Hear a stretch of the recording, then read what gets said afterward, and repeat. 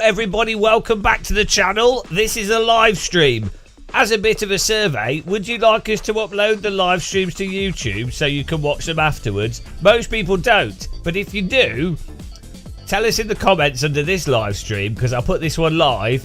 And if you don't and you've unsubscribed because of this live stream, let me know why you unsubscribed, and then I can get the data and I'll know why what's going on is going on. It's really weird. Sometimes people want the live stream, sometimes they don't. Either way, it's all sadness and despair. But welcome to everyone that's watching the live stream. How's it going? We're going to be doing some LMU, some iRacing. Just chilling out, really. I'm eating pizza. I'm already eating food. Resetting the hype level. You guys are disturbingly quick in the chat. Disturbingly fast to be here. I've got a mega disaster today. I booked a Sainsbury's food delivery with milk so I could have tea, and it got cancelled because the driver was sick. So all I've got to eat is frozen pizza and a tiny bit of milk. It's terrible.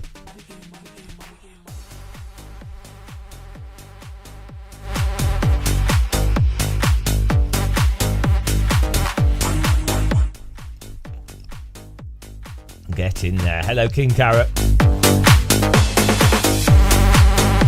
I need to make some house music.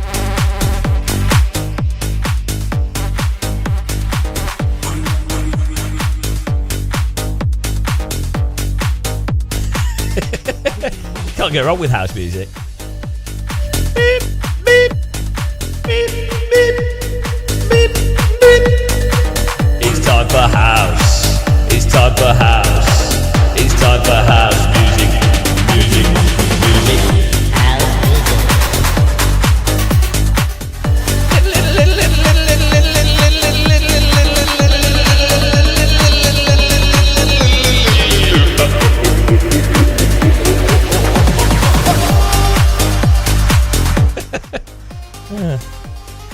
Well, good. What's playing right now? I don't know what it is. It's on Epidemic Sound. I tend to just play. I just pick playlists, like genres.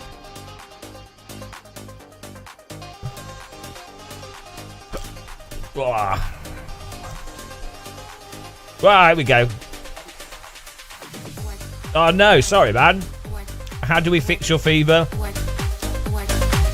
Do you have dance fever? Let's turn that temperature up to 10. Let's make that temperature. Let's make that temperature super hot. Dance fever. I have. Hello, King Carrot. Hello, Verfello. Registreren. Registreren. There we go. There's only one prescription.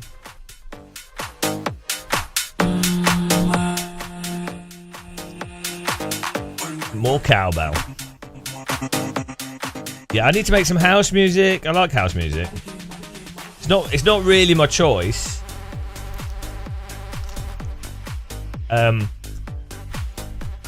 I really like trance, techno, hard dance, but I'll accept house. House is like the entry. I can listen to house all day long. We don't really have much dance in the UK. It's all like house is like as hard as we tend to get.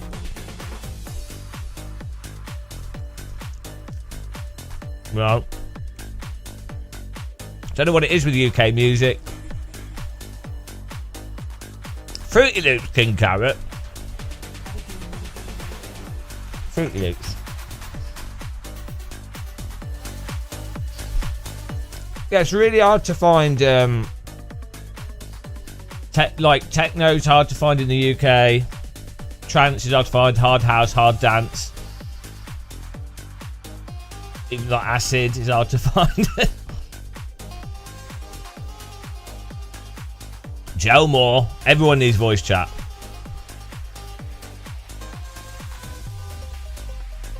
Aphex Twin is kind of different. That's just, I mean, I wouldn't really call it dance music. It's just electronic music.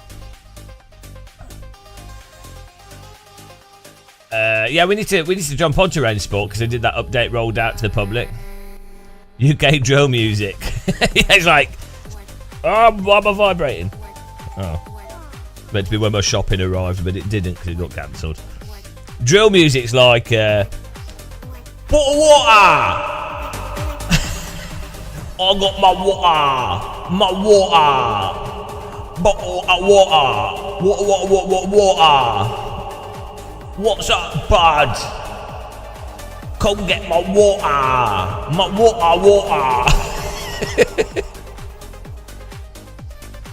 Went down the street, got knifed. Water. I don't mind drill and grime and stuff.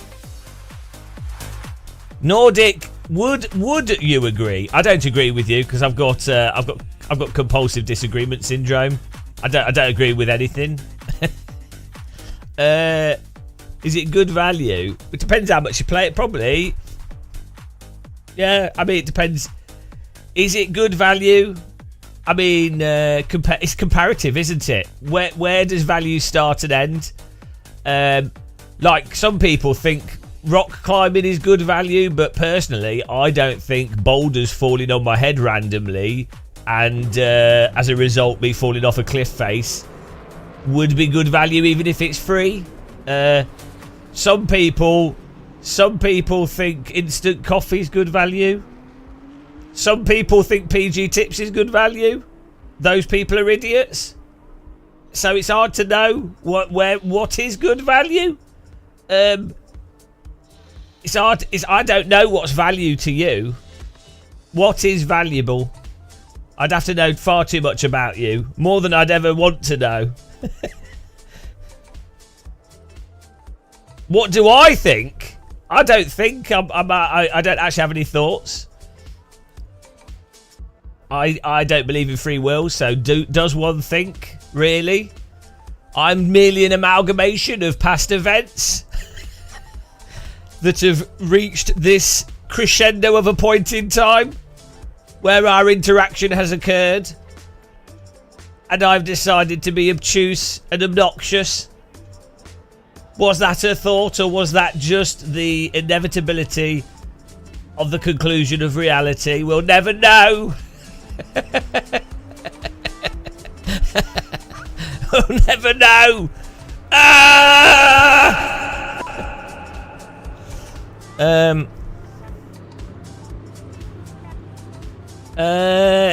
Yeah, what do I think it's good value? I'm the worst person to ask. I buy every simulator. I have too much. I do lots of sim racing. I'm an idiot. So, like, genuinely the worst person to ask about anything. Does my opinion hold any weight? Apparently it does, which is rather scary. I'm a little bit disturbed that apparently my opinion does hold weight, which is an indictment for the current state of sim racing, I would say. I would say ignore me and all YouTubers and work things out for yourself. Come to your own conclusion. Buy it on Steam. Try it. And if you don't like it, refund it. That's what I would say. I'd also say I can't go back in the menu. There we go. What? Car setup? Oh, turns out I'm blind, don't worry. Wrong setting. Ah, dear, my brain's not working. It's typical. What car are racing? The BMW. As the Germans call it. Bumver. The BMW. I like how they don't call it BMW. BMW. Germans, they use language in a way I don't understand. BMW.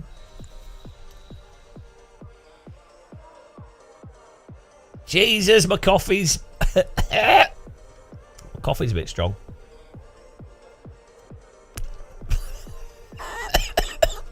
I mean, it's a double shot of espresso. Woo! That's bitter. Dankeschön, bitter. Bitteschön. Bitteschön. Have we got any German viewers? Guten Tag. Hello. It keeps crashing back to desktop. Maybe your computer's trying to do you a favour. Well, I would have beer, but I don't because my Sainsbury's shop is cancelled. I would have had like 5 different types of non-alcoholic beer. But we don't. BMV, beautiful British person. Oh dear. My wheel sensitivity is a little bit high. We worked out the issue with the cars the other day. Is the tyre model on the other cars is broken. That's why the force feedback and wheel rotation felt weird. After yesterday's live stream, I spent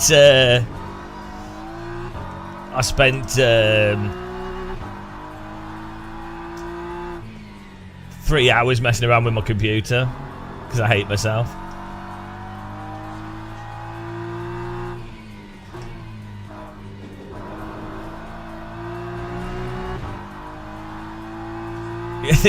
The other cars are so bad, it actually feels utterly broken. Like I was right. I'm sorry, guys, but I was right. What I said originally, and I was getting shit on for it. And I was actually no, go and drive them. The input's totally messed up. They don't work properly, and the new GT3s are kind of okay. No, the Race Labs thing's to do with OBS. It's that's an OBS thing. We can look into that, but that's like a weird OBS thing. I did some stuff with G-Sync. So I stopped using G-Sync because you don't get quite the same image clarity on my OLED. But I put G-Sync back on, and then I'm running G-Sync in only full screen mode, and then I'm selecting it per app. I'm trying that. It's not quite got the same kind of clarity as non-G-Sync on this OLED, and I do lose like 5 FPS. But it should stop any stutter and stuff while still not getting tearing, so...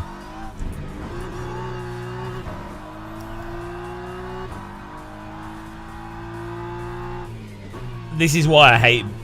I don't know if this is an ADHD thing, or just I'm an idiot, or it's a dyslexic thing or something, or just some like problem.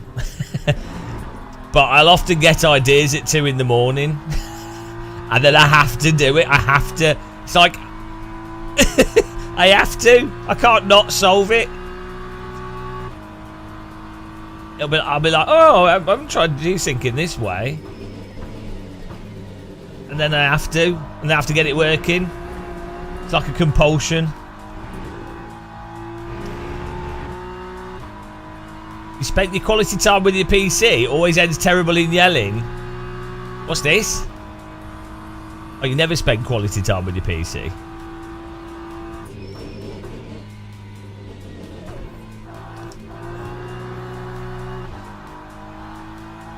I do think the only thing I'm having at the moment with G-Sync is I think it might give me a little bit of a headache at this frame rate. There's definitely like a little shimmer to G-Sync on this OLED.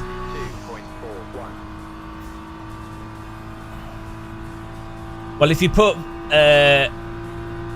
if you've not got V-Sync on and you use G-Sync, you're not actually using G-Sync. If that makes sense. But like the screen will always be above G-Sync.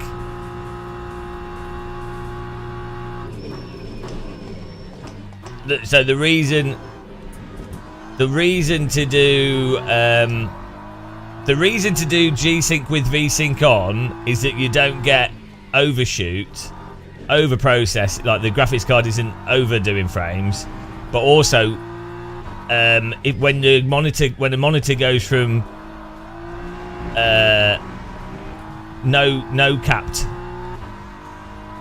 frame to G-Sync, you normally get a little stutter. Also, you'd get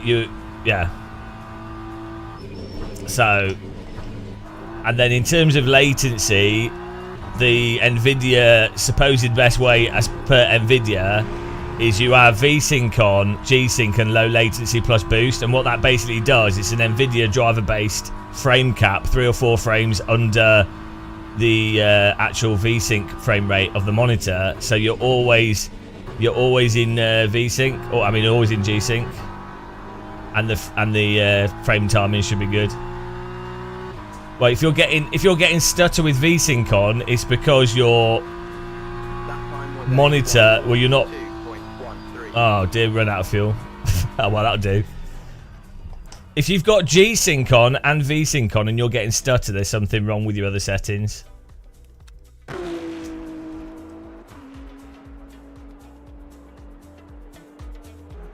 Admittedly, it is all, Novotny, it is all very confusing and counterintuitive. And also some games implementations are a bit weird, so some games it's actually better to ignore the actual recommended advice. And let's not go too far down this road because it's a very boring topic, which is why Novotny knows about it. Turns out with OLED, certain OLED panels and OLED screens, it turns out there's a thing called release and hold, which is how, this is how, so you have the grey to grey of the pixels, how quickly they can go from a grey to grey or grey to white or whatever it is. White to grey, I don't know, grey to grey I think it's called, I don't know. But how fast the pixels can go from being on and off, right?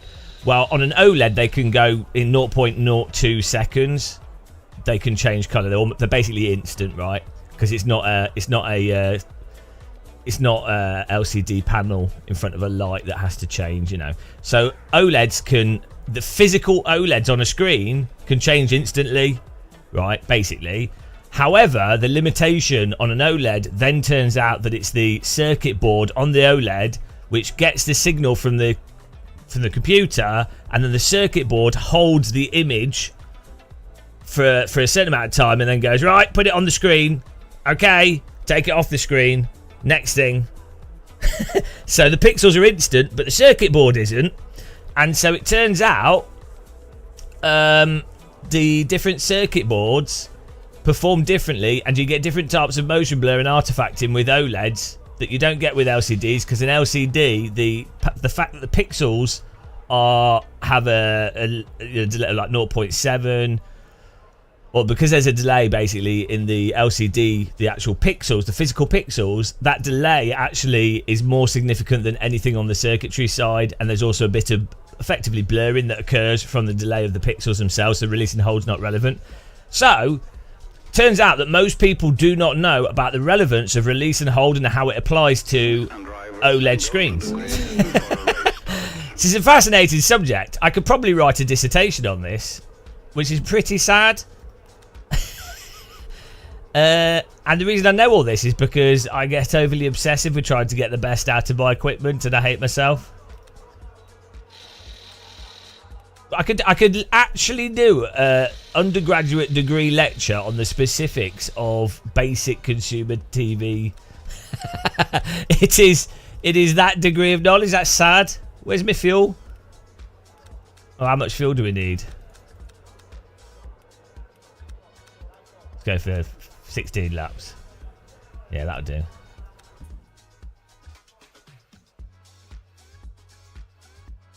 So,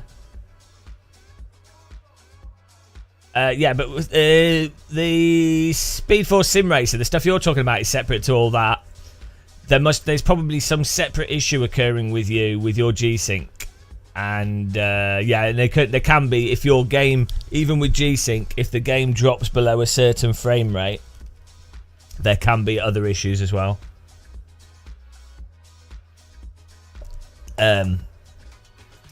Yeah, like G-Sync let's say you've got 120 hertz monitor. I forgot to change my force feedback. I'm a dunce. If your monitor's 120 hertz and G-Sync goes below like 70 hertz, it might not stutter, but you definitely, it doesn't look good. So there's like a threshold for where stuff works well.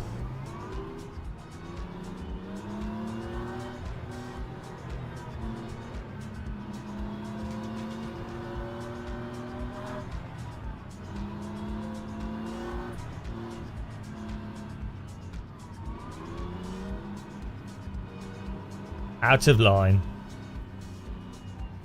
You're out of line.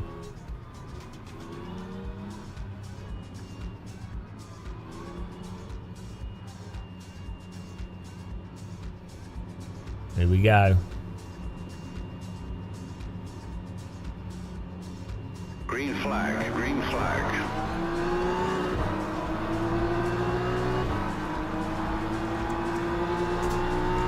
I need to change these settings.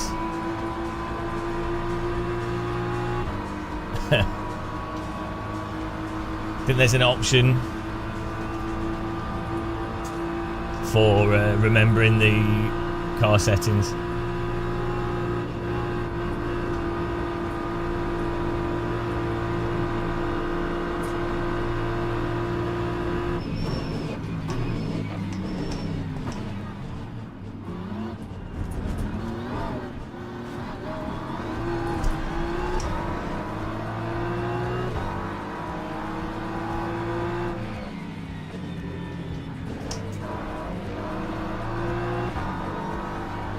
Found a way through. My BMV coming through like a cross-channel ferry in wind.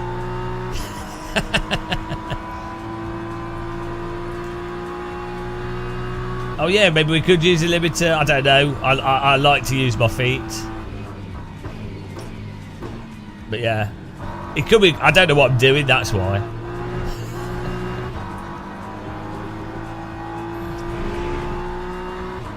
So from my experimentation, TC slip angle seems to be the one to adjust. Oh, I bought a new sound. What's it called? Not sound card. What are they called? The audio interface. So we need to wire that up tomorrow because the Go XLR is being discontinued and I have a cable problem on mine. So I'm going to use my current Go XLR. I'm going to put on my desk. But I bought the no, it's the name an audio company. I didn't get the Rode one. One of the audio companies. It's like a narrow one, 4 rotating dials. It has HDMI pass through in it as well. Can't remember what it's called, but it looked like for what I do, it's the closest thing to the Go XLR feature set. Yeah, the Roland. Yeah. So it's gonna be really interesting. Also, it has I should be able to connect both computers to it via USB, so that should be able to avoid ground loop, which is good.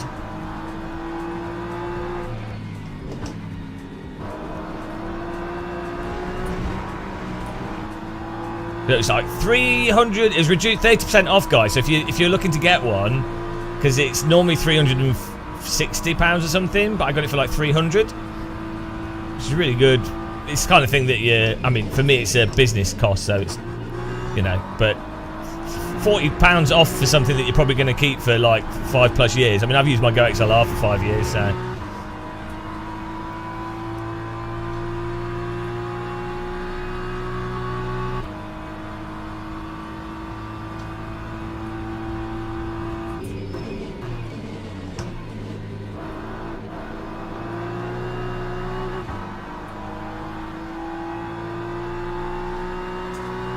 We're glorious 7th here.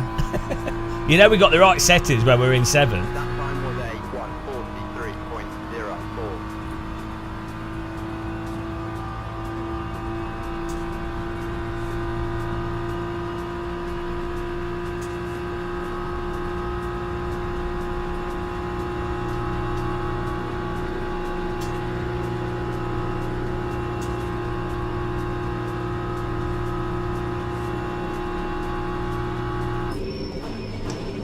He's not making that.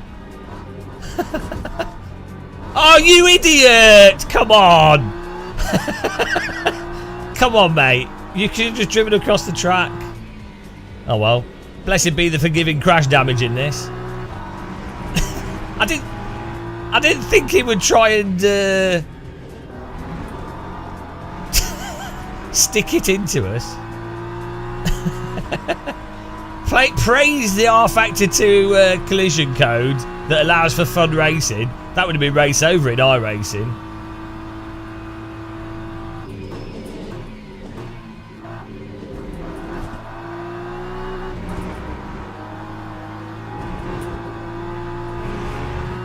Oh no, my skirt's got. I've peed my skirt. Oh well, it's fine. It's just the right door. We only use the left door. I bet you someone Google how much a right-hand door costs on a GT3 car. I bet it's like 20 grand. Go home and play Tetris.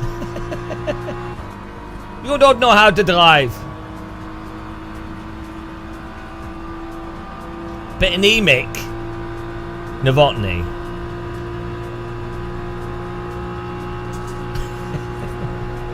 How dare you body shame the audio? Audio body shame. Well, I'm drifting. Woo! Up the inside we go. These guys are wrecking each other. I'm going to brake early. He's going to cut the track.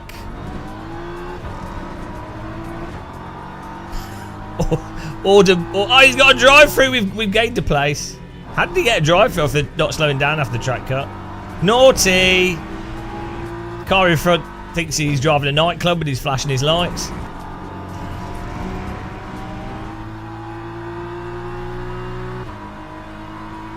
Yeah, we can make the car sounds better in this.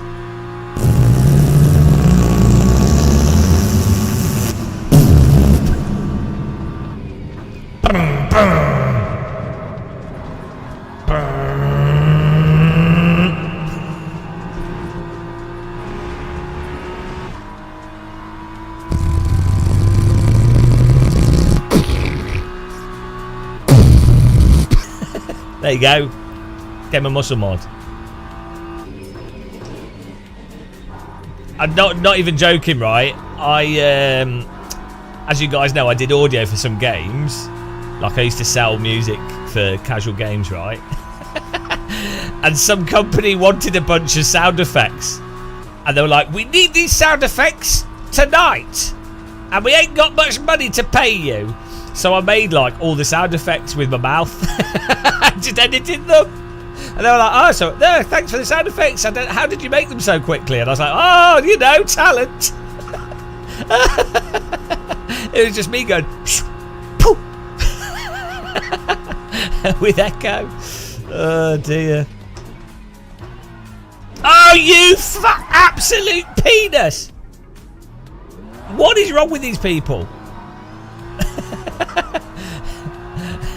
Oh, he let us go back through. I think he locked up. Oh, well, there goes our chance of getting fourth, but we've still got wheels. That's all that matters. Now we've peed the back of the car.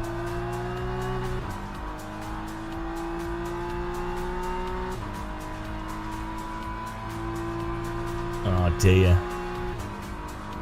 Brake pedal disconnect. I think the disconnect was between the brain and the brake pedal, not the brake pedal and the PC. To be fair, it's quite easy to confuse this with Wreckfest, you know, your driving cars.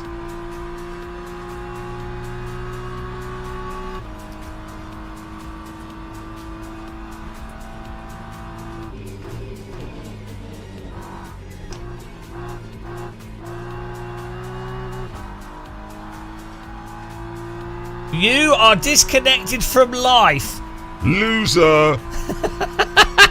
Disconnected from life. To be honest, I would say someone disconnected from life is actually winning, given what's going on at the moment. The more disconnected you can be in some ways, the better your mental health will be.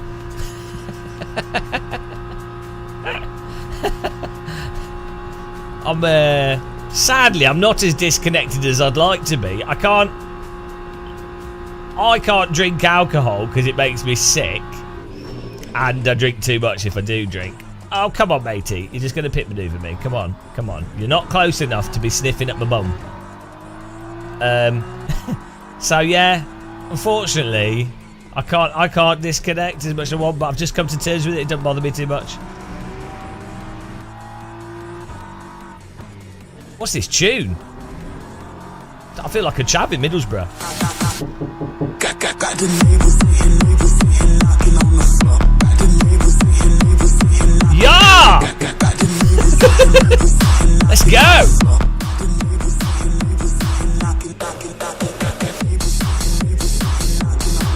This is the music for power.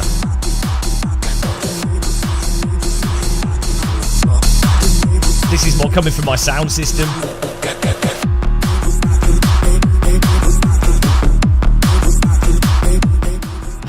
This is why BMWs are quick. They all have sound systems in them. Proper German car's got a rave in it.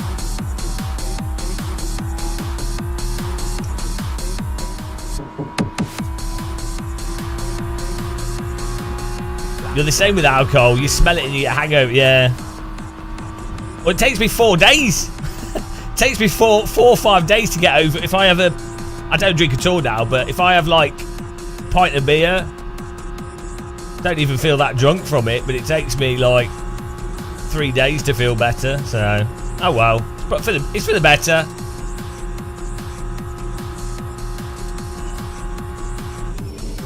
I'll move out the way because you have missed the corner. Oh, you idiot. Ah, oh, what a penis. I've had to move out of the way because he was going to ram me like the other drivers. And then he... 8 minutes. What a penis. And I lose 2 places because of his... He should be in the BMW. Yeah, I completely moved out of the way because I didn't want to get ploughed, and we've already been hit 3 times, so I feel like my car's going to fall apart.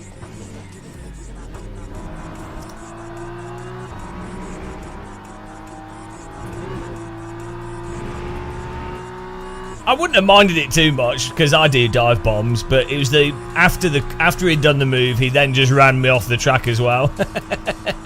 So it's like the double whammy, you know. Doing a dive bomb's fine. We all do that. It's good fun in this game. But then you can't just run the car, especially if I've moved out of the way and then double back round safely. You shouldn't drive the other car off the road, should you? This isn't rush hour on the M4.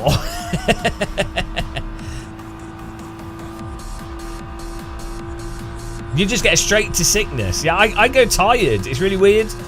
I get like an initial energy boost from the sugar that's in beer and stuff, and then for like 10 minutes, and then I just feel poisoned. Yeah.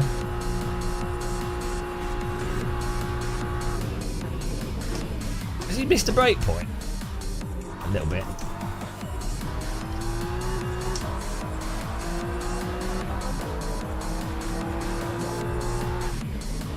I've got better music playing than him. Why is he flashing at me?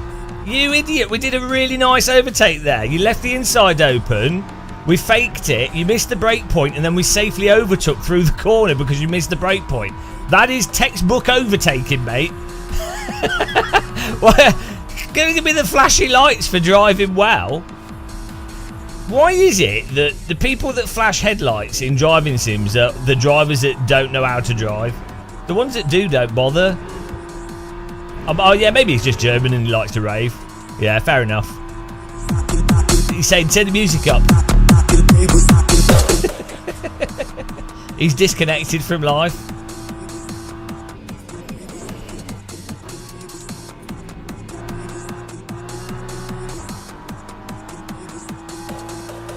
We've got 6 minutes to get our rightful position back from this bloody McLaren. There are 10. Why don't I drive the Corvette? We do. We just drive whatever. They're all GT3 cars, aren't they? Normally, what I'd normally drive, I'm normally a Porsche type of driver because I personally like lift-off oversteer, and I like rotated cars, and so Porsches generally have the handling characteristics that I like the most, like the basically whatever requires the least amount of effort on the steering wheel. That's my sort of. I like faster steering as well and all these sort of things.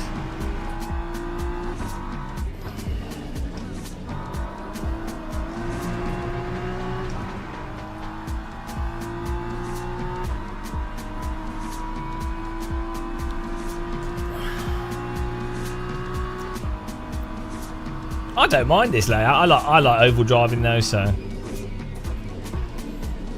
Lol. You missed that corner just a bit. Ah, Novotny, you don't need to drink.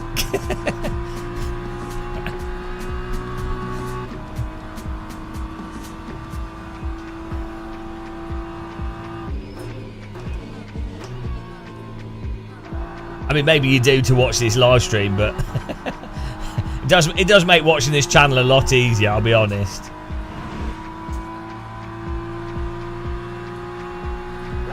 Revenge is about to be served. We make it look like we're going down the right, but we're obviously going on the left. Fool! Of course we're going on the left. Don't take me out. He's going to take me out, isn't he?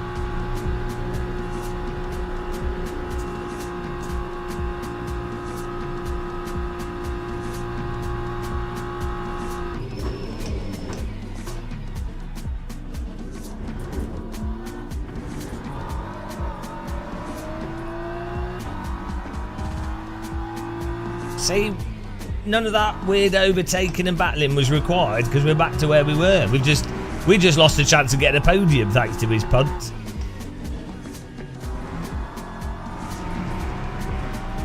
That's the way the crumble cookies, as they say.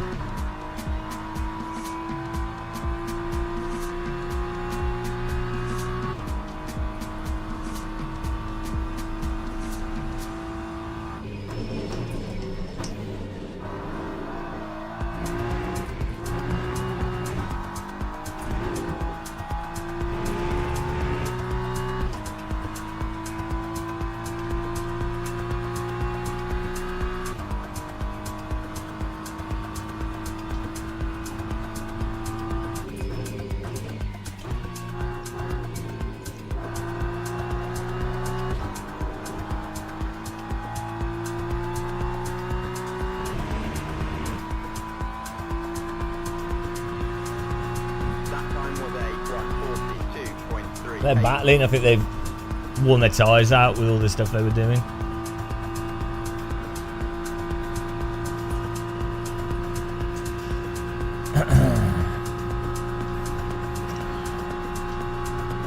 By the way, guys, I think Michi Hoyer's live streaming. Go and give him a, if you like, at Le Mans Ultimate, give Michi Hoyer a sub. He's a really fast driver, and he streams a lot of Le Mans Ultimate.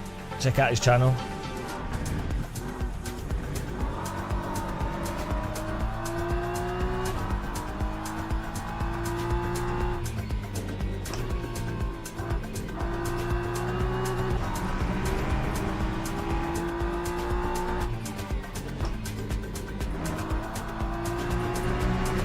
Thanks, Novotny.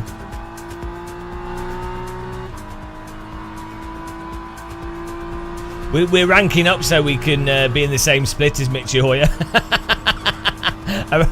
and ruin his day. That's it. That's the only reason. Got a long way to go though. Just need to win a few hundred races. But it's fine. We're doing all right here.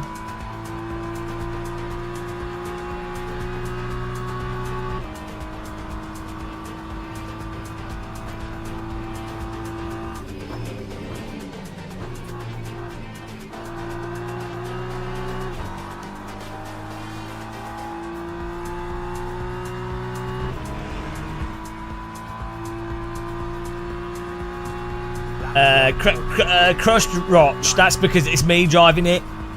I basically started driving it and beating everyone, and then everyone copied me because I'm an influencer. That's what happened. So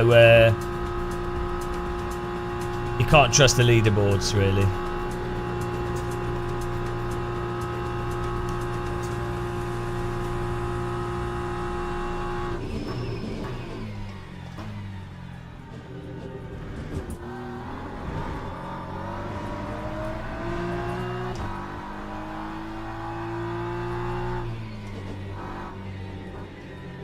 I'm excited to try this new sound card thing out.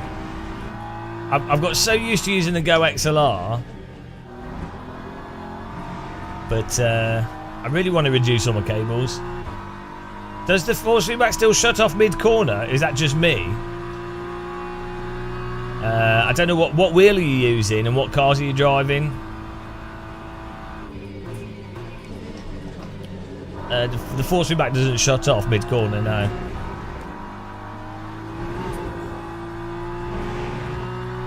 Ever since seeing this stream, I have moved exclusively to BMV. Don't blame you. Ever since I started this stream, I've moved to feeling slightly depressed. I know, that was reading Novotny's messages. Ooh! The memory of playing Counter-Strike with Novotny makes me sad. I cry inside. I'm crying behind my eyes. Only joking. 5th place. I'll take it. Dago. Digo. Thanks for the follow. Welcome. Welcome. Your life's worse now. Well done. Good race last night. Hang on. I wanted to do a switchback because I figured I'd dive. Oh, was that the one where I did the dive bomb up the inside on the final corner? Oh, yeah. That was good. I said in the live stream it is a racing incident. My dive bomb was absurd. So like I wasn't. Yeah, you were fine. Like it was a mental dive bomb. And I was glad that it didn't take you out, and we both finished anyway. So it was just good fun. So yeah, no, it's good. He didn't do anything wrong really. My dive bomb was hilarious. I would have made the corner, but it was a ridiculous dive bomb. It was insane. Like the other car has to be aware that you're going full dam buster on them. A lot of haters on this game. I don't know. I think this is getting popular. I'm not supporting LMU, by the way. So the way it works for me is, if I enjoy a game, I'll play it, and I'll just say the truth, what I think is the truth about stuff. It might not be the absolute truth, although I actually probably am. I'm obviously the god of sim racing, but you know, but. I'm not supporting a game. Like basically, if something does something good or I like it. Oh, midlife racing, thank you. Hype level 1. Appreciate it.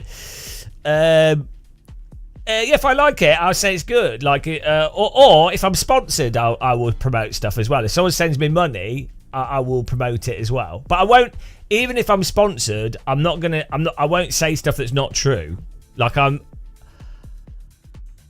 only once in 10 years did I ever do a sponsored video where I didn't have editorial control. Fortunately, it was for something that nobody noticed, and it wasn't sim racing stuff.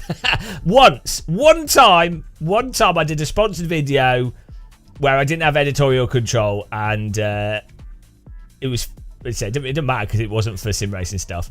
But yeah, I don't do that. Like if something's crap, I'll say it's crap, even if I'm paid. I don't care. So I'm never going to accept money. Well, maybe if it's a lot of money, like if someone goes, oh, it's £200,000 or £1 million, then I might be like, yeah, no, it depends how big the lie they're asking for. But generally speaking, yeah, because I mean, what do you have other than your credibility, you know? So I wish I don't have any credibility. So actually, I should just lie about everything. But yeah, no, I'm playing this because it's fun. or you know, it works well for live streams. We gained rating there. Great. Let's go back to the menu. Yeah, part of it is part of stuff is the online ranking is good for live streams. Here we go. We're going to do this, but these are the GTEs, right? But we're going to do the LMP2. Yeah, because the GTE cars are terrible in this. At least the ones we've driven. LMP2's passable. They're not the best, but they're passable. Yeah, so some of the stuff that I do with live stream or we cover on the channel, some of it is because I know it'll be good content more than it being like, oh, this is the best thing that I want to be doing right now. And so I think for live streaming, part of it, the live stream is like chatting and being stupid, right? So online ranked racing accompanies that well. So it might not be, I might not play these types of games if I was, well, I probably would, but not the same amount if I was just playing by myself, if that makes sense. So, yeah. Don't know if that explains anything. Right, let's just change the wheel rotation settings here.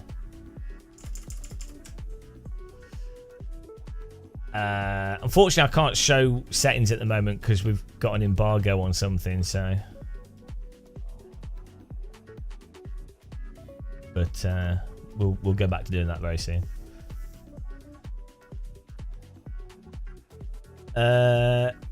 Does anybody know why LMU would freeze during a race for 30 seconds before resuming it? Audio issues, potentially. Network issues, potentially. Maybe like RAM or hard drive.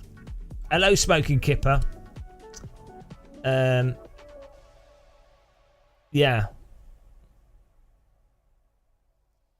It's there's quite a few things that could cause it to pause, like maybe cars loading or something. It shouldn't pause. Yeah, don't mention cold tyres. Don't mention cold tyres. I'm not going into that again. No, don't listen to Niels. Niels is he's a complex tire model hater. Doesn't know what he's talking about. Unless it can run on XL84, he'll hate it. He's got a bias towards anything that's not runnable on a spreadsheet.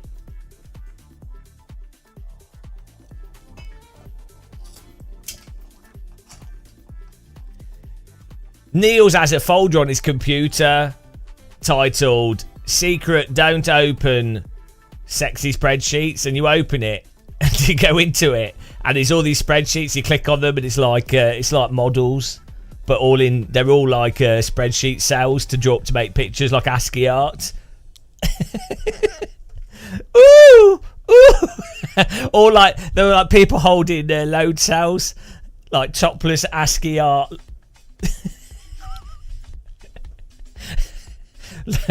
There must be adult spreadsheet stuff out there. I bet there is.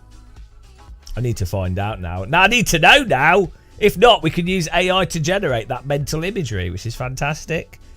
Thank goodness AI is not going to destroy the world. We might as well get fun out of it whilst we can.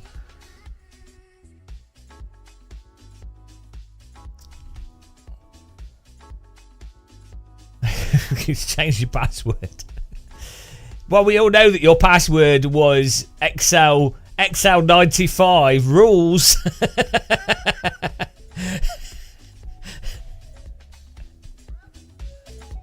Spreadsheet lover. That's what you should have on the back of a car.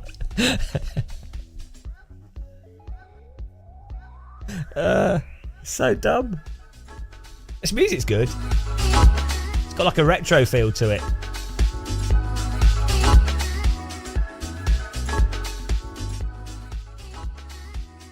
No, well, people kept bringing it up, but so the thing is, obviously, yeah, I don't know, yeah.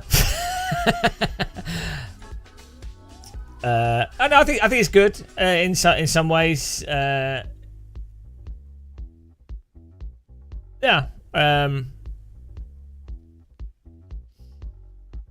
I don't know what to say about it that's interesting. don't know what to add to it. But I mean, Stefano's obviously a genius for physics, so boats coming to Evo. Yeah. Also, I don't want to say stuff, certain things. But I think it's really good. I think out there's like 6 sort of in terms of experience. Who would you have? Like, so you have to be a bit of a genius. You have to be a bit of a genius to do real-time physics programming and manage to get it to work in the context of simulation. You also have to be insane, and you also have to like cars, right? So that's the start point.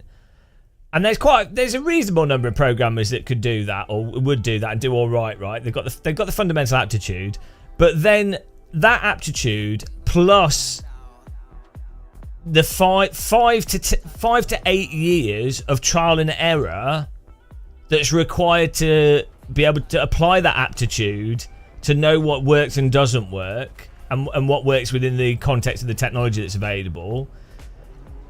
And then another 10 years on top of that, I don't think you're going to find, other than like Marcel Offerman's, there'll be some programmers you won't know the names of, like that doing stuff privately, and then Stefano. There's probably only 5 of them in the world that have the experience.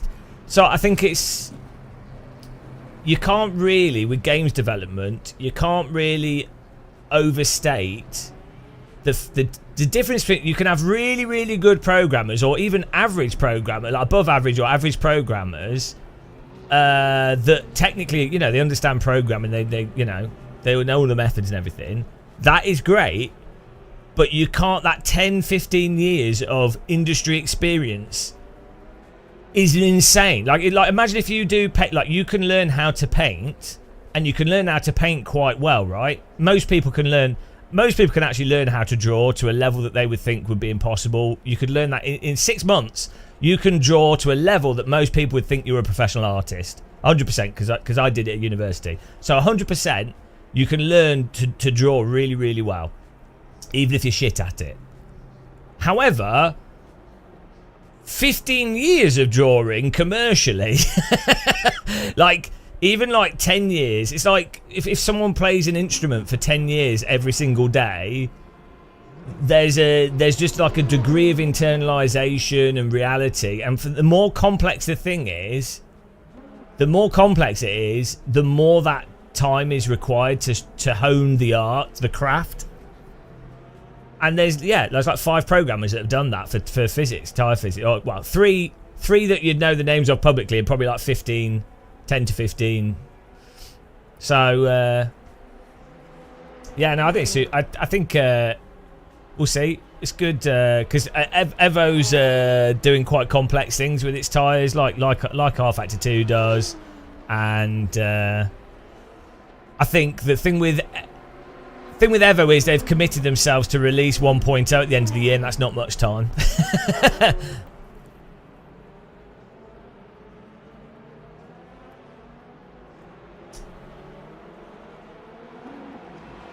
Error from RBR. Yeah, well, so this I don't want to throw anyone under the bus. The problem you have with really talented programmers, this is pretty much this is any talented person, to be honest, with anything. They often, because they get, but anyone that's like really, really, really good at a specific art or thing they do, they start to end up being isolated from aspects of creative process with other people, because from their perspective, if you're really, really, really, really good at something, it's massively tedious to have to try and explain stuff that you worked out 10 years ago to someone, or explain the same things. Like, it's just really going to be a mental toll. As a result, people that are really technically good at stuff can end up being quite hard to work with when it comes to massive collaborative projects. And I'm not even sure that's like it's a negative for capitalism or commercialization, but you know, I think it's just an inevitability. So that's the other thing is that you want to like physics programmers or games programmers that are very, very good, but somehow have the patience, the internal patience of like a saint. So that is often, and then also just like the communication, all the other stuff is crazy.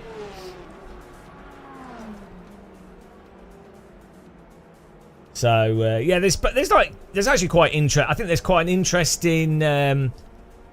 I don't know. Maybe any of you programmers in chat would know this, but there's probably some books on like the philosophy of the sort of philosophy of programming in terms of difficult, the specialization, just all these aspects that sort of come about that this, you know. I think it's quite interesting.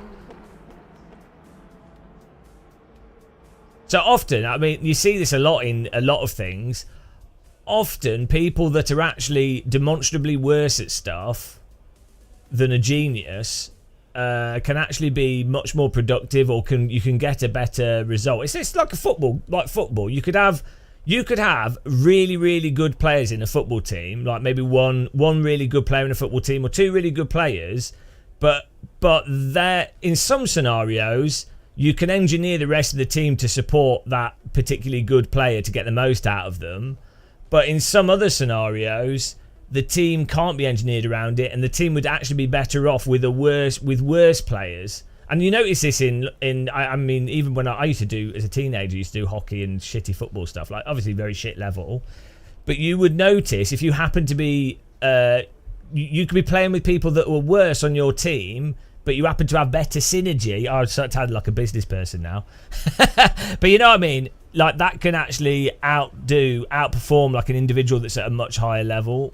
But you know, it swings and roundabouts, and there's a whole bunch of variables. So it's quite interesting, I think. If you're boring like me, it's quite interesting. Right, who got us started on that? Niels ruined the conversation as usual. This is what spreadsheets do to people, guys. They come into the live stream chat and ruin the world. Niels actually is responsible for Donald Trump. He altered some cells on a spreadsheet, and the voting booths churned out the numbers. And look what happened, Niels. Look what happened. I hope you're happy. Midlife racing. There's so many parameters to consider. How those parameters influence each other. Or what's impossible to get right. Someone to master all that knowledge. Yeah.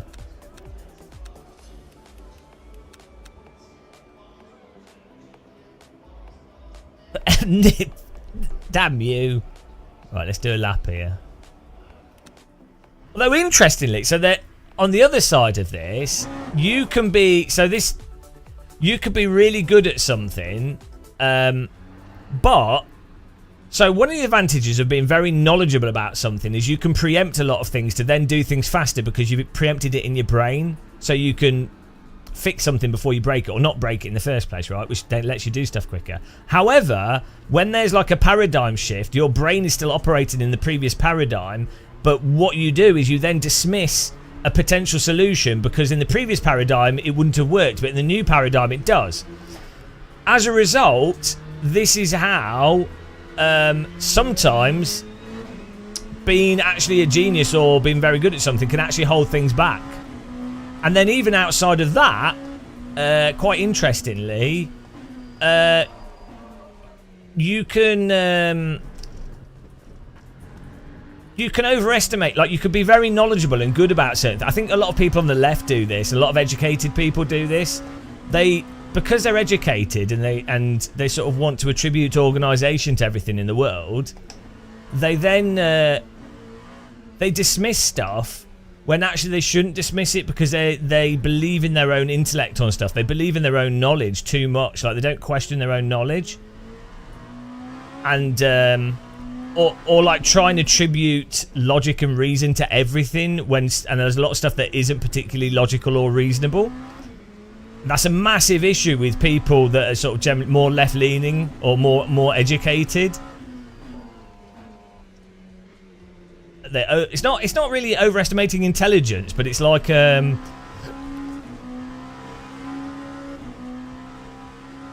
it's like a sort of blindness to the fact that reality is very messy and it's very limited. Like your knowledge of stuff is going to be incredibly limited. And I'm not just talking about like Dunning-Kruger. I'm just saying, like, even if you're aware, the person would be aware that they've got limited knowledge, but it's like it's very tempting. Humans try to like see patterns in everything. And so it's very tempting to be like, oh, that makes sense. Oh, there's a pattern. That's a pattern. So it's kind of like a sort of false patterning, like a sort of cognitive pareidolia. It's kind of like that, I think. But I do it all the time. I think a lot of people do it all the time because obviously I'm very clever. So, but it's so easy to forget how stupid reality is. And then I think it leads to like being a bit depressed and stuff because you're like, oh, it's not working out how I thought it would work out, or you know, it must have a name, that thing what I've just described.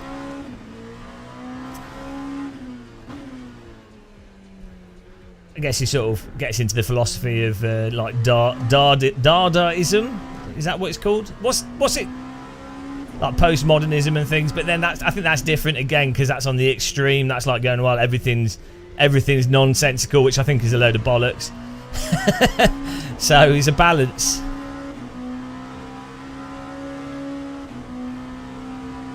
Yeah. Welcome to the sim racing and poorly formed philosophy channel. What a place to be.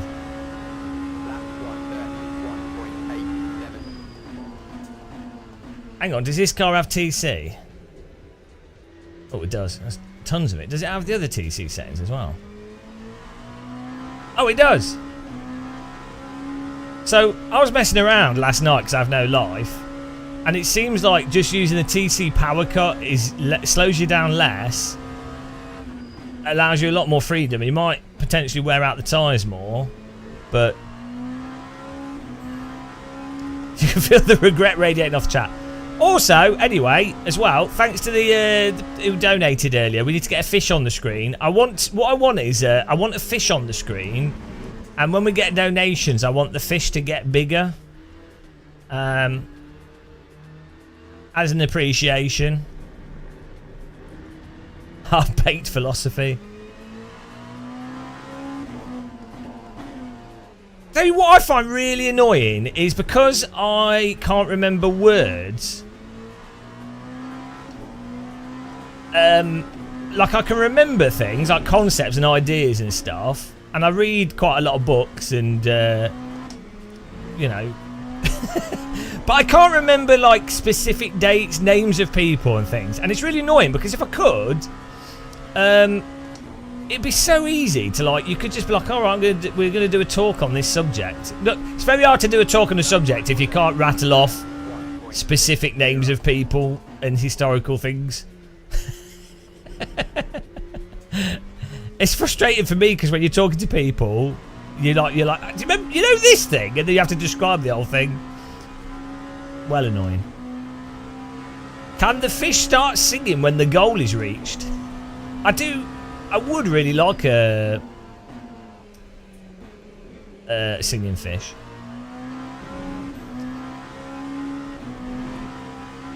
Yeah, you could just make them up, but then that would be beside the point.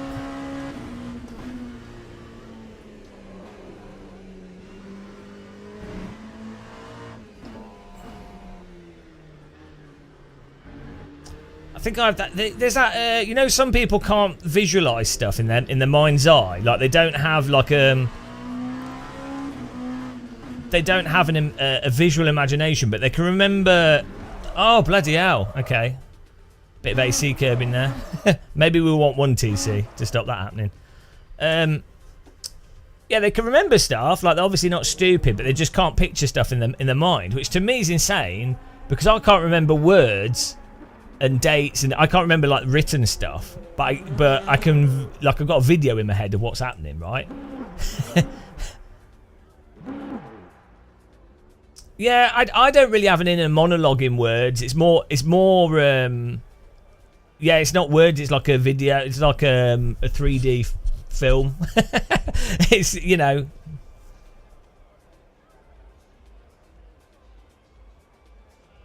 I mean, sometimes I talk to myself, but mostly it's not. Mostly it's just it's a video playing of ideas and things I'm thinking about, rather than me talking to myself. Kind of a bit like, if you imagine like a sort of like a 90s music video. like that's kind of the frequency of the editing, but then it's like full 3D, and then it's also not limited by like physics and reality, because it'll be like stuff mixes together, or like a bit of sort of what's that thing called where you see synesthesia? It's kind of so a degree of synesthesia to stuff.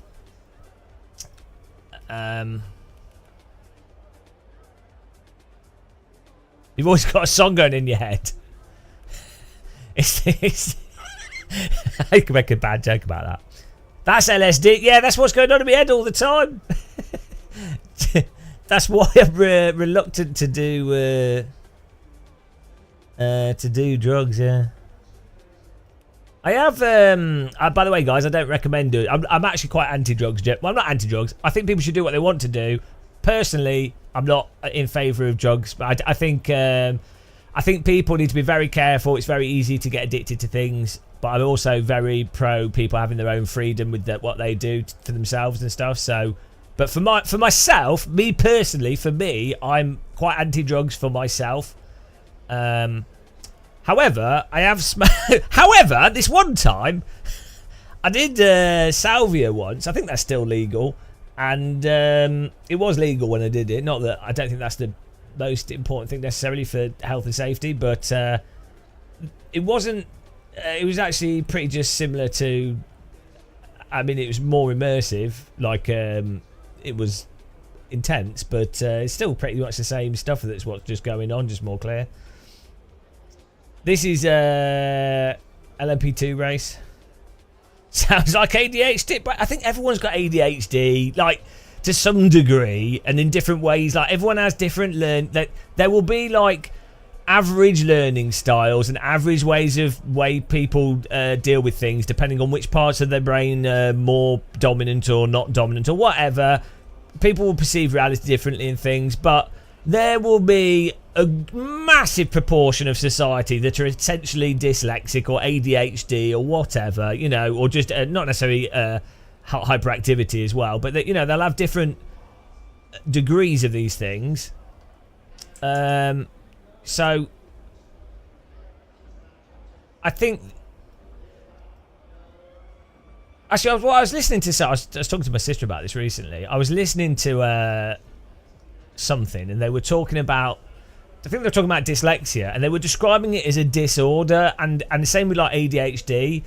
And I don't think they should be described as disorders, because if they're only a disorder in the current cultural landscape or previous cultural landscape, if a person is like given, like not forced to comply with a singular form of education and singular structure, you know, it'd be like, it's like describing someone that's gay as a disorder. It's like, well, it's only a disorder if your society hangs gay people, right? If it's not a disorder, is it? It's like, doesn't matter. It's so, and I think it's the same with like ADHD or I think it gets to a disorder if the person with the thing is really, really struggling, regardless of the tools they've been given them. You know, it's like addiction, right? If you are doing something, you're addicted to it, but it's not having a detrimental effect on what you want to do with your life, it's not really an addiction. You're just doing what you want to do, right? So it's that kind of a thing. But I think there is a slight issue of ADHD, dyslexia, a lot of these things being framed as a disorder rather than them just being, it's just a perfectly reasonable perception of reality. Yeah, exactly. So it's, in fairness, I say you have to be quite clear with this, because in some scenarios it can be a disorder. I'm not undermining the reality, or that people do have different cognitive ways of doing things, and there's also different degrees of ADHD or ADD or all these things. There's different degrees of them, but you can't de facto frame these things as a disorder. I think that's the problem.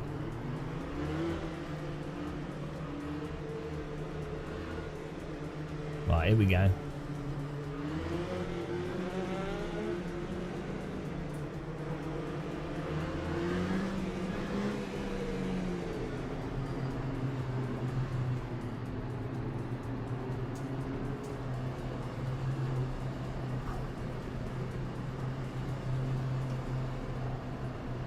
Green flag, green flag.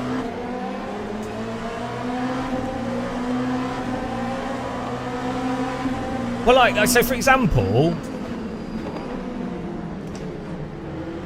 if I wasn't how I am, I wouldn't be doing what I'm doing now, and I think I'm happier doing what I'm doing now than I would be if I had a more traditional way of approaching life. And I think that's the case for a lot of people.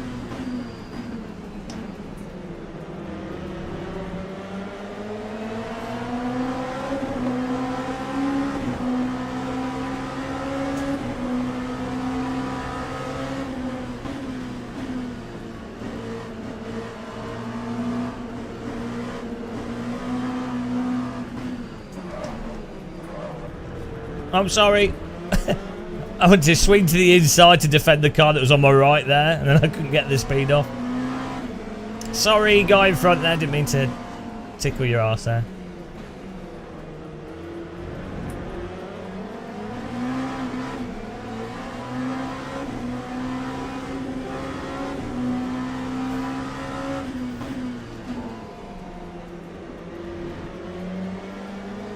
Hello, Per Peterson.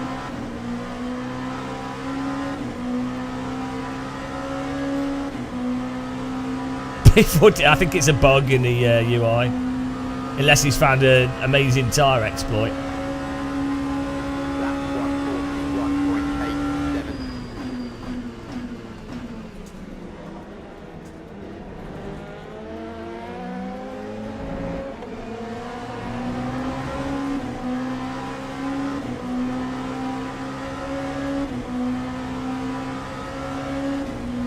Well, yeah, well, the old traditional thing's a bit weird. There's a whole thing with cultures as well, like this idea that all cultures are equally valid. Like in one context, yeah, like another person's right to express themselves, as long as what they're doing to express themselves isn't harming other people, and you could describe that as culture. So in that sense, yeah, that everything's equally valid. But then, yeah, there's a whole thing where just because people have been doing some like random ritual or thing for a long time doesn't magically make that thing justifiable. But it's sort of like an argument from history that a lot of people fall for, because it's kind of an argument from authority in the sense that, oh, they've been doing it for a long time, so it must work, because surely they would have stopped it. Surely they would have stopped doing it if it didn't work, right? But that's not necessarily the case, so it's a logical fallacy. But then there's also the sunk cost fallacy in that, where people do stuff for a long time and they've always done it, and so why change it? Because, well, I'm sure it'll work, and so, you know, so yeah, the mistake is to, just because something has culturally been happening for a long time, or a ritual, doesn't inherently make it. Like acupuncture's BS. I mean, you might enjoy it but from a medical perspective, it's BS. Outside of placebo, but sure, they've been doing it for thousands of years. Well, Egyptians did embalming for thousands of years. It doesn't mean that they actually went to, like, then, as we established in the last live stream, it meant that they ended up in a glass cabinet in the British Museum. It didn't mean that they necessarily went to Egyptian heaven. Unintended consequences. Though, if I was mummified and I ended up in a glass cabinet 5,000 years in the future in some museum, I'd actually be quite happy with that. I'd be like, oh, that's cool. Because I think there's a good degree of wonder looking at an embalmed corpse. Though it is weird. It is really strange that if I was in a mortuary or someone had just died in front of me, I mean, that has happened. It's quite disturbing. So it's weird that the freshness of a corpse, really impacts how disturbing it is. I don't know what the time frame is, but definitely 1,000 years. 1,000 years, you're like, it's all right. But within like half an hour, it's very disturbing. There must be like a definitive cut-off point for when a corpse is disturbing or not. The freshness of a corpse matters.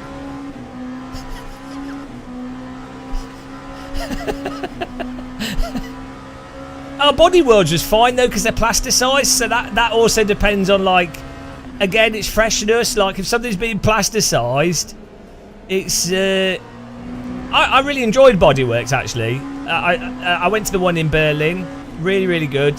I would really, something, if I had children, I think that's something they should 100% go to.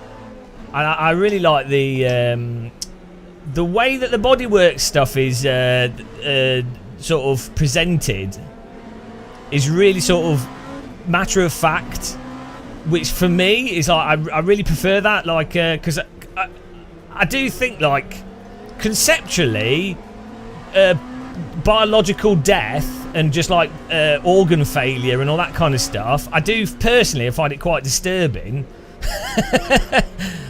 And but like actually approaching it in a sort of matter of fact,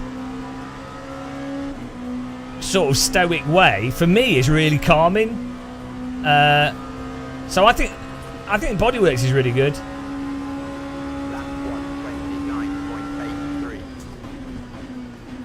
But also it's really good. There's parts of anatomy that I hadn't really considered that you can only really understand by looking at a dissected body, right? Like just how some organs are connected, how bits go together, and it actually makes you more likely to want to be healthy in certain ways, or just be aware of where your organs are and why, like if you had a pain somewhere, what's causing it, which I just don't think you get from pictures at all.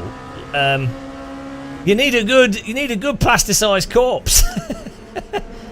So yeah, no, I think Bodyworks is absolutely fantastic. I spent hours in there. Why do you get nauseous? Is the nausea from the confrontation of mortality? Or like what's the root of the nausea? I do agree with it. Like it is a little bit nauseous, but then also there's that kind of subsides after a while. You just don't like cut up bodies. That's unreasonable. Why don't you like cut up bodies? What's wrong with you?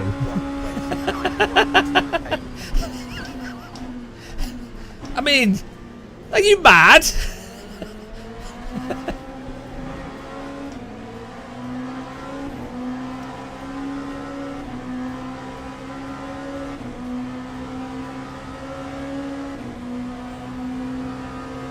Heathen!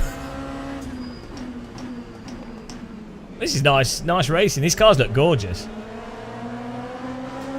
Yeah, I think maybe that's just getting used to it though. It's probably a contextual thing because of like association and stuff. And I say like more awareness of mortality. But I think there's a massive problem culturally in the West, especially, and I think this is because of bloody Christians and things. Going like hundreds of years ago, I don't think paganism had this issue. It's this like denial of mortality, like death, and denial of the brevity of existence, I think that's one of the worst things that Judeo-Christian philosophy has done to us. And it's wrong. It's clearly like you don't live long. Everything's very temporary. But I think it's we've ended up with this weird mix of Judeo-Christian philosophy on mortality combined with the technological advancements, which and then the sort of industrialization that hides a lot of things. So like back in the Victorian times, people would have like 12 children and 8 of them would die. So you know, it would actually be sort of Judeo-Christian views on stuff. You would be a nice reprieve from the reality of like constant reminders of mortality. But now, because most people, you know, a lot of people are relatively healthy until they get to at least their like 40s. So a lot of it's hidden. And then we've got really good treatments for a lot of stuff that would have been like, there were a lot of diseases that would be very visual that we found ways of making them not visual. I don't know. I don't know if that's a norm with religions. So I think Sikhism, Hinduism, Buddhism, there's a lot of religions that aren't really about mortality. I mean, they have like degrees of reincarnation and things, but they're not really about afterlife and immortality. I do think a lot of religions and philosophically people have struggled with the idea of existing and then not existing, because why would you evolve? How would any creature evolve a sort of thinking, what value? If your goal evolutionarily, a creature is basically duplicating itself, right? From the beginning of evolution,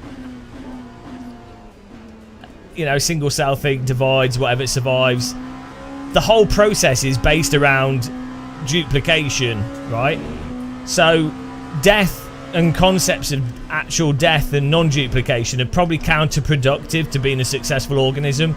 So as a result, there's not necessarily, like, the motivation is to be alive, not to be dead. So you don't necessarily evolve the processing capacity to really think about it innately.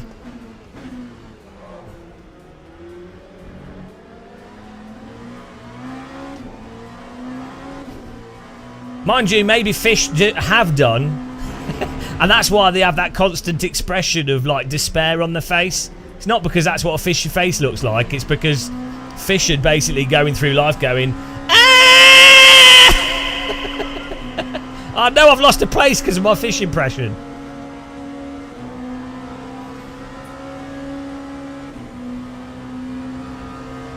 That time was a 1:30.99. Well, the one thing I can think of in terms of like, it's not really afterlife, but let's assume that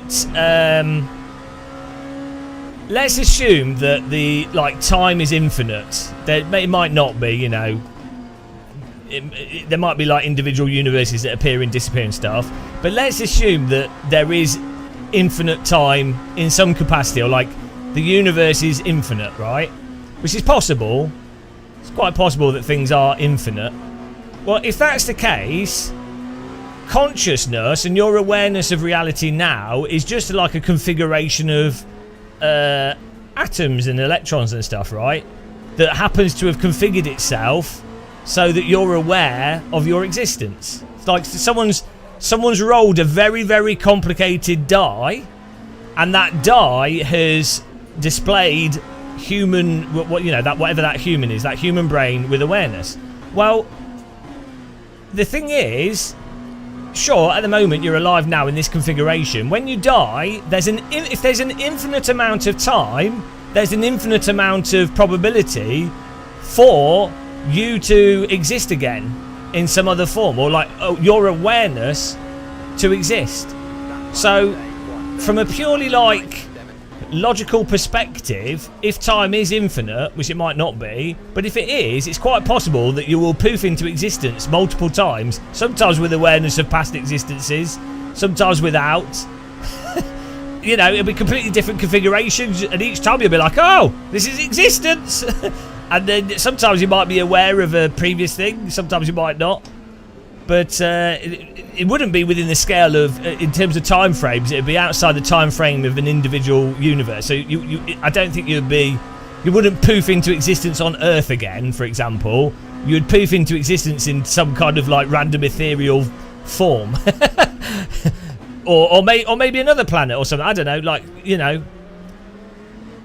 So that seems the only reasonable thing I can think of in terms of what could happen after you die as a human. But that's not necessarily like a good thing. That's not, because you might come back into existence as a cloud that just feels constant pain for a billion years, you know. So it depends. There's nothing to say it'd be good. Could be terrible, could be better, could be worse.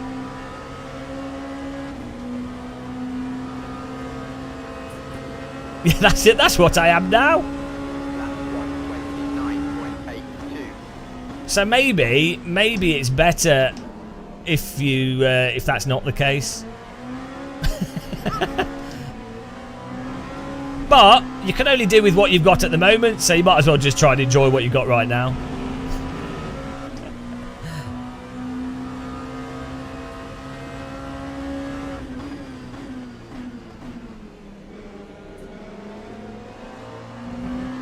What I've got right now is 10th place, which is terrible.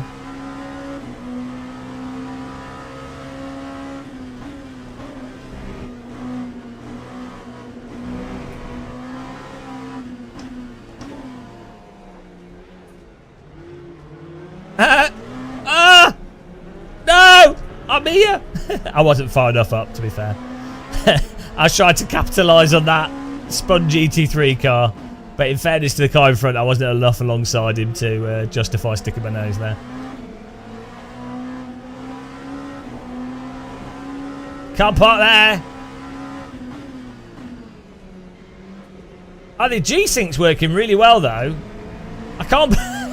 See, this is the problem I have. I come up with these, like, ideas at, like, 2 in the morning after, like, a year of doing stuff. My brain just goes, why don't you try doing this like this? It's like, why didn't you think of that when like, a year ago?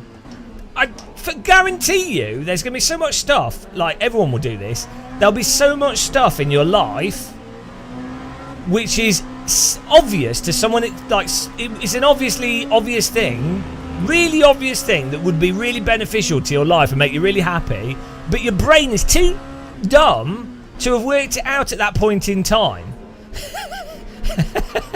And then, even worse, it will work it out when it's too late, and then you'll be like, well, that would have been nice to know 5 years ago. I'm speaking to all the guys in chat that failed to recognise that their really hot female friend who's changing in front of them was actually trying to flirt with them. For anyone that experienced that, I'm sorry. Of course, I would totally not miss those cues of a really hot female friend whilst being on their bed in their bedroom with them taking off all their clothes and telling me not to look. I would totally not make the mistake of misinterpreting that as being literal. Idiot. Can you imagine being that dumb? I can. You've had that revelation at some point. Ah, dear. That's what being old is. It's a constant remembrance of how stupid you are through life over and over again. That's why old people are my goodness. That's why old people are bitter. Because they're remembering all the dumbness through their entire life. Well, yeah, you know, but it wasn't chivalry because obviously they were not doing it for that reason. But yeah, the problem is if you're too literal.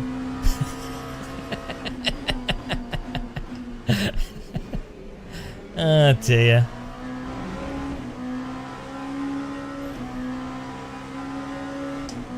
They cringe themselves to death.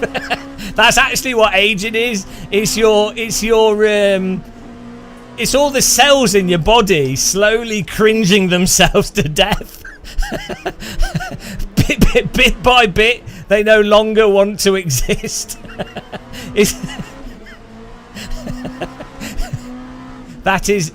Congratulations, you've discovered the biological process of aging. Oh dear.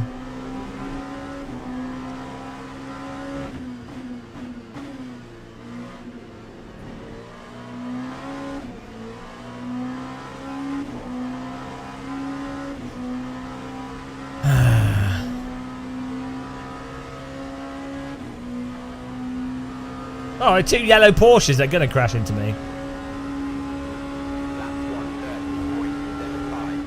Remember, if you crash into a car first, it can't crash into you. Oh, here we go. Yellow sandwich. The worst kind of sandwich. Unless it's ham and mustard. Oh, I've got 2. I forgot we have to pit. Whoops. Almost forgot. You guys in chat are not helping here. I need some like strategies. Some strategy calls.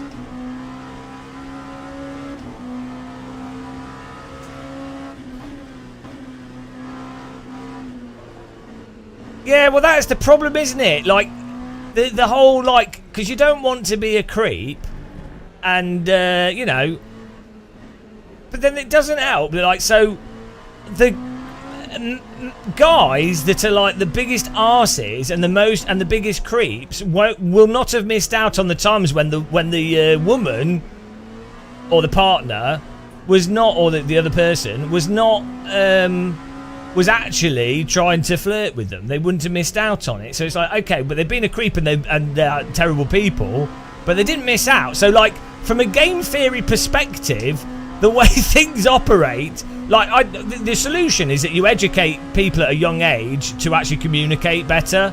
That's the solution. But talking about what's happened in reality, especially those of us that grew up in like the 80s and 90s and stuff, like the problem is a lot of women do not, or the better, I think it's got a lot better now. As you get older, people communicate better. It's a skill you develop. But like, a lot of women are so vague and indirect. Like, I think that is like it's a toxic femininity trait. Like, I noticed with gay friends, they're just more direct. Like, even when I've been to like gay clubs and stuff, like a guy will just come up to you and go, you're good looking or something. Do you know what I mean? They'll just like talk to you, and then if you say, you'll be like, oh, I'm not gay or not interested.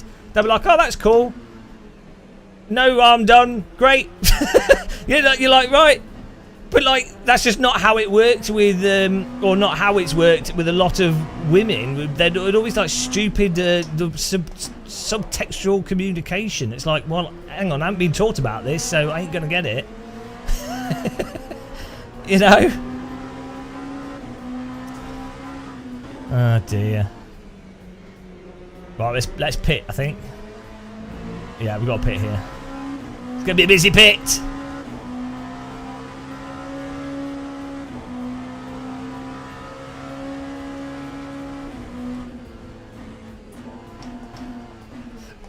I think I could turn my graphics up here because we're getting good, alright frame rate.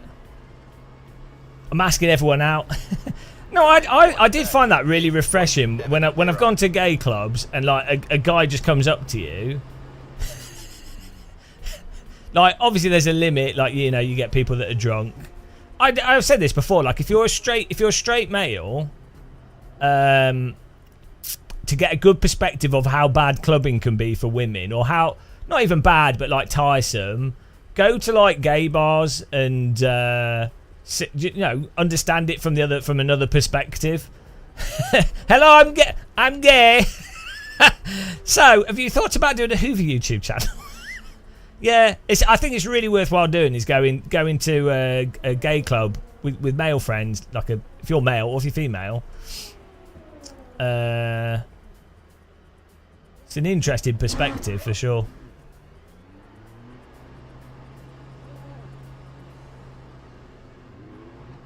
is in front of me. Well, I think that there is obviously a big difference with women as well. Like if you're male, you have a sort of like a sense. Well, a lot of guys might not feel this way, but outwardly they have a man is generally stronger than a woman, or is in a position of strength. So women will feel a lot more threatened. So it's not going to be totally analogous. Like if you're a tall guy and another guy comes up to you that's not like, you know, you're not necessarily going to feel physically threatened. I think a lot of men underestimate how physically threatening men can be to women, because it's not something you'd immediately intuitively come up with. How do we get from this? Oh, this is a typical Game of Muscle live stream, isn't it? I'm trying to avoid talking about tyre models, damn it! We get through every topic. It's an avoidance technique. Do you think Bodyworks would be a good first date? That'd be well good. Although, if a little bit weird. Whoa! Look at the dissection on that, love. Oh, I really like how plasticized their armpits are.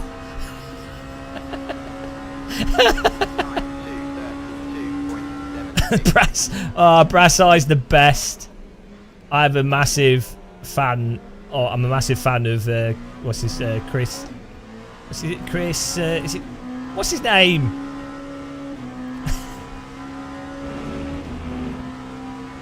Chris Morris. Yeah, Brass Eye is amazing. We've not had anything as good as that. Sadly, they launched. There was an 8-year-old in the cabin of the spaceship. This is the last thing that we wanted to happen. Oh dear. What a word choice.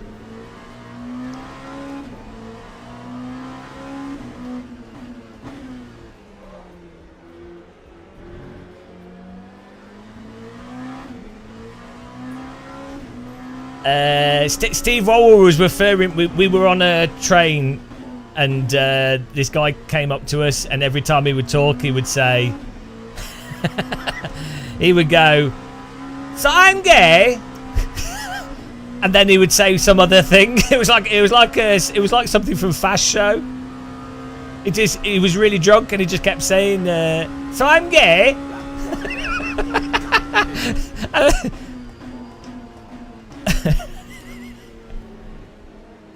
You've lost the news. Can you tell me where you are, Peter? I'm on the top of the World Trade Center. Peter, look outside. Tell me what you can see.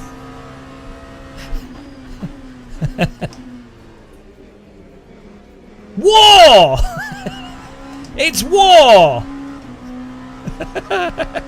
It's so true. The problem with Brass Eye, right, is a parody, but it's actually not a parody. It is literally how it is, and even more so now.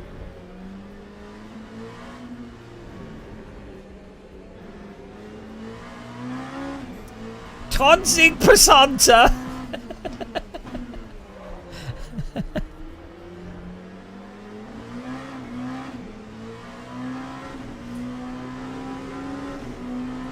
What did he say?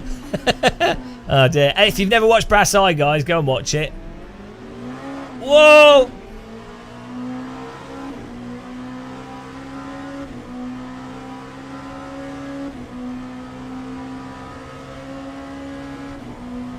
We're coming back to 7th. That time was a 1:31.04. Yeah, I feel like we're a bit lacking on comedy at the moment. There's some stuff, like Auntie Donna can be quite good, but 8 out of 10 cats occasionally, and some stuff, there's been bits and bobs, but it's that mix of like parody and absurdist humour and a sort of like a. I think what happened in the 90s and the sort of 80s and 90s was like a sort of evolution of a sort of Monty Python type of humour mixed with sort of like parody and yeah.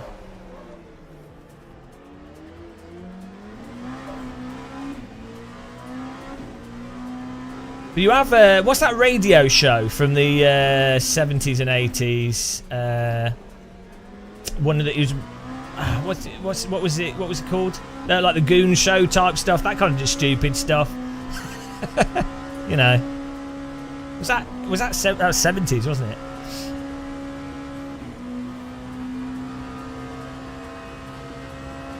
That final day, 1:31.04. I think what happened was a lot of these people were like traumatized from World War II. And so it was their way to cope.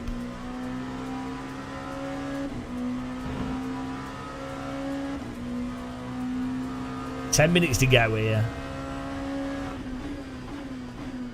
Man, this G-Sync thing we've done is work. So G-Sync's great, but one of the problems I had previously is because I use a capture card. Only when I got this AverMedia capture card could I actually do the game capture with G-Sync, because a lot of capture cards didn't have G-Sync variable refresh rate pass-through. And then separate to that, G-Sync is quite sensitive to cable lengths and things, especially because these screens are HDMI and 4K, and then I've got 3 screens plugged into a single graphics card. Three. So the resolution of my screens is outside of the actual spec of the graphics card, because we're having to use a display port to. So if you actually look at even a lot of the graphics cards now, if you look at max supported resolution, it's like 7K or something. So anyway, we were having a lot of issues, but it turns out if you run G-Sync only in full screen mode with my setup and then only enable it on specific games, it seems to be working quite good. 1:30.88.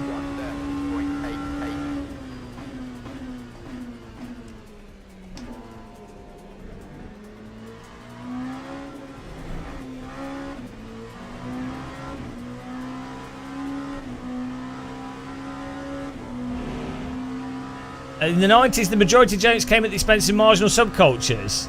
Well, no, yeah, okay. So this is a bit of a mischaracterization. Some of it did. But so this is like the Little Britain thing, right? That there's a confusion over it. Basically, people that are actual racists or actual like anti-disability or anti-trans or whatever, they would use that type of comedy as a justification, as a thing of like, oh yeah, we're right, oh what a joke. Whereas people that aren't racist or aren't anti-whatever would just see the actual direct humour in it and not use it as a way to attack a minority, right? And so a really good example of that with Little Britain is, you know, the airport thing. Was it Little Britain? Yeah, I think it's in Little Britain. The airport thing with the guy you've got the airport guy that's really racist, and the British guy that's from like a second generation. I don't know where he's from, but like maybe like second generation Pakistani or something, right? And the way he talked, and the joke was on the immigration control guy, the border control guy. The joke was on the white guy being a racist and trying to make everything racist. And the joke was actually, oh look, integration does operate, and there's really interesting cultural differences, and there's nuanced cultural stuff that's actually quite fascinating. And also, it wasn't like wrong in the like I went to college with people that are second, third generation from parents that immigrated like years ago, And yeah, they would, they'd be into like race cars and stuff, but they'd still have a bit of the cultural overtone of whatever their religion was previously, and nothing negative about that.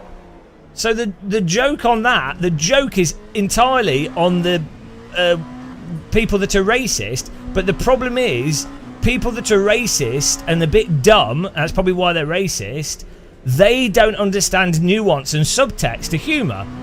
And as you saw what happened to me with the stupid jokes we make. The problem is, if something's not entirely literal, there will be a tiny percentage of people that can't process the abstraction and the subtext and the nuance, and then they magnify the racist interpretation, and then people that don't know what's actually being said or the context then go with that, and then it turns into a shitstorm. So that is what's happened. And that is why, and what even more so, because of the way the internet works, where all context is extracted from stuff, and then people are willing to go along with outrage culture because of clicks and views, you can get more outrage when you strip the entire context of things. And so with the modern internet age, what it's meant is actual more sophisticated humour that's actually pro-humanist and actually more aware and actually exposing of the reality of culture in a positive way has all been destroyed, and is now either banned by people that are using it for their offended and their own whatever sort of actual fascist view on the left, like fascists on the left, or it's blocked by fascists on the right. who basically are actual racists and actual xenophobes, but they're leveraging the decontextualization and the rage culture for their political means. So that is what's happened, and that is why a lot of this sort of more abstract, absurd or observational comedy on these things cannot exist anymore. So there you go. That's another lecture. There you go.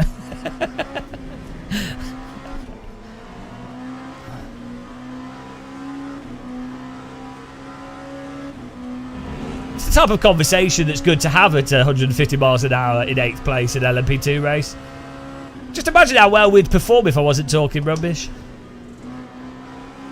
Yeah, who cares? We'll all be dead soon anyway.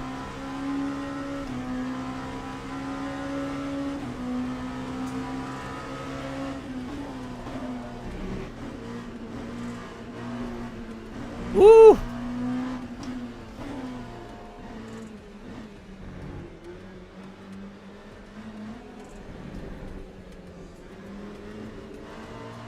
You just missed a lecture. It's alright. It'll be repeated next live stream because I don't have much to talk about. It'll be in lecture hall number 2. Number 2A. iRacing. Cassandra, thanks for following. And then we've come back as a depressed cloud. Oh, I seem to be floating in space. Oh dear. What's that feeling I can feel in my cloud extremities? I don't enjoy this. Oh, 4 billion years I have to feel this for. I've accepted my fate as a depressed space cloud. I'm rather bored. Depressed space. They never had that in Star Trek. That would have been a well good TNG episode. These are the voyages of the Starship Enterprise. We've come across a phenomenon in deep space, some kind of energy cloud. We can, if we tune our senses into it, we can hear a sound. I'm so depressed. Please, can you fire a photon torpedo at me? 4 billion years I've been here, and I don't want to exist anymore.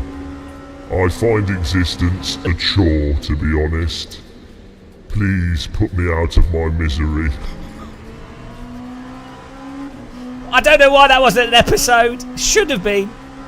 I'd have watched it. I would have. Basically, that's Hitchhiker's Guide to the Galaxy. Much better than Star Trek. Yeah.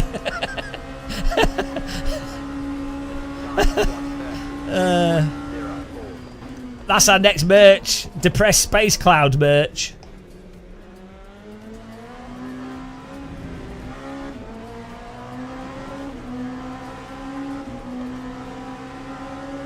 We're going to come 7th.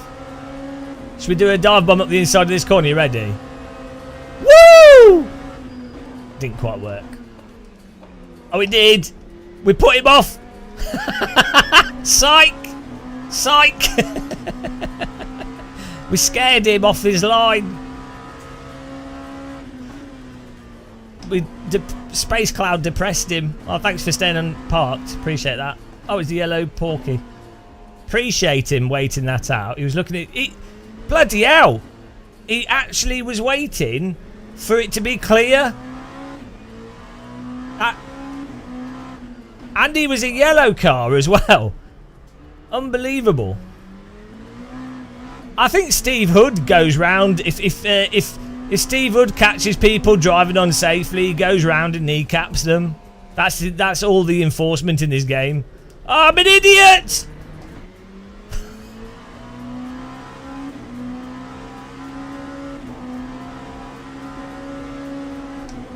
Ah! I ran out of grip. I tried to be a bit ambiguous there. We got another lap. 1 lap to go. It's all right. I've been saved. Been saved. We'll get him back.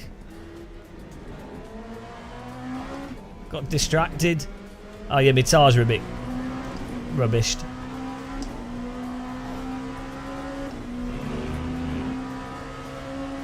Right.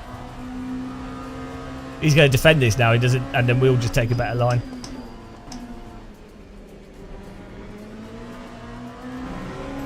Here we go. Whoa! Ah! Bit tight. He ran out of petrol. I don't think the other LMP2 car knew that car was stopped there. So I was like, well, let's hope he does. Yeah, my tyres are bloody plasticked. I was expecting the LMP2 car to knock me into the really slow car. Oh my god, my tyres are gone. Put some TC up a bit, maybe. Oh, has he run out? Why is he backed off?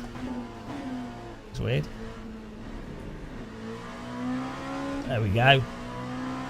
Oh, I think he's run out of fuel. He's run out of fuel. Yes! Outplayed. Planned that. Planned it all, guys. All planned. Tactics. I let him think that he was going to beat me. I played with him. I toyed with him. He thought he was like, I've got it. But then I made him rev too much and he ran out of petrol. Idiot. That was good racing, actually. Good fun. Gee.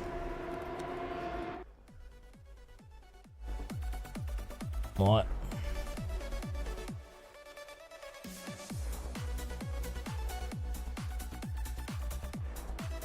Hopefully we gain some places, huh? Click the like button, guys, if you don't have anything better to do. We've only got 60 likes. Thanks to who donated earlier. Who was it? We need to put a fish on the screen. Oh, here we go. Midlife Racing. Thank you very much. And yeah, we need to get the fish. We need a fish graphic. Jenny, hello. Oh, we moved up. We are getting better. We've got loads of safety rating there. Plus 32. That's mental.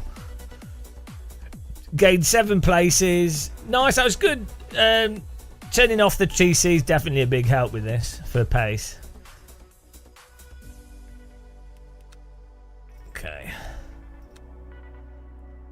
Now I need to try OBS with this and see if it's fixed with the and turn up the AA. Yeah, it's good. You can have because we had a little bit of contact, but it's fine.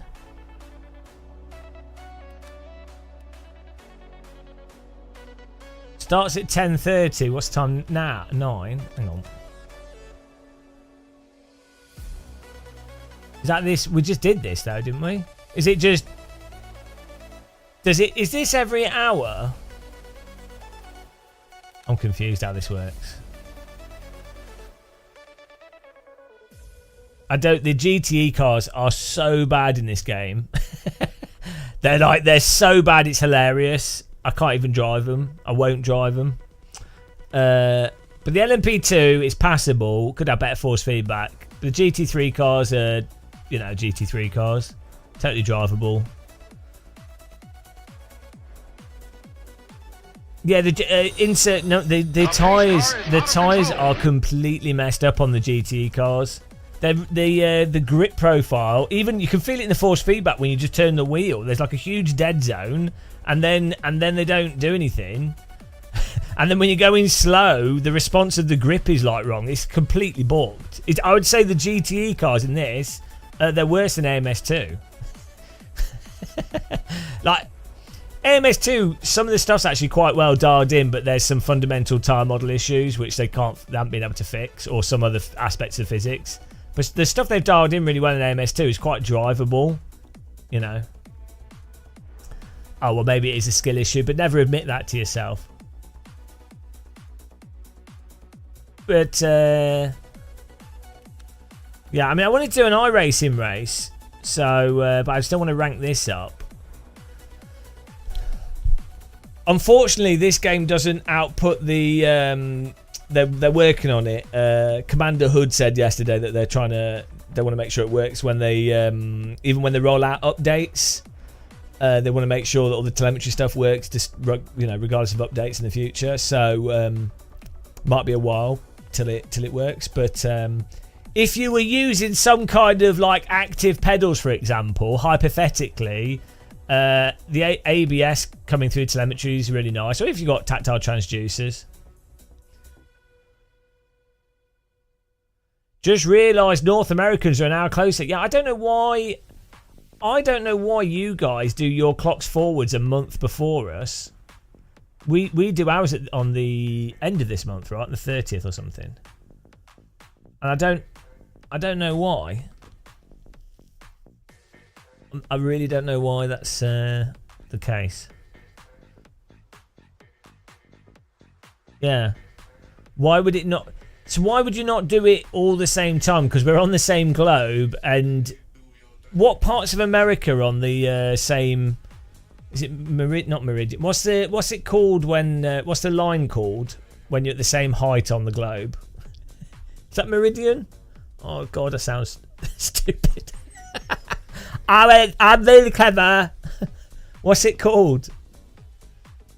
Longitude. Yeah, longitude and latitude. There you go. Is it latitude? Or is it longitude? It's longitude. Yeah, latitude's vertical, longitude's horizontal. So, what's London in line? Is London and New York is fairly in line, right?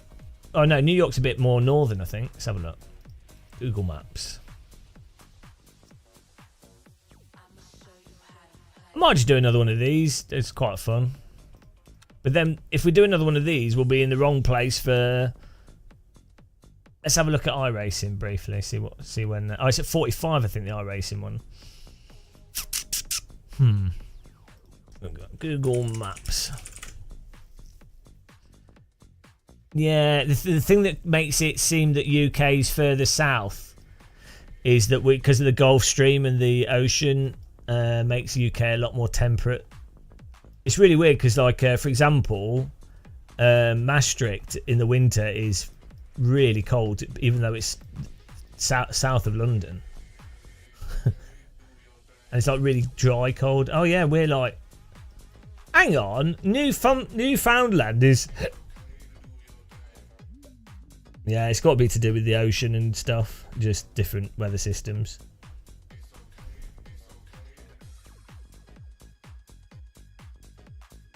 Well, I like sledging, so it doesn't matter, Novotny.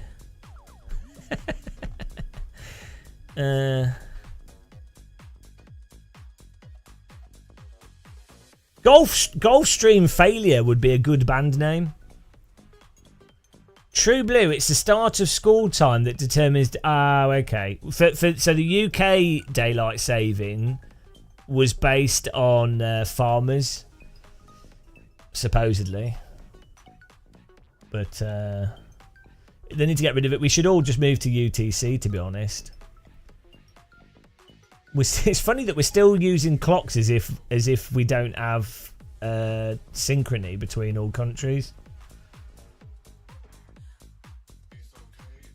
It would make sense. It would make sense for all clocks to have local. You could have a local time, but to get rid of daylight saving and all clocks to have a UTC time on them. So local time is whatever's synchronized with the, the sun, basically.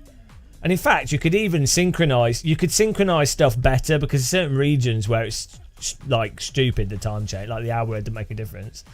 But then all clocks should have UTC, like an outer clock and an inner clock. That should be the basic.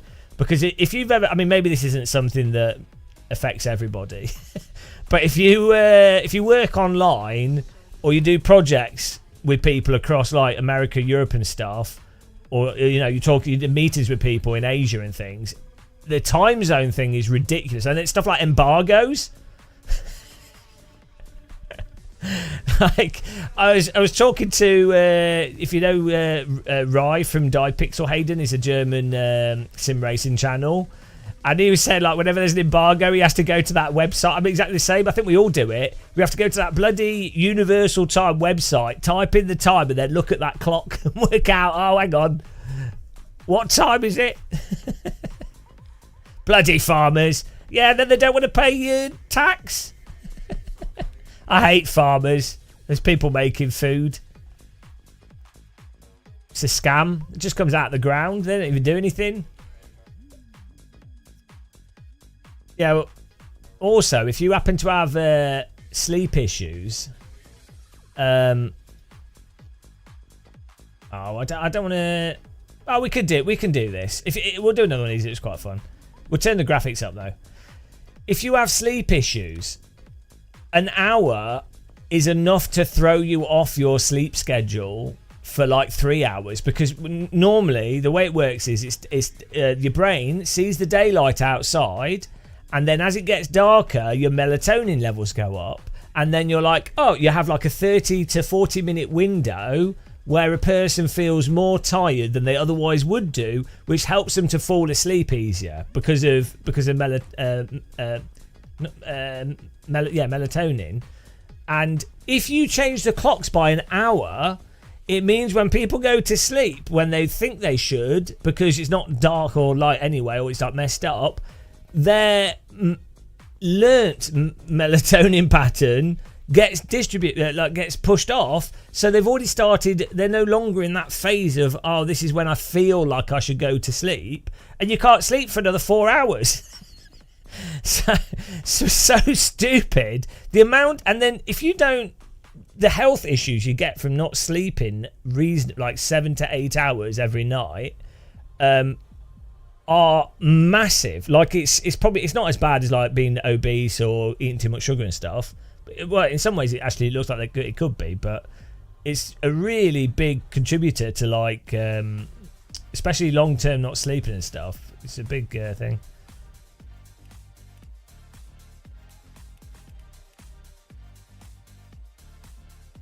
Right, I think I'm going to turn the AA up and see how well it runs with that. Put it on 2x.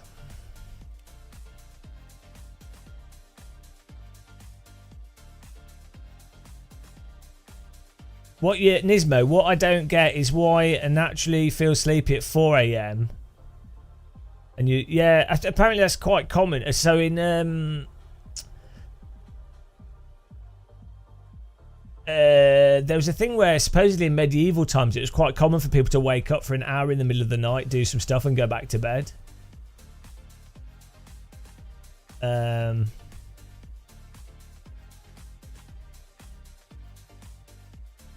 I mean, who knows? Like, different people have different patterns. I have a weird thing with because my back it tends like I get normally about 5 or 6 hours of lying in one position before my back starts hurting, so that normally wakes me up. So that's caused like a weird. It's a weird thing. We're screwed, Fast Boy. When summer approaches and you change the clocks, it's suddenly 8 p.m.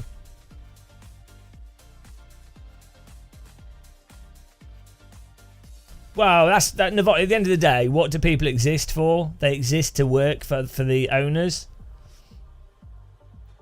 Hello, Matt. Guys, check out Matt's channel if you haven't. He's another filthy sim racing YouTuber. Check it out. Check it out.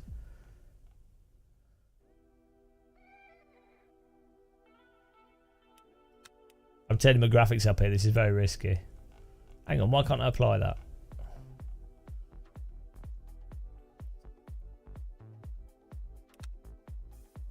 There you go. Thanks, Novotny. Well, the problem is with cannabis. It's illegal in the UK, so I don't endorse doing anything illegal. But oh, hang on. Why is this? Did I pick the wrong thing? You don't get the same quality of sleep if you're supposedly from the studies I've looked at. If you sleep after cannabis, you don't get the same degree of REM sleep and restorative sleep, unfortunately. So it can help you fall asleep. It's like drinking to fall asleep. Sadly.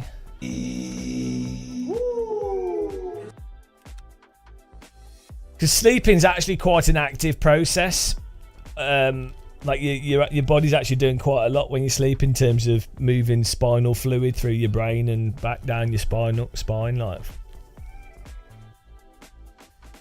how hard is it to get cannabis medically? Not too hard. It's a bit time consuming. You need to find there's specific GPs that you could find, and then you have to be referred, and then yeah.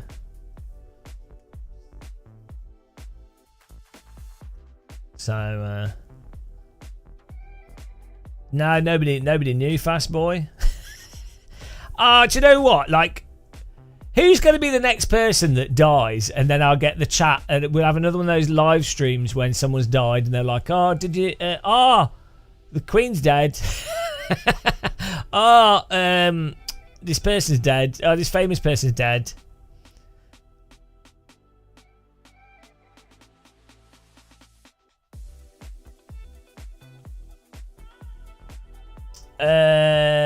The screen thing is different. Again, there's a lot of BS around that. I'm not necessarily saying that's incorrect, but there's a lot of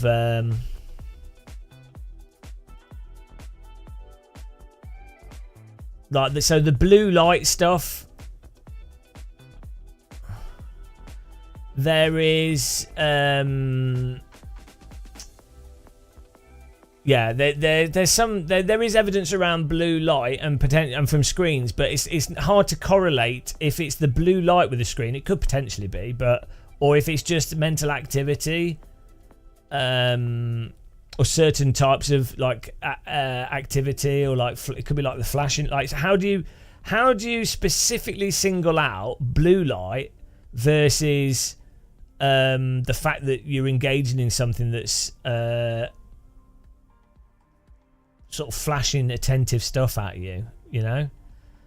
I mean, obviously you could have a screen that doesn't have blue light, but then I don't know if those studies, there'll be so many like expected, yeah, there'll be so many variables to that. There's just a lot of woo around the blue light stuff, but for sure using computers and phones and stuff before trying to sleep is probably not a good idea. And there's a lot of evidence to support that. Your erms? What are my erms? Beavis and Butthead. I never really got into Beavis and Butthead. but I quite like it. It's because I've been doing too much flight sim. Hello, ladies and gentlemen. Welcome aboard this flight from London Heathrow to Dusseldorf. We'll soon be departing from gate number 6. It looks like it's going to be a clear flight today.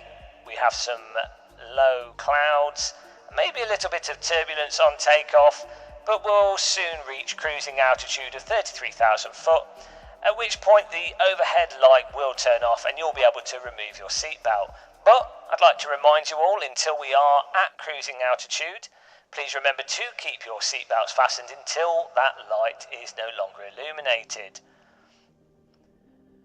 British Airways would like to remind you that we are currently running our charity scheme, and if you'd like to make a donation, please let one of our members of staff know, and you can make this donation to children in need. Whilst we're doing this flight, all donations are, of course, greatly appreciated. Now we're leaving gate number 5 and will be a short taxi to the runway. We're in a queue of 3, but that shouldn't take too long until we depart. And once again, thank you for flying with British Airways. Please pay attention to the safety instructions of the cabin crew and be aware of where the exits are located.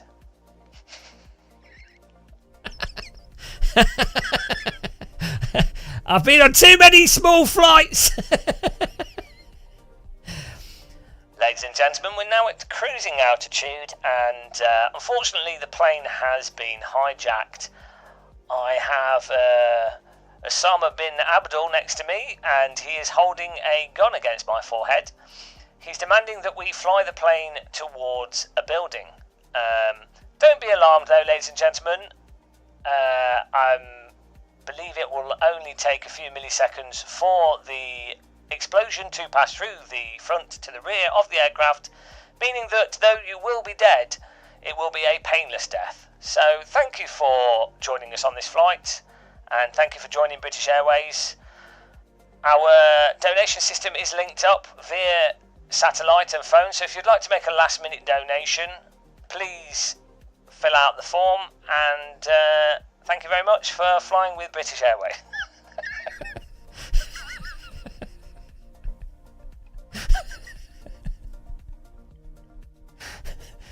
On the bright side, if any of you were suffering from a headache or were frustrated by the noisy children on this flight, I can let you know that in approximately 25 minutes that will no longer be an issue.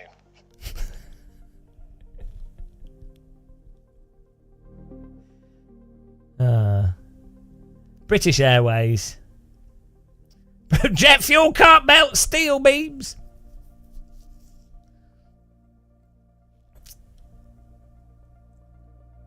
Yeah.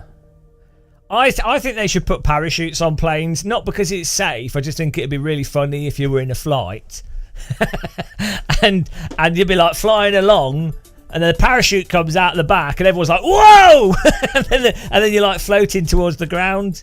You'd be like, "Well, I didn't want to land here, but like we did that with that little jet plane in Microsoft Flight Sim. It's got the parachute. You pull the parachute button." Yeah, maybe the back of the plane might stay intact though. Imagine the G's. So a passenger jet travels at about 500. Is it 500 or 330? I think it's like 500 miles an hour. Passenger jet speed 555 or something. Yeah, 550 miles an hour. So it's normally cruising speed.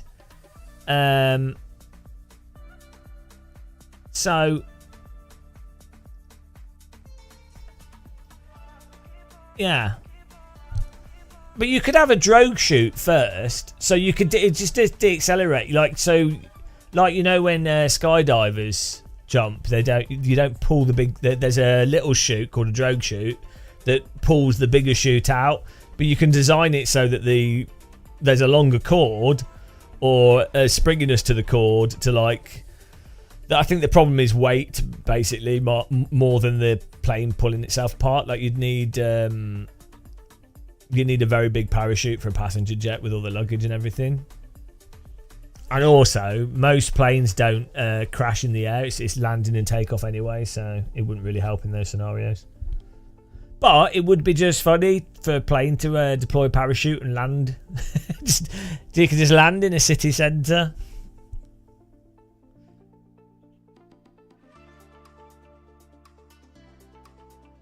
Woo!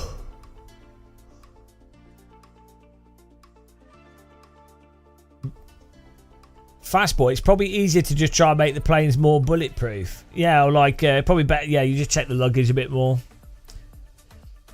But did you know Heathrow Terminal 3, was it 5? I think it's either 3 or 5. No, it's Terminal 3. They now have the new security scanners where you don't have to take anything out of your bags. It's amazing. It's amazing, guys. Like, whenever I travel, it's with a laptop, 2 cameras, 4 batteries, power supply, a socket converter. And it's such a pet there. You always have to take it all out. I've got a process. I can do it really quickly now. But it's just annoying. You have to take it all out, put it back. It's like 30 minutes. Well, not really 30 minutes, but you know, it's a process. And then all the liquid stuff, you have to have it in a separate bag. Now you can just stick it in the thing and it's good. I don't know if the other terminals are like that, but Terminal 3.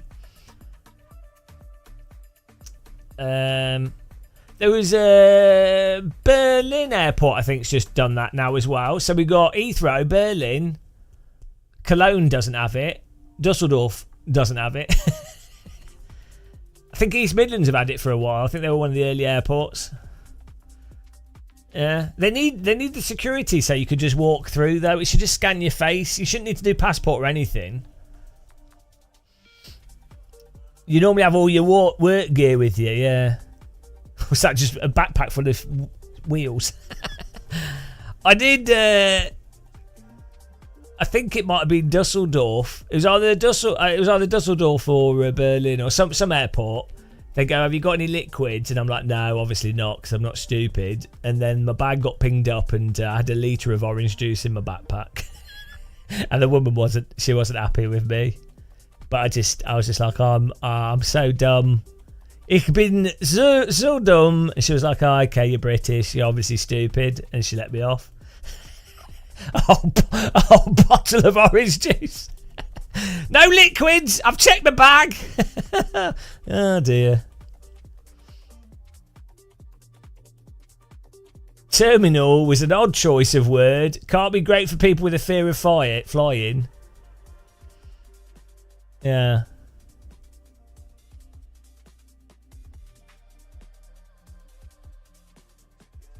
Next time, Matt Oliker, next time you take a wheel stand that's geared up. I wonder if they would check her. I know Emery took she took like a G25. I don't think she took it on carry-on. I think she put it through luggage. I've taken pedals. I've put beer in luggage and stuff. I don't think they check the luggage stuff. Isn't really checked to the same degree, is it? It's like as long as it's not like explosive or pressurized stuff. Actually, you can put. You can. Yeah, you can have like deodorant and stuff in your luggage. I wonder why they're allowed it in the luggage, but you're not allowed it in the plane, because the luggage compartment's still pressurized. So I don't know how that works.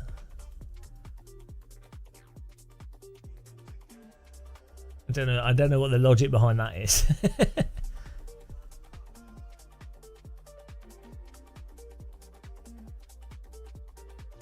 I did play Counter-Strike on a flight to Seattle with like 1,300 ping using the aeroplane's internet connection, but my laptop wasn't very fast, and I was trying to record a video of it, but it didn't really work. I thought it'd be really funny playing Counter-Strike on a plane. Bombers being planted. You can't put a DD base in your lug. Well, you'd be pretty close to weight restrictions. I don't know what the carry-on weight is, but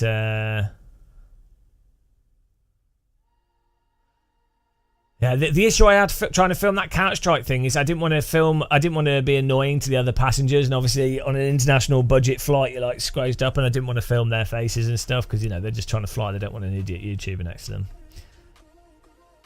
But if I was on a plane again with if I knew the people next to me, it'd be really fun to do some stupid stuff. 3, 2. My Mini Alpha crashed mid-race. Oh no! My Alpha Mini crashed mid-race. In E-Racing Official just now heulendes Gesicht. Holländer Gesicht. Fishing 247. Thank you very much for the $5 dingles. I really appreciate that. Why did it crash? With the software crash or the hardware? That's weird. Shouldn't. Are you running it in? Was it the software or the hardware? Because even if the software crashes, the wheels should still work because it's like firmware on it. Brundle Sim, nice. Hope I crash into you. The wheel just turned off, and that's weird. It shouldn't do that. It shouldn't do that. I wonder what happened. Could be a power issue, maybe. Matt, you packed a DD wheelbase, 3 wheels, and a set of pedals in case for checking luggage. Just made it. Ah, it's like 55 kilograms, isn't it? Or 50 kilograms or something. It might be worth you checking your power strip. So this is a good tip, actually, guys. Here we go. I'm full of good information today. Instead of buying those shitty power strips that you get from like IKEA, Tesco's, even Amazon and stuff, they're like the plastic power strips. Search on Amazon for what's it called? It's a PD unit, like a power delivery unit, and it's exactly the same thing, but they're the power strips that you get in for server racks, right?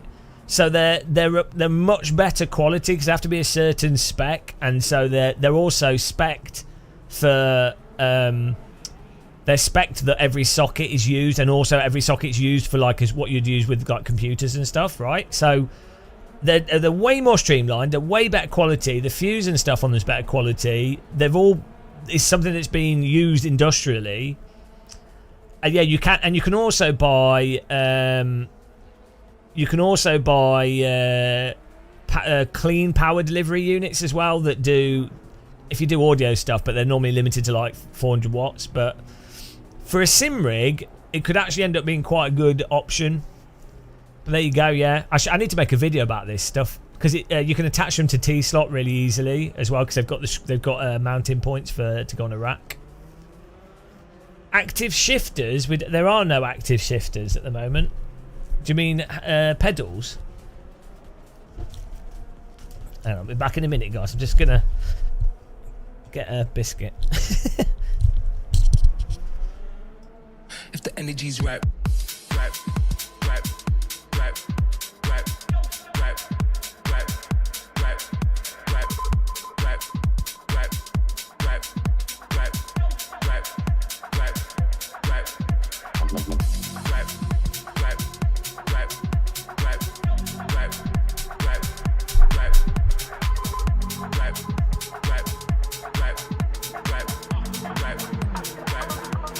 the energy's right, energy.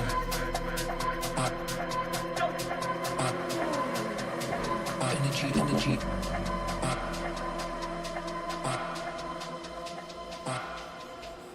If the energy's right, right, right, right, right, right, right, right,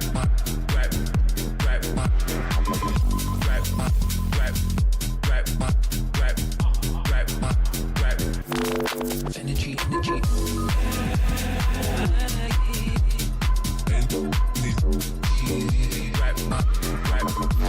The energy's right.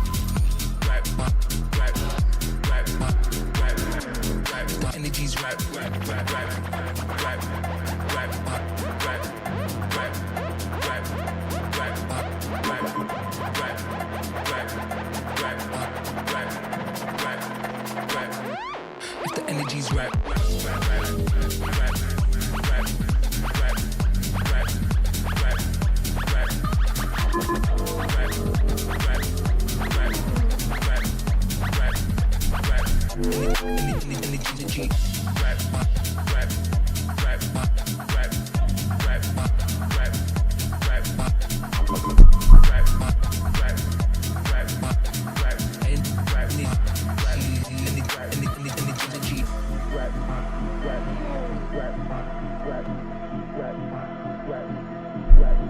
If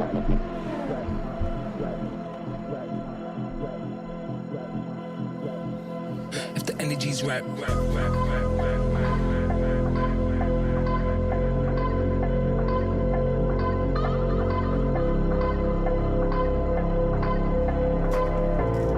Energy.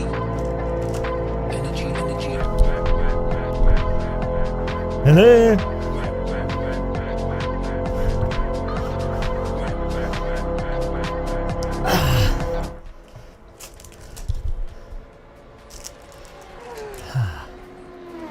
Yeah, 2 flights of steps. I had my biscuits in my bedroom. Who doesn't keep your biscuits in your bedroom? Best place to put them. How do we make it so that the car setup or settings don't have to be changed?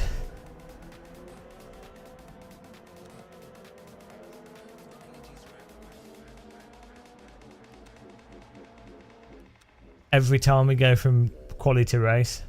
Is it an INI file? Hey, Sykes official, welcome.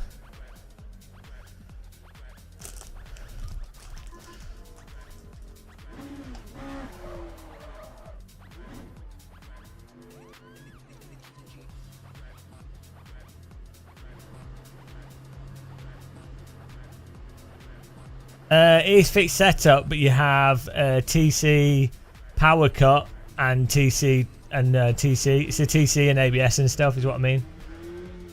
Ah!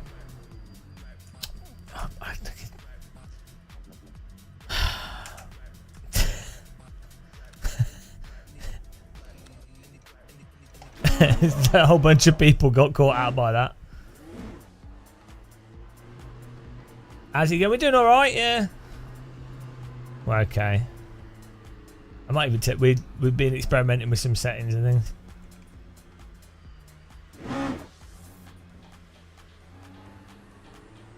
Okay.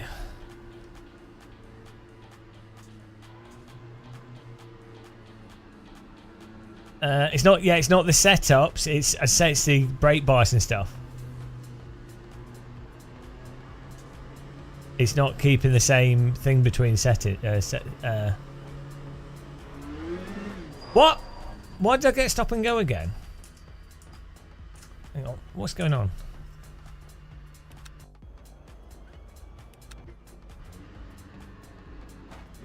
Why is it still on the screen? Oh, can you not? Do you have to serve it?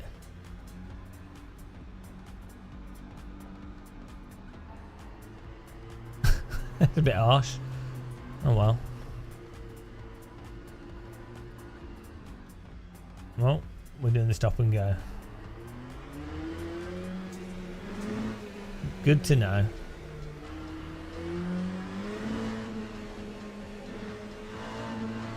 Maybe you have to do it in the settings menu.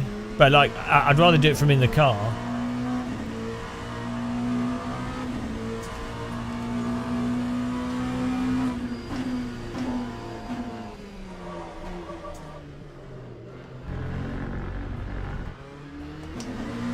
Not really. I mean, sim racing podcasts, there's a couple of people that do them. I think Traction might do one.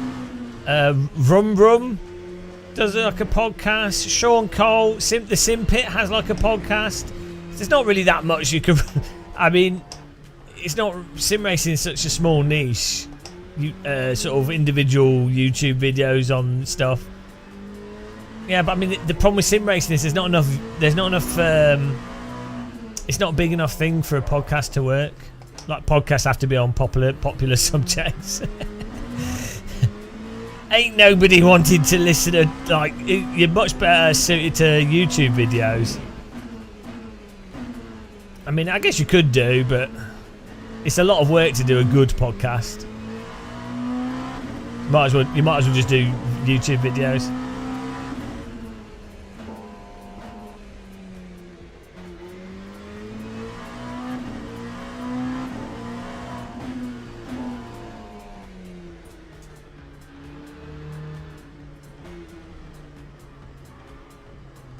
How am I reading chat? I'm actually just this is actually a pre-recorded video, and I've got a really long script. I use a dual PC streaming solution, and I have a like an 8-inch monitor in front of my computer monitor.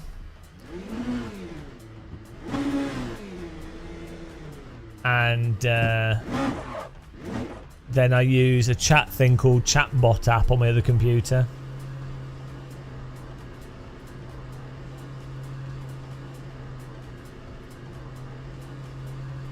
Yeah, most people are just listening to this live stream. It's exactly the same as a podcast. Oh, there's a wall.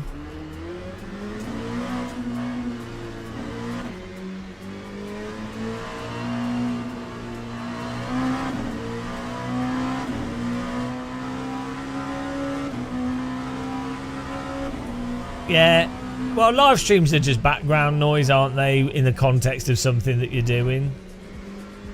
Then again, the problem for me personally, I can't background watch stuff. I kind of have to give things my attention. So this is why I don't tend to watch live streams, because I think most live streams they're really good as background things, and then you pay attention occasionally when something's happening.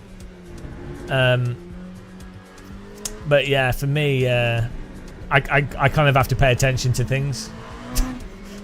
I can't half pay attention to stuff.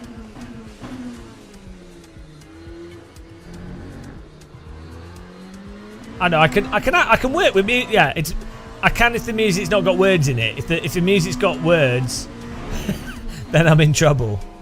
But yeah, if it's something I'm thinking about, because the problem is I tend to think about things.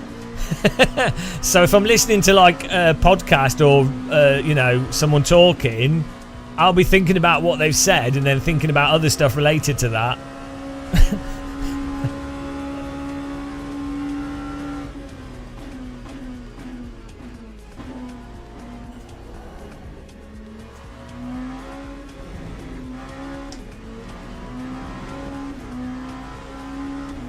All or nothing.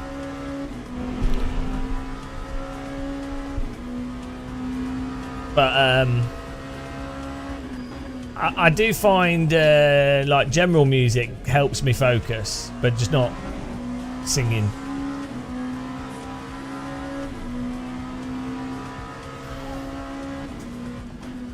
That's the worst part of making music and video editing, which is mostly what I do. Is you can't listen to music whilst video editing. Writing's alright, you can listen to music whilst writing, I can.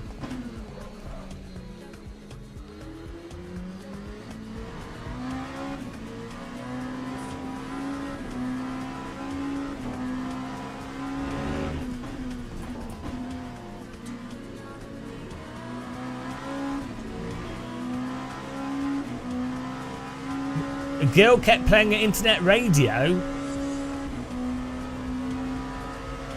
Won't get a job at Topshop. What?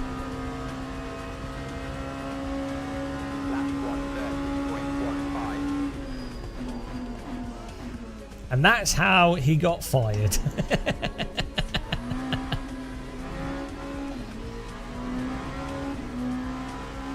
Yeah.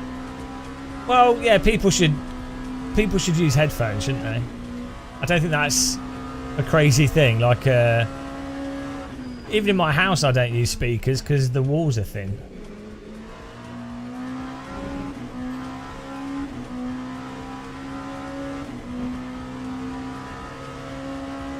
Also, headphones are, unless you've got a really good hi-fi and really good room, you get way better audio from headphones.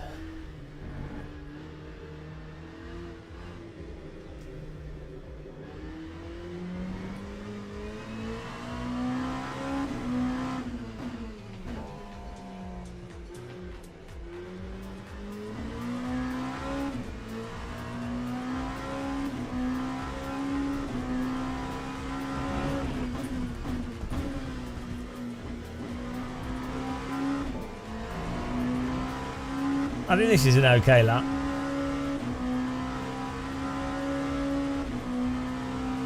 For me, at least. That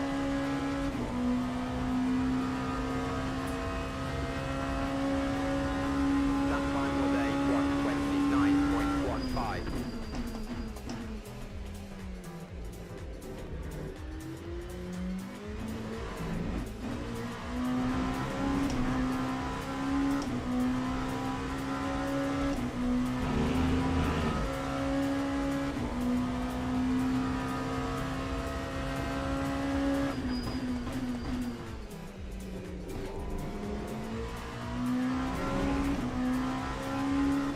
I don't think we're going to get to finish this lap, but we'll try.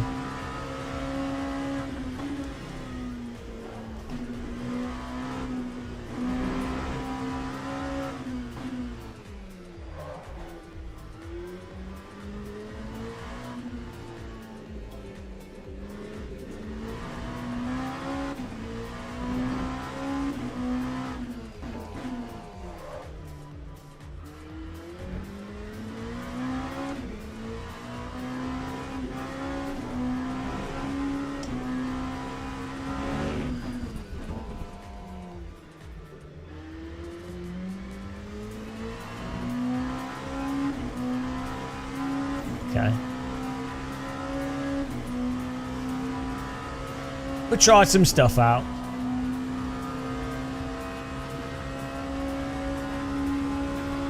That time was a 1:29.21.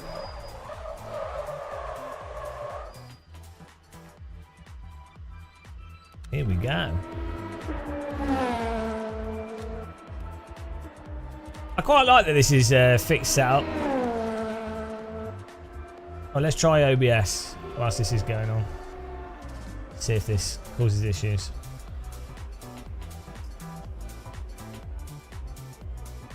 Hopefully it doesn't, but we'll see. This is how a computer catches on fire. This is where you get the trouble. We'll see what happens. Okay.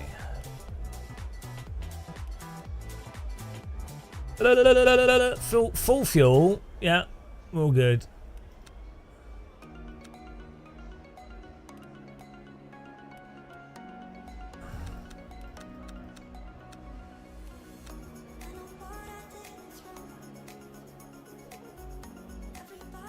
Teams and drivers go to the grid before a race starts. Go to the grid.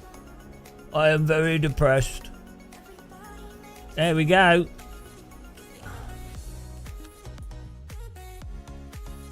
Starting in 9th. Try not to kill me. That's alright. I'm used to being murdered. It's fine. Beautiful. Oh, I'm a biscuit.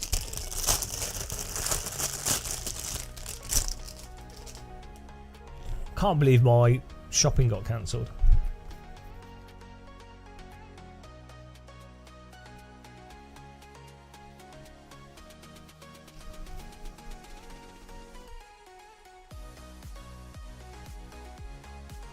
Okay, let's go.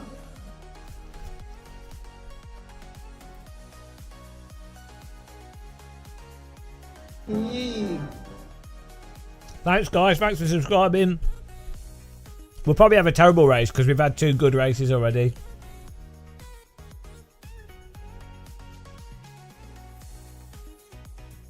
We always have. You can't have 3 good races. It's illegal. Here we go. Smile! Can you move the camera to the right in this?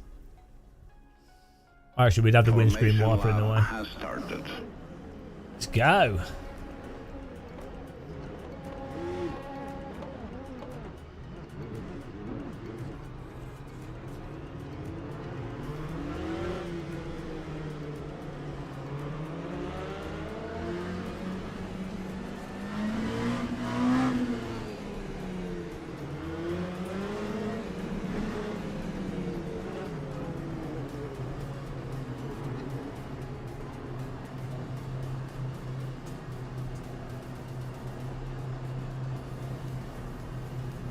Green flag, green flag. Here we go.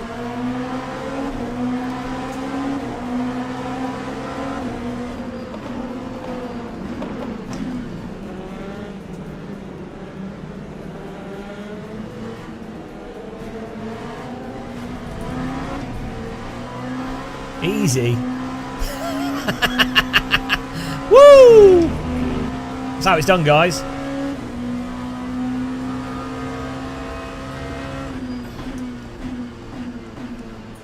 King of the cold tyre.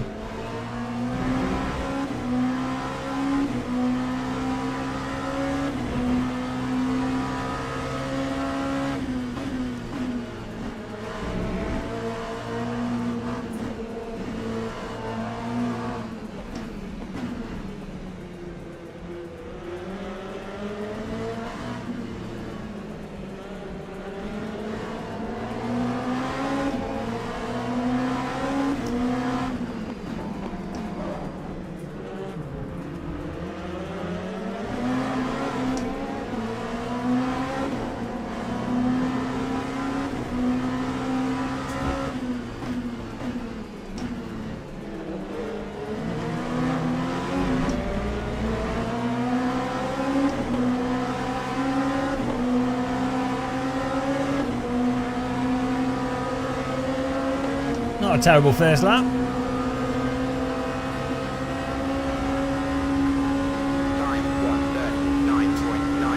Ah! That was my fault. The fucking helicorsa thing's fucked. We had space. I was looking at the car radar. The car radar's fucked. We had space to move over. the car radar said it was clear, so I moved over. Well, I watched the replay. He must be thinking, what am I doing? Why? Yeah, I was watching the car radar to see when it was clear.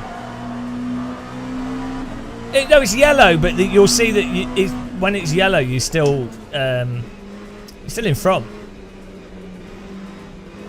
Oh, maybe we can repair in the pits. I know it's close, but I was like, oh, yeah. Well, we'll have a look.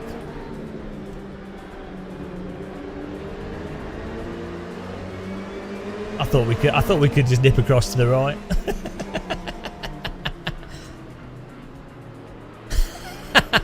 Oh yeah, well, sorry to him. I thought it was clear. That's why you shouldn't trust the car radar. He's probably like, what was he doing? It was murder. Sorry to him. I knew it was close, but I was like, oh, I'll be alright. We've got space on the radar.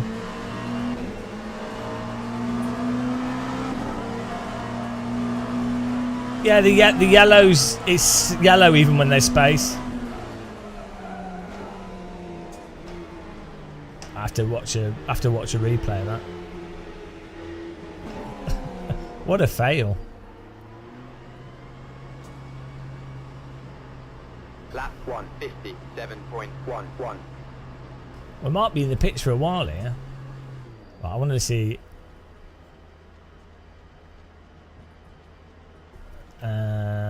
We rewind the stream here. Let's see. Let me have a look.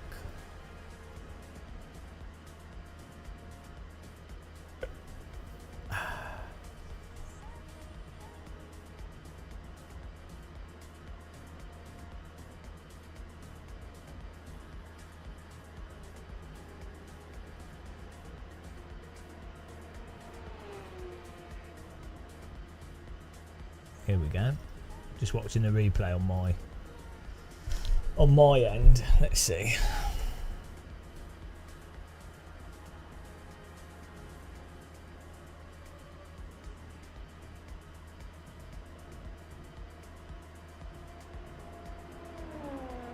Ah, no, yeah, it was like a yeah, we had like a pixel of overlap.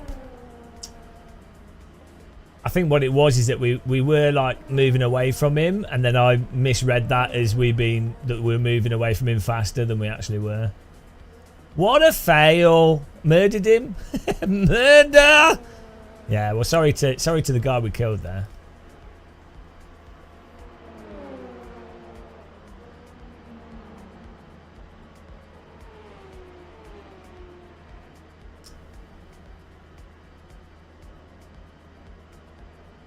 Well, better thing to do is to have a higher field of view mirror.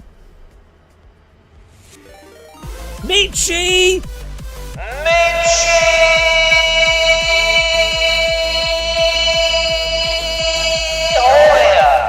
Welcome, guys. We just murdered someone because I was unable to process the car radar. I just drove straight into someone like a lunatic, like a psychopath.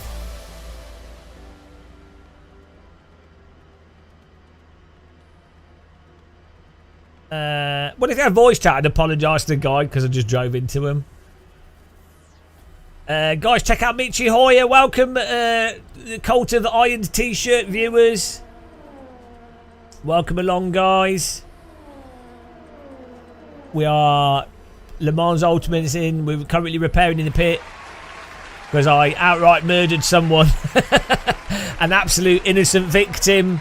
We were in like 5th place, and then I apparently can't process Tetris blocks on the screen. So I just drove straight into someone. Well, the back of my car drove into them. But same thing. Yeah, there you go. Give Michi Hoyer a follow. As I say, he's the Le Mans Ultimate guy. He will sort you out. Hopefully he won every race. You won't get the type of driving that I bring on Michi Hoyer's channel. You only get a car erratically driving 90 miles an hour into the car next to them for no reason at all. You only get that on this channel. What a disaster! Bloody hell! I didn't even need to be that aggressive either. I was just like, oh, if there's space, we might as well go. Oh well. It's a good takedown. We're in the yeah, it's fixed setup. I can't see the road surface, it's too bright.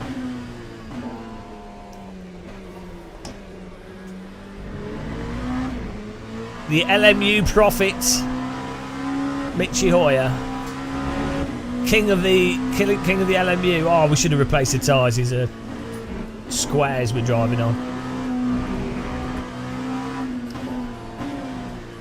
They definitely need voice chatting this, because A, it'll be entertaining and funny, but B, you could say sorry to people that you've murdered.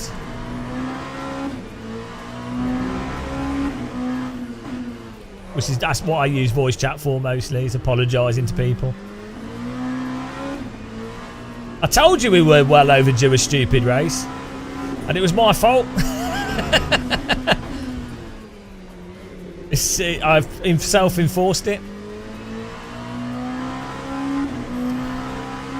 Well, the tyres don't feel changed. We're bobbling up and down.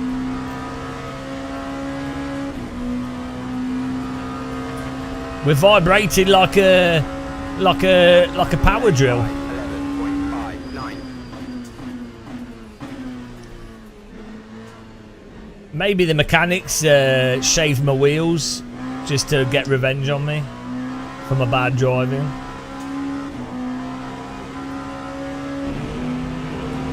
How do we turn the brightness down in this game? There must be like a brightness contrast setting. The road's this road's way too bright. It's like the surface of the sun.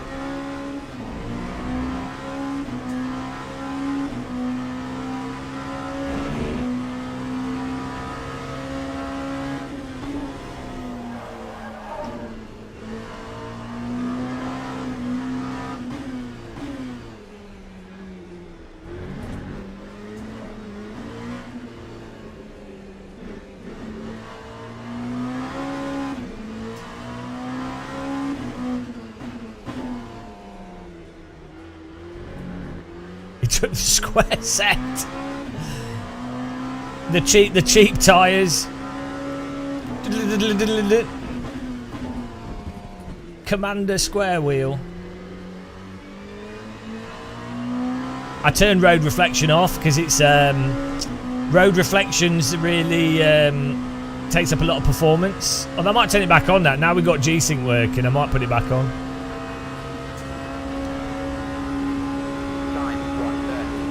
I can't believe this G-Sync stuff.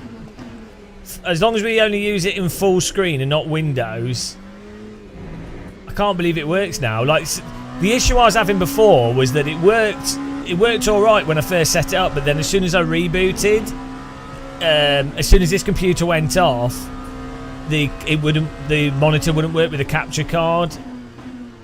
But it seems that if we only run G-Sync on full screen mode, it gives it a chance for the capture card on boot up to sort of work with it, because it only goes to G-Sync when we're actually in a game. Game changer. I might not even need to. I mean, the faster graphics gotta be nice, but it might not be as much of a thing that we.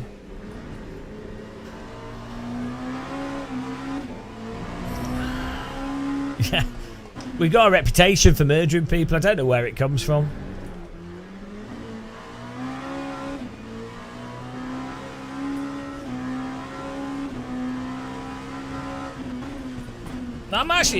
We're pretty clean in this because it's quite an easy sim to drive and you can tap people. You deserve a faster graphics card, yeah. Well, one advantage of not having one is that my system's more in line with what most people can afford, and that's good. But I'm currently working on like a hardware partnership with a company, so hopefully if that pans out, it'll be good. Like good for them and good for me. Like it's a good marketing opportunity, to be honest, because I think there's different in sim racing. There's a whole bunch of sim racers that, you know, they like building their own computer, and I highly recommend doing that. Like, I'm not like I can see personally, I would generally build a computer, but you know, a lot of people don't have the time for that, or just don't care. They just want to buy a computer. So it'd be nice to be able to go, oh, here's a good company that does pre-builts, you know, good brand. It just works out.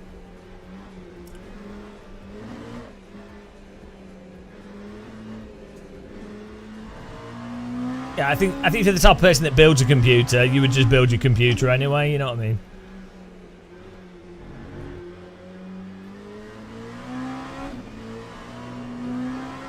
Weirdly, in the last, like, 5 years or so, like, I was even looking at pre-builts with 5090s, and because of the stupid price of 5090s and high-end graphics cards, because they tend to sell the graphics cards that are in pre-builts tend to be closer to MSRP, which is really weird. So it ends up that if you're buying a pre-built high-end system, they often end up, well, not often, but they can be the same or cheaper than if you were to buy the components individually, which it doesn't make any sense. Obviously you lose out on being able to customize it, and I do think the value of building your own computer isn't really the direct savings of building a computer. It's that it means that when it comes to upgrading your computer in the future, you know exactly what you're doing, and it's not hard.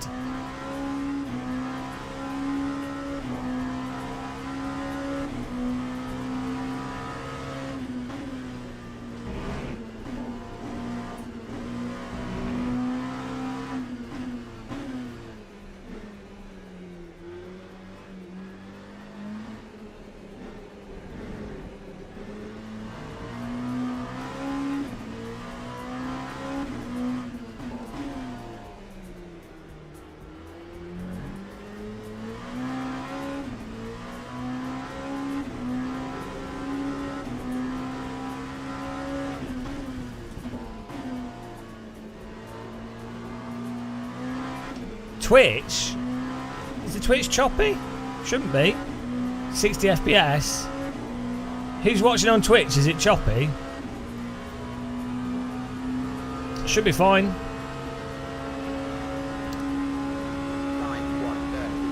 Twice is choppy. Is Twitch, who's watching on Twitch, is it smooth for you guys? Yeah, it might be your system. Because we run quite high bandwidth.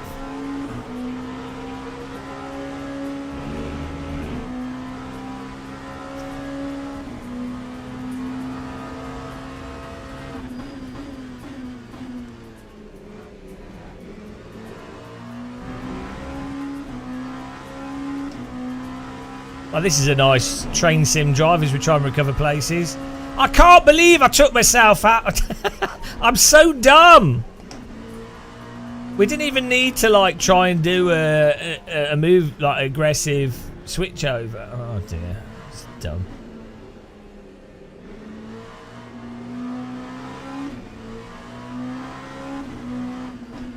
Well, I appreciate guys watching and suffering the adverts and supporting us.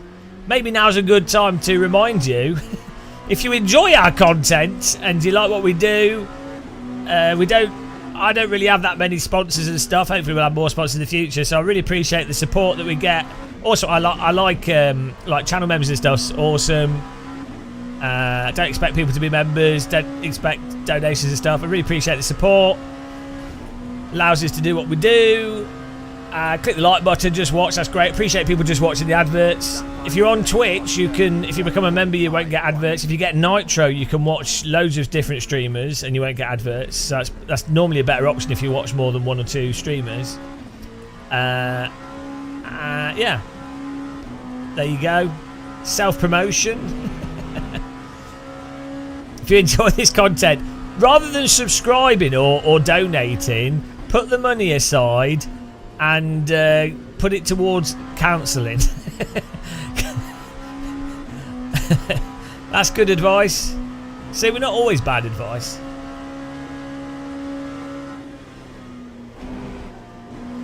What else? Oh, we have affiliate links. If you're buying equipment you don't need, we have Moser, Fanatec. I need to put this on my screen more.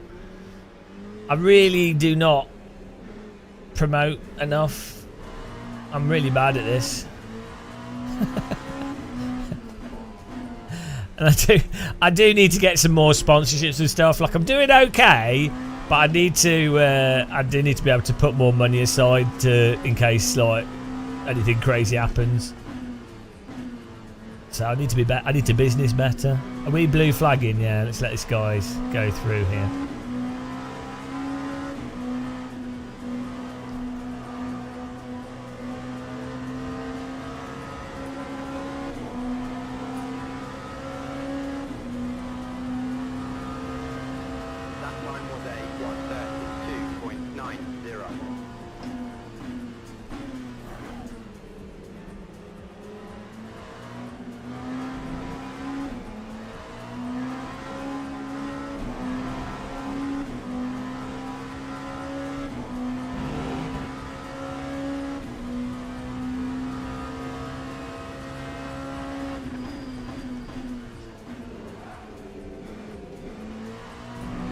I don't know what brake bars we should use on this.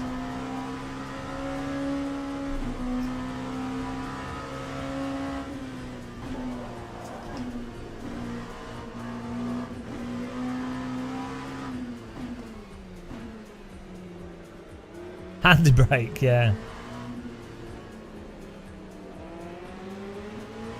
Well, I tend not to do... So obviously you get VPN sponsorship stuff that can pay well and HelloFresh and all that kind of stuff, but I don't know, like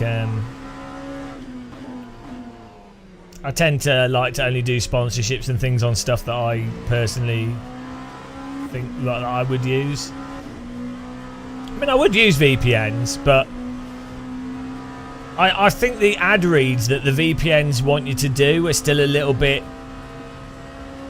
They overemphasize the be safe on the internet, blah, blah, blah, rather than which really isn't the great, like the VPN thing that's good is like Netflix or if you're traveling, you know, if you're in other countries, it's great.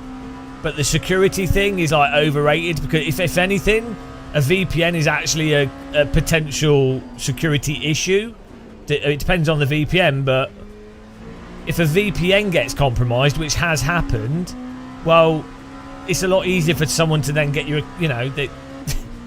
whereas if an ISP gets compromised, they have so many customers purely through the noise, it's actually harder to isolate stuff. So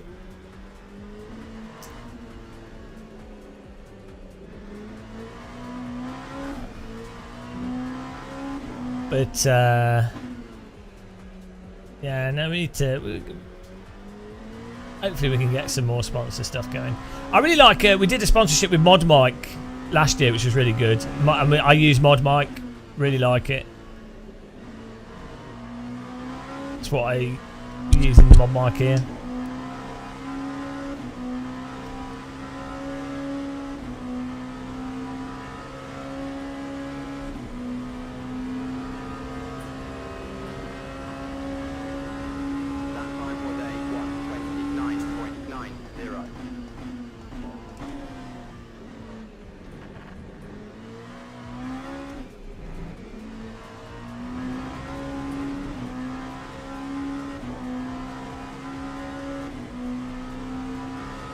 Is it better to get the pass? What, for this game?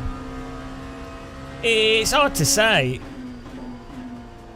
I mean, if you played this a lot, what is it? £60? 40? Is it £40 a year or 60 a year? But like, if you play it a lot, £40 a year is not a lot of money either way. Like, sure, you don't own it, but you're gonna. How many races do you need to do? How much does it cost, guys? For the full pass?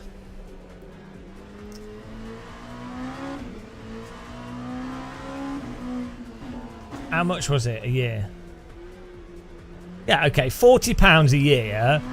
If you know that you're going to do more than 30 races, or you know you're going to do more than 40 races, £1 per race, you'll be like, well, hang on, actually, £1 per race isn't that bad. And if you know you're going to do more, then you're like, well, I'm not saying £1 per race is good value, but you know what I mean. It's like, I think that's for when it comes to subjective value, asking yourself how much time you're going to get out of something can be a baseline way of working out if something that actually is going to offer the value to you.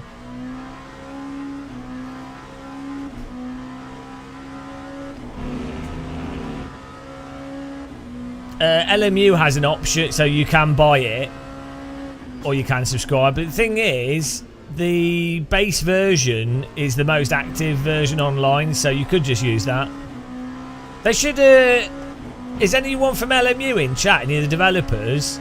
You should have an affiliate thing for the subscription, and then I can be like, guys, LMU subscription, it's the best. It's so good. Use my affiliate code. Hashtag sponsored. Hashtag not bias. I love subscriptions, guys. I think they're the best. Nothing to do with me getting a kickback. Yeah, well, actually, they'll get more streamers promoting it, so they should do that. Maybe like 5%. Even 2%, actually. Get on it, boys! Well, the thing with streamers is the kind of in sim racing, streamers are just a bit desperate for stuff that's actually good to stream. So that's why they're playing stuff. And what's good to stream basically comes down to how active a game generally already is. So it's got an audience there to appeal to. That's a big thing. And then the structure of the game. So this kind of structure is very good for streamers. Let's say we like low fuel motorsport and iRacing. It's a good structure for live streams. So that's why streamers would play it. And so you can't buy that as a developer. You can't buy streamers to play your game, really. It doesn't work. Like, it's really obvious when a streamer, especially, I think it can work a bit for YouTubers if you're doing like promotional stuff, and I think that actually is cost effective. But for streamers, you can't really, like, you see it when, like, I think like Syndicate Project, some others have been sponsored to play games, and it's like, you can tell it's not interested in the game, and it's not a good fit for their channel, and it doesn't, you can tell with this, even the most vapid of streamers, you can tell when they're not enjoying something.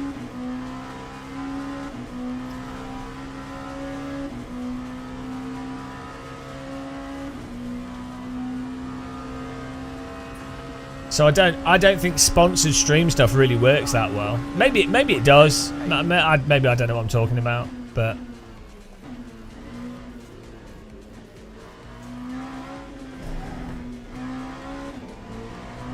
so weirdly, like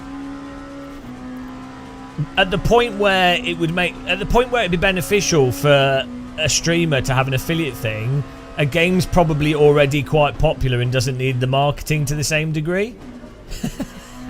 So, sort of chicken and egg problem.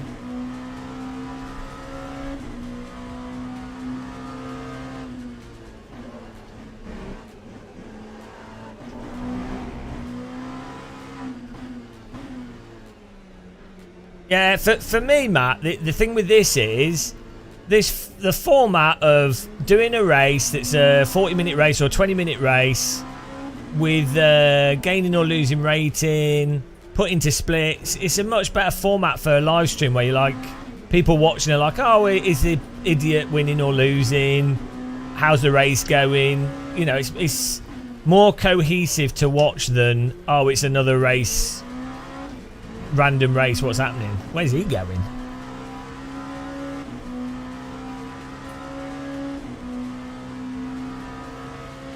They did integrate Coach Dave car setups and stuff in the subscription as well, so you could get setups for the unfixed events. It's a bit cheeky. I think that sort of stuff should be free, but the thing is, what you do is you get everyone hooked on a subscription, and then you gradually move the price up. So in some ways, you could LMU could have done like the subscriptions really early on. They didn't have the systems, but they could have made it so you could subscribe to the game for like £10 for a year, but then next year it's like £12. The year after that it's 15. Do you know what I mean? But I would imagine they'll put the price up from 40 once it gets more popular, because 40 is quite cheap on the grand scheme of what they're offering. So they're trying to get people into it. That's the problem with subscriptions, is that it's so open to abuse from businesses, and even businesses that aren't really abusing it are just they're incentivized to always abuse it, just like shareholders would want them to. So at first it can offer value, but in the long run it doesn't. Like if you look at streaming services, at first Netflix and stuff was great, and then, oh look, there's another service that wants a subscription, there's another service that wants a subscription, oh, we've also added adverts in the subscription, oh, we've also upped the price of the subscription, and at the end, and then what you end up with is something that was worse than just buying the thing outright in the first place, plus you have ads, plus you have to have subscriptions for everything. So in the short term it's beneficial, but in the long term it's not for the consumer. Maybe the Coach Dave setups are free. I don't know. I thought it was a subscription thing as well.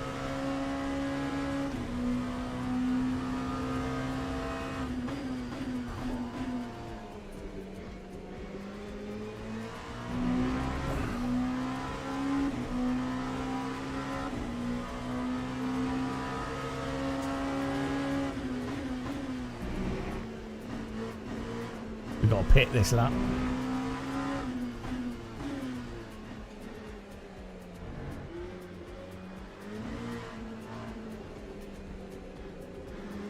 Yeah, exactly. I think if you've got the thing with the live service thing though is, how do you define a live service?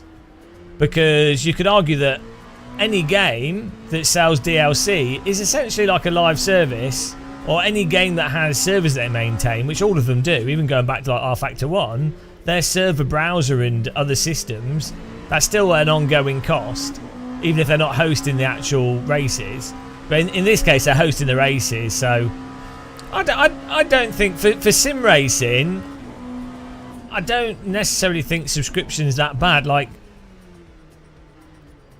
the pricing has to be done right, but I personally, if you've got content in this, it keeps being developed, it keeps improving, they add more tracks and content and things. You know, £60, even if it's £60 a year, I don't think that's a problem. That's like still, you know, because you get out of a racing sim, you get so much more value out of it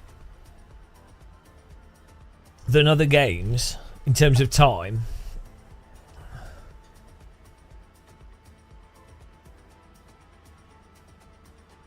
Yeah, hopefully, I'd quite like Rensport to do well on console. I quite like how it drives, and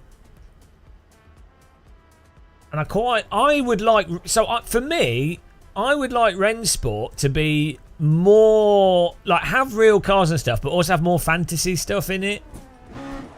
Have more fun modes in it. Do you know what I mean? Like, I would like something with decent physics, which Rensport has. Like, they're not terrible physics, better than Gran Turismo and GT7 and stuff. Like, it's quite R Factory in many ways. And that, but with more game modes and stuff, and then like ranking online. That's fantastic. What's really weird, right, with the Rensport stuff? I have done sponsored things with them, and I did do some stuff with ESL for it, so maybe I'm biased. I do know the developers of it, but I mean, I know the developers for a lot of the Sims. But what is weird is the really strange, like, backlash and hate it gets for a free-to-play game. Like, I would understand it if Rensport was like, oh, you had to pay £50 to play it, and it's taken ages to develop. You know, and I get there are valid complaints, like, oh, it took ages to come out and stuff, and well, there will be, like, it doesn't run too well, and the force feedback and stuff wasn't very good for ages and whatever. But the weird, like, throw it under the bus, like, default hate, I really don't understand it. I don't understand that for any of the Sims. Like, you see it in some ways for Evo or even with LMU. It's like, what? How does it benefit? Like, first of all, you don't have to buy any of these games.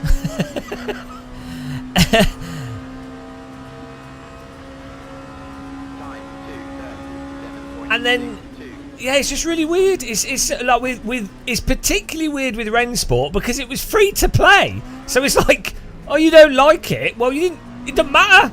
They don't owe you anything. You didn't pay for it.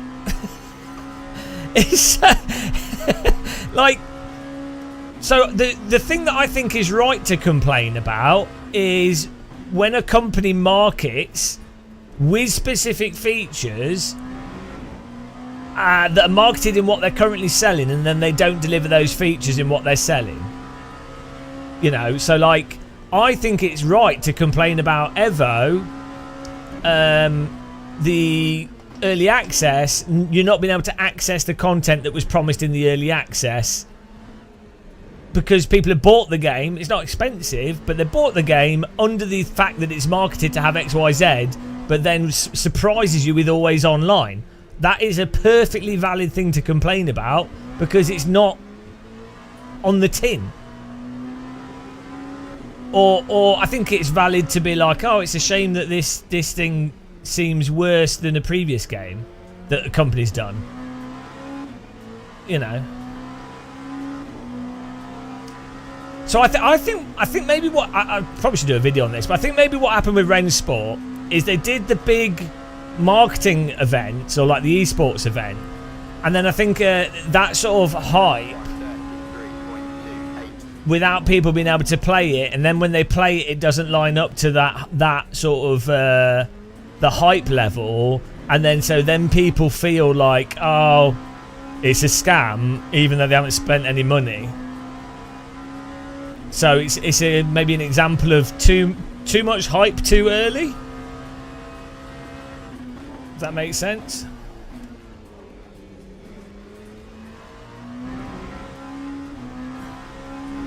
But there's definitely a weird thing in sim racing of sim racers wanting to just throw a sim under the bus. Like you saw it with LMU as well.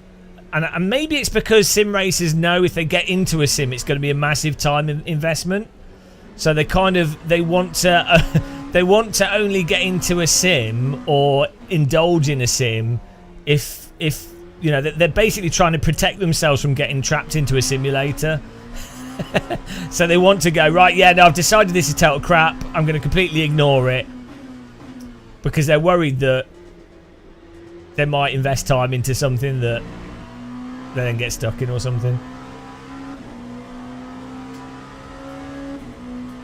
Yeah, I think the console user base, if Rain Sports marketed correctly, I think they'll be much more receptive to it as long as it works well with a gamepad, and you have hourly races,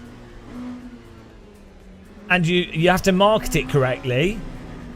I think there's because on console, right, there's this real hunger for something other than Gran Turismo.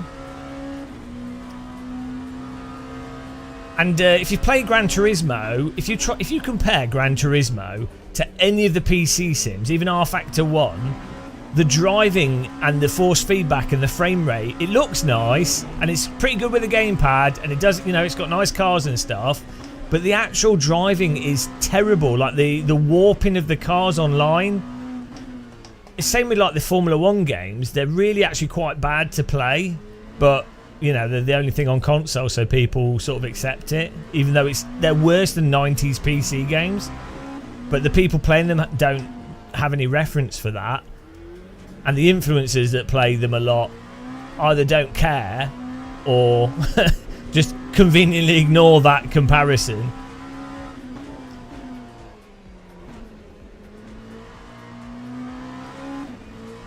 Yeah, well, but the NFT thing wasn't even a focus for them. So, like, the NFT thing is just people are just confused, and like, it wasn't even a bad idea.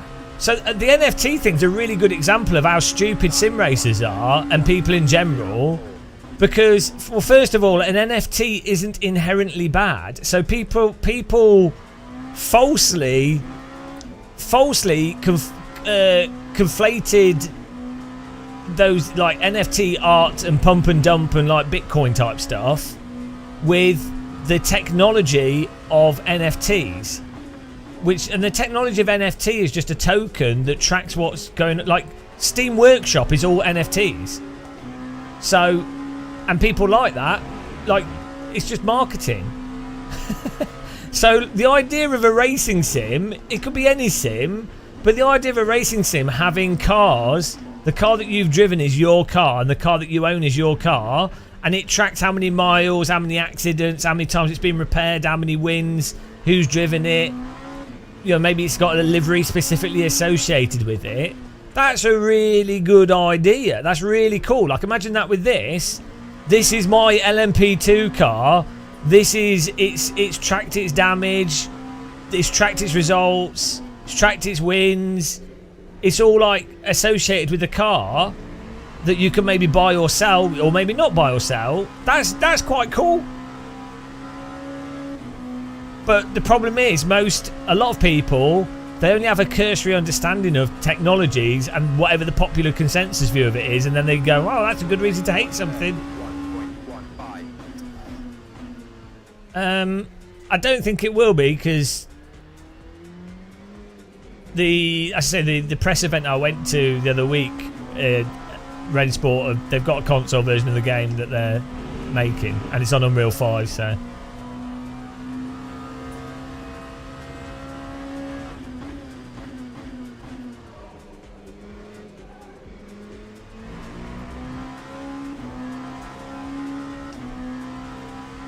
Yeah, I think GT7 is quite a good game, and with a gamepad, for sure.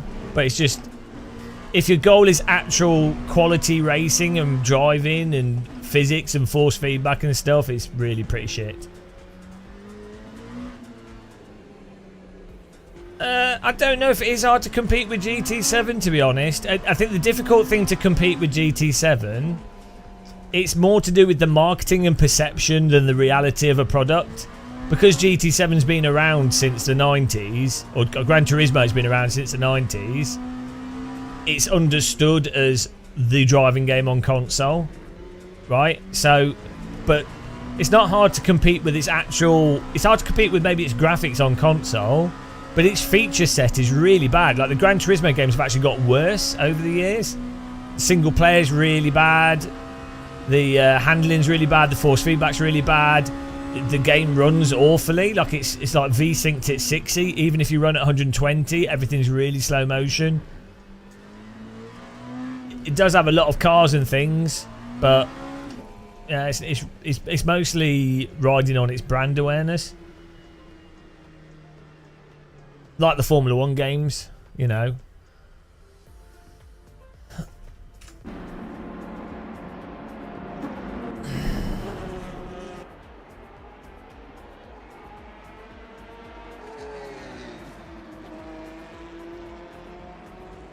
Well, Matt, it would depend on licensing, wouldn't it? Like, imagine the value. Okay, so let's say Max Verstappen or Lewis Hamilton or whoever does one of their events in your driving sim, and you can buy the car, the virtual car that they used for their event, that they used to win. A lot of people would be like, "Oh, that's Max Verstappen. That's one of a kind, Max Verstappen's vehicle from this event." It doesn't matter that it's all bollocks. It doesn't matter. It's like people collecting cards. The whole point would be, it's like the knives in Counter-Strike. People would be like, "Oh, you've got the Crambit whatever that costs £500." The fact that it's an expensive knife, and it's in a certain type of knife in the game, that's what makes it valuable. Is because people are idiots. So people would be like, "Oh, you're an idiot for buying Max Verstappen's car. Why have you bought that? You're stupid." And then the person would be like, "Oh, because I can afford to buy it, because I've got money to waste." And so that would give it a prestige. It's like supercars and sports cars. A lot of supercars are complete shit. They're actually shit to drive. They break down. They are shit vehicles, but they cost a lot, or they've got some history associated with them. So there's a prestige, a completely irrational prestige based around the bollocks of that item. And then that prestige itself, which is completely ethereal, is what people are buying into. And then that's what people then profit off. So that's where the value comes from.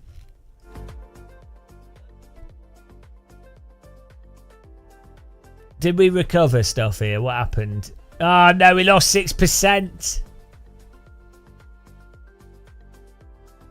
Oh, well. We gained safety rating, though, despite killing someone, so that's always good. Are we talking about Ferrari? There's loads of... it's lots of cars, lots of things. Not just cars, it's like art as well. There's artworks that are obviously crap. But, you know, okay, art's subjective. But there's obviously artworks that really do not have the merit of other piece of artwork or whatever you quantify it by. But they become... Maybe someone spent a lot of money on it to launder money, and then that gives it significance.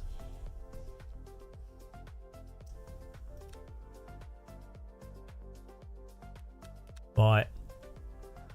3, Oh, hello! 1, go! Thank you very much for the one. How did your race go? I finished 7 TH. I 7? think after Silva decided to park it in T1. Thank you very much. I don't know what an arse is, but I think that's the first time we've ever received some arse. Yeah, I wrecked someone in the lap 2. I did a really dumb move and completely smashed someone. What is arse currency? Is it Arabian? No. What's ARS?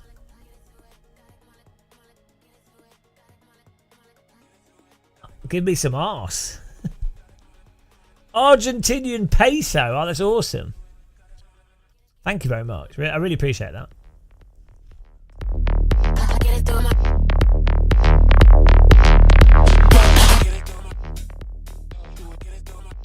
I don't care. I don't care how much it is. I like the arse. Yeah, it's a shame we murdered that person. We might do some iRacing now. We just did we've done 3 races on in. I want to do. Oh no, we could do this one. It's in 25 minutes. Oh, we'll do this. We'll do this actually instead. There you go.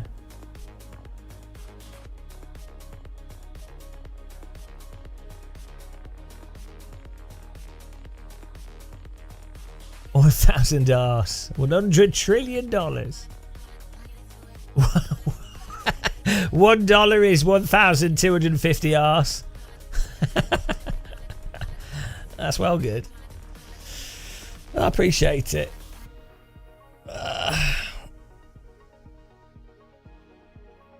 Is the dollar going down against the pound at the moment? Probably is, isn't it?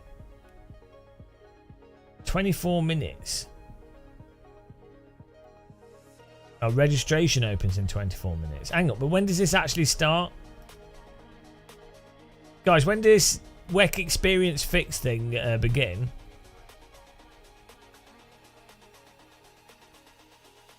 Oh, it starts in that. Okay, we can register that. Maybe we can. Oh, I've just missed a F4S. It's at the top of the screen. Oh, you can't see it. It's DRB3.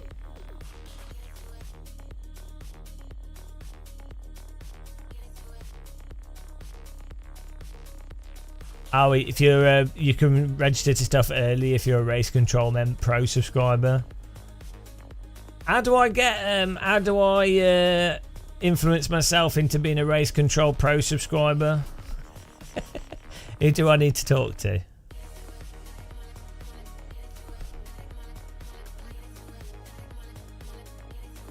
Okay, I'll register to this and we can do some F4.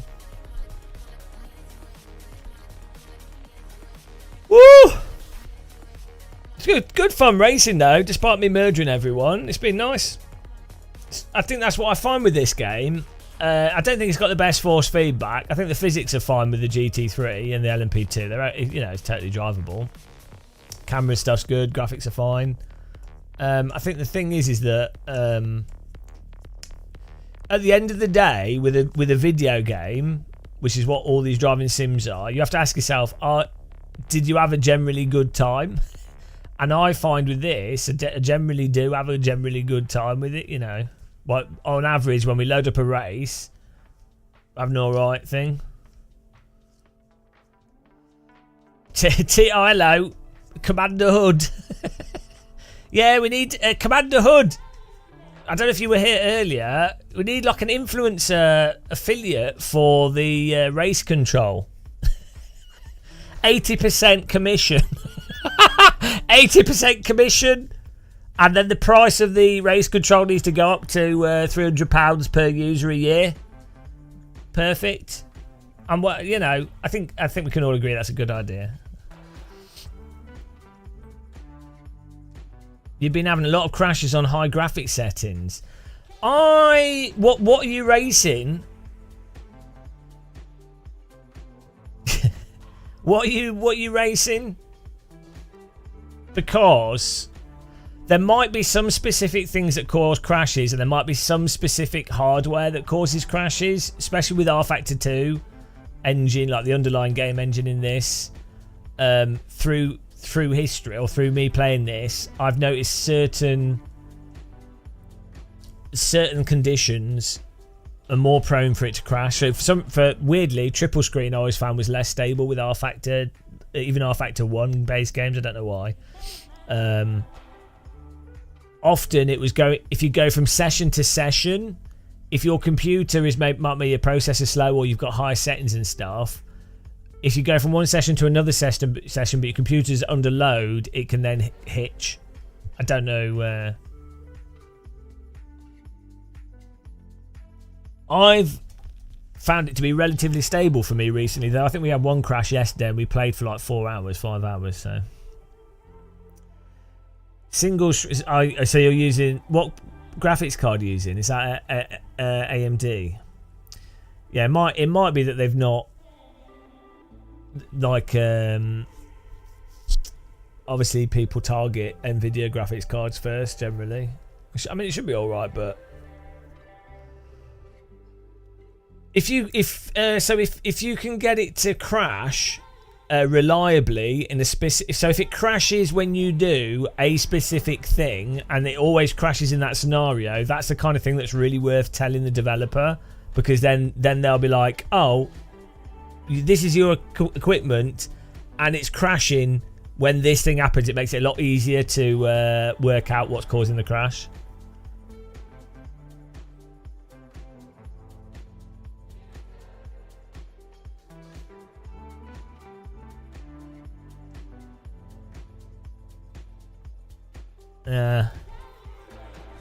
To be honest, from a general gaming sense, with Nvidia focusing on AI more and the lack of stock and all the like weird crap that's happened with the 40 series, but especially the 50 series, and AMD have like had way more. Their launch of their last graphics card has been way better than Nvidia's, and then AMD's also used for like all the games consoles and a whole bunch of stuff.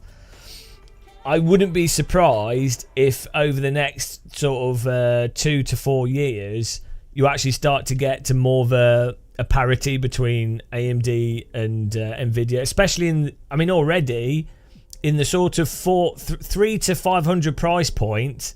It's actually really quite close, and then when the Intel stuff and then APUs and stuff in the next 2 to 3-4 years, I think you're gonna hit like a sort of line, because you're at a point now like the 3080 Ti, which that came out in 2020 or something. 3080 Ti lets you play most games at 4K on really good settings at 100 FPS, right? Well, there's not much more you can do with unless you start doing like ray tracing, all this crap that I think is a bit of a distraction. Unless there's like massive changes in how AI is used in games, which is quite possible, but that's probably going to take like 5 or 6 years to actually come about. Like fundamentally using AI processing for graphics and stuff. It's a whole paradigm shift. Yeah, ray tracing is used stupidly at the moment. So,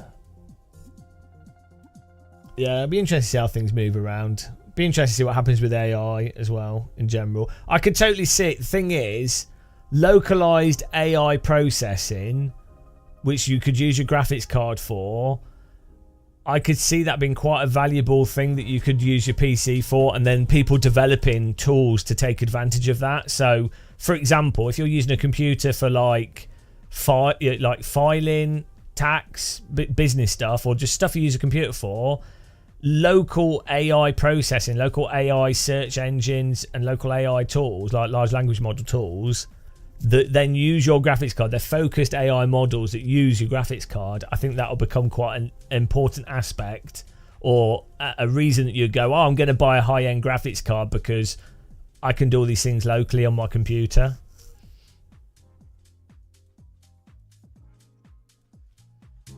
Yeah, people are going to work out. So this is the thing. Local, specific, what's it called? Like limited, focused AI done locally, I think is going to end up being actually a really big component of AI. And because it will be focused, so the big problem with like these massive large language models that do like, they're crazy.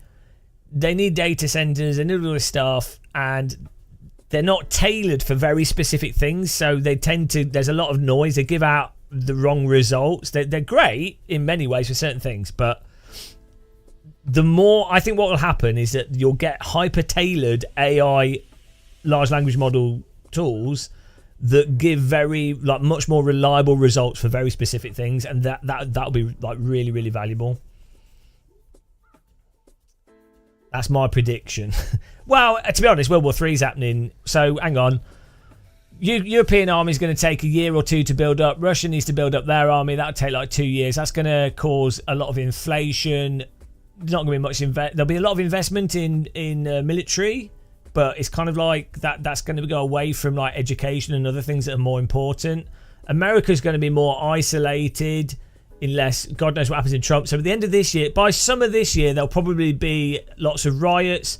Trump will probably use that as an excuse to like start shooting protesters, kind of like what happened with the Vietnam protest back in the 70s.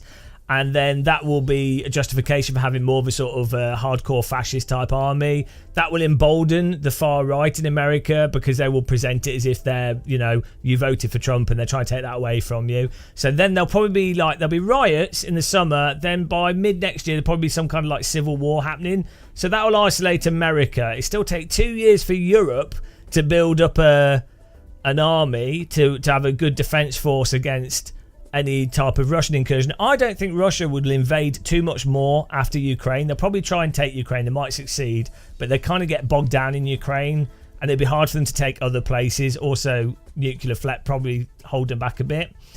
But then you probably have China taking Taiwan because America won't be in position to de-incentivize that. So that will affect all the like CPU and processors. So we probably have about 9 months of reasonable stability, and then after that it's going to be a bit of a shit show. And then it's probably going to take about 15 to 20 years if you don't die in World War III for things to get back to normal. So yeah. so it's a bit hard to predict what's going to happen with graphics cards, I think what's going to happen as well is people won't just nuke cities generally unless there's an accident. There'll be a slow like justification of using small nuclear weapons, which was what was already starting to wanting to happen in the past, like neutron bombs and things. They'll go, well, it's just a small nuke. It's actually less dirty than TNT, like traditional explosives or chemicals, which it is. To be fair, it's actually probably environmentally less damaging. But that will set the precedent for it being okay to use nukes, and then maybe it'll get bigger and bigger. Who knows? But maybe Trump will die of old age or have a stroke in the next 6 months. Who knows what's going to happen, guys? That's the fun joy of politics in the world. Who knows? It's exciting. Pointless suffering. Humanity, 10 out of 10. Game of Muscle Squadron 47 in Spitfires. Oh, dear.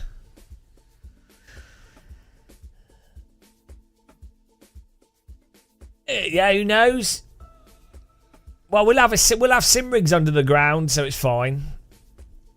I need to find my German wife within the next 3 months, basically, on my time scale. That's the problem. It's the real issue. I'm running out of time to get my German wife. I can offer them safety on the British Isles. Come to Britain. It's miserable and sad. No one will invade the UK. Even World War II, they didn't want to invade the UK. They were like, we'll fly over it and drop bombs on it, but we don't really want it. It was only the Swedes and the Vikings that were like, let's go to the UK. Let's row across the channel. Because they're the only people that are like, got the fortitude to put up with the grey and misery. Because like the Danes and the Swedes, most of the year is nighttime for them, so the UK seems like fine. It's like, what's the difference between a cloudy day and nighttime? It's basically the same. But anyone else that's south of Sweden, they're not going to invade the UK. It's too miserable. So that's the ultimate protection of Britain. Germany has the problem, but it's quite nice. They get nice summer. They have nice like snow in winter. They've got good cycle infrastructure. We don't have that. So there's plenty of reasons to invade Germany, but not much to invade the UK. In all honesty, 90% of America gets along fine, but pressured by inflation and high prices. I think you can say that about everyone, though. Like most people actually get along quite well, because most people just want to eat food and not die,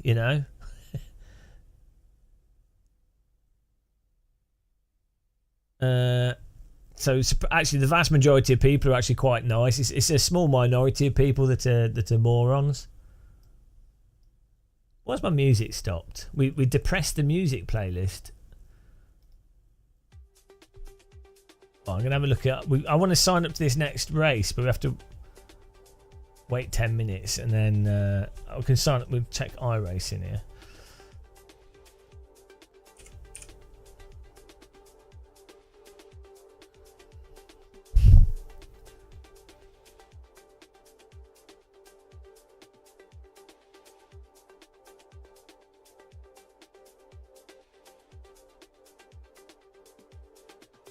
What's going on? Oh, VIR, the Sim Motion Formula 1 600 at VIR. That's quite good.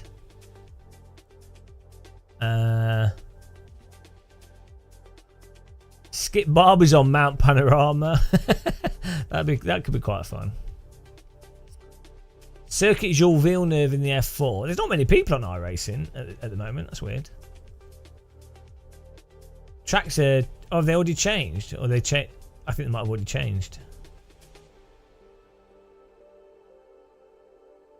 Oh, no, they change it like 2 a.m, don't they? 1 a.m. Hockenheimring, what time is this? Oh, at 12.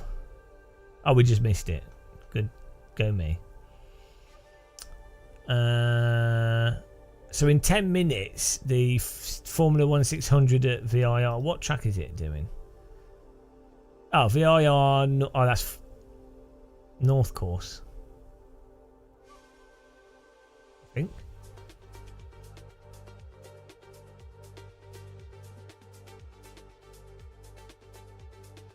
What's the VIR track that looks like a mouse that's been squashed?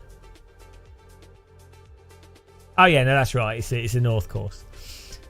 So we could do that. That's normally quite fun. This is just a short race.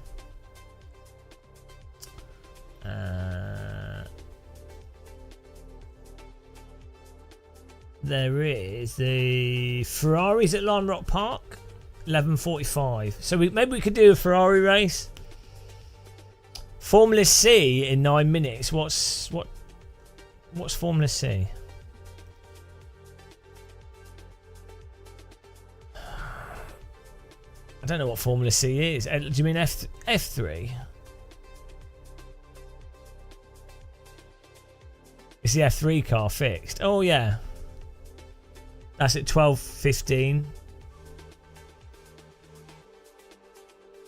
Oh no, Formula C. Oh, it's the open one. I don't have a setup for it. I mean, we could do it with the rookie setup, but I think on Spa we'll get absolutely destroyed without a setup. I'll do hypercar in this. The although it does have GT3 as well, so I'm not. I don't know.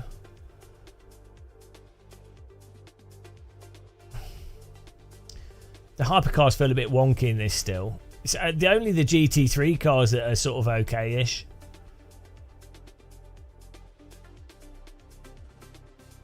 In WEC, have they replaced GTE now with just GT3? Like, what's racing GTE now? Like GTE is used in Le Mans for the Le Mans tracks, but WEC is GT. It's not GTE, is it? It's GT3. Or do they run GTE and GT3?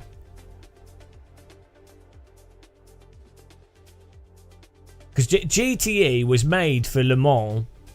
And they're basically GT3 cars with longer gearing, no TC, or no TC but no ABS or something, or no ABS but TC.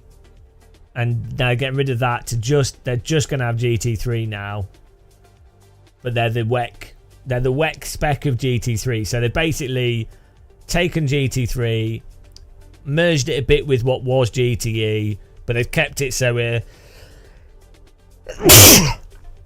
they've kept it so that the teams and the structures and the parts and the supplies and everything can now do WEC stuff without having to get to a whole different platform, I think. I mean, even DTM's GT3 now. GT3, it's like a disease. Everything's GT3. Bloody DTM, WEC. What else is there? There was something else. Like there's the British GT and there's.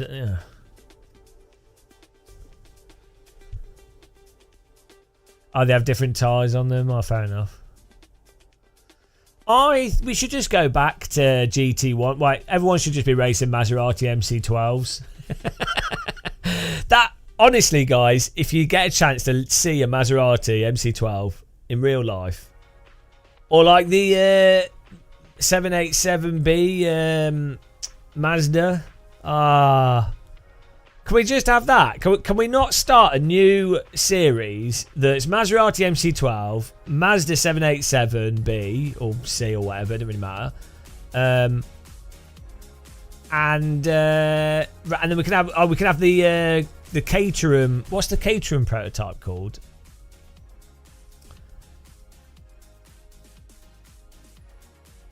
From the 2000s. That's what we need to bring back.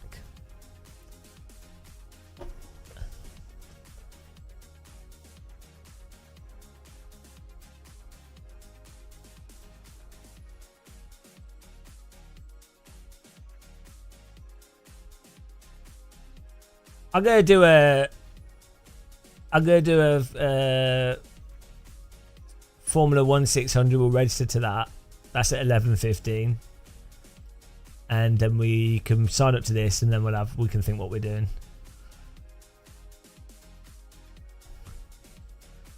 You like driving the GTE yourself? No ABS is interesting. Yeah.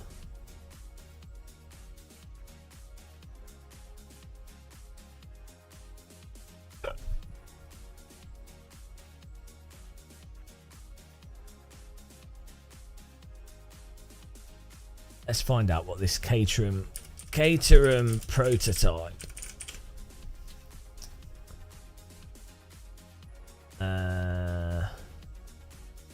2000s. Caterham 7, such a nice car. Oh, here it is. Oh, they've got one on race car. Caterham SP300R. There we go. Oh, it's sold. 89,000. £89,000. I'll put the link in chat. God damn, I was about to buy it. I was just about to buy it and it sold. What a disaster. Can you believe it? I was so close to getting it. See, that is a nice Lola Caterham. So it's made by Lola, not Caterham. That's confusing.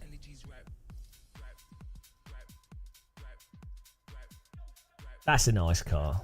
It's like a daddy radical, or a daddical, 2-seater. I wonder how many laps you can get out of the engine before it dies. The engine's 305 horsepower. How heavy is it?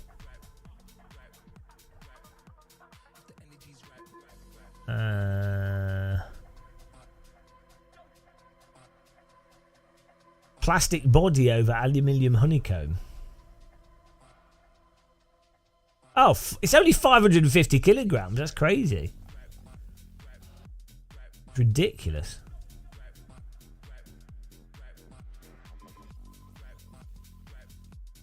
Yeah, I would quite like to drive a Caterham 7 on a racetrack.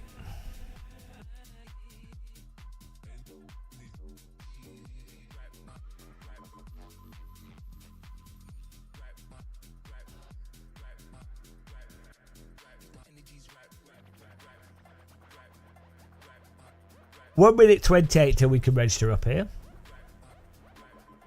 Yeah, as well good in Project Cars. There's some decent...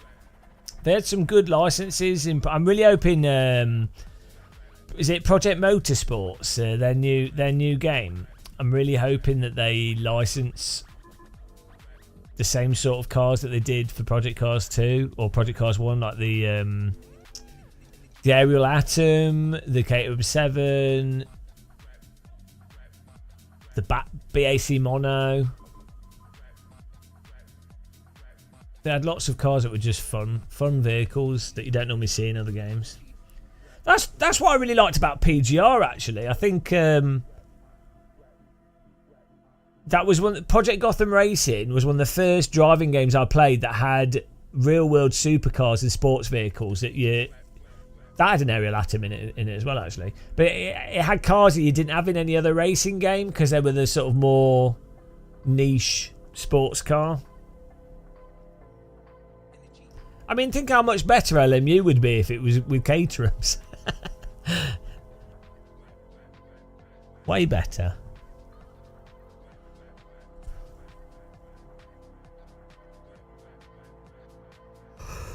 Woo!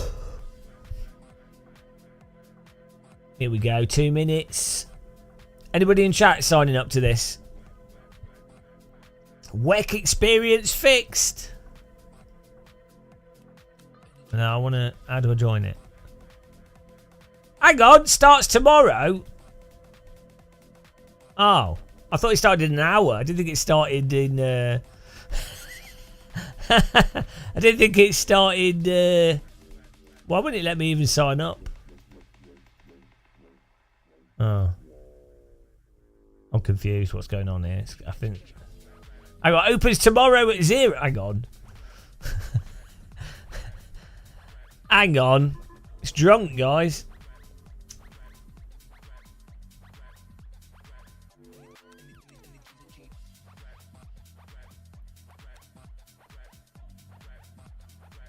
Oh, well that was anticlimactic.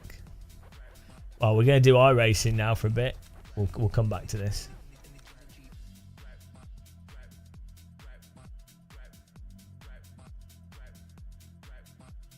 Hang on, that came up on the screen saying foot. Hang on, let's load in again. I think it's messed up. We've got to do our other race, but I think it was just the UI was a bit messed up. Computer says no. Yeah. We're going back. Want you back for good.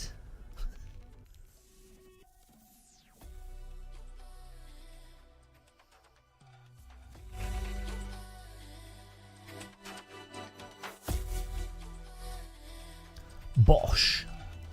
Bish bash bosh.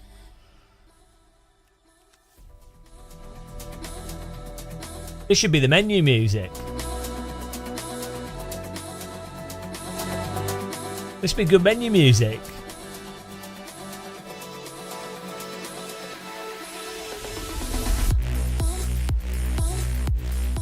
Driving sims need house music for the menu.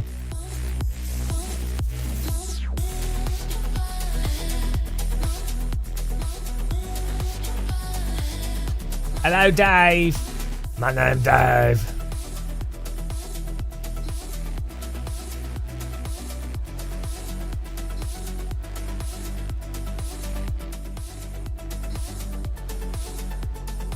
Right, we'll register and see what happens. Event starts in 1.5 hours. Right, we'll see.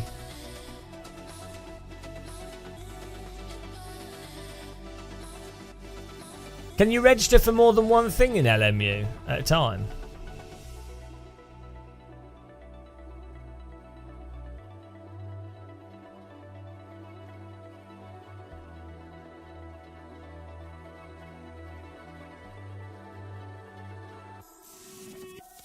I never liked ACC.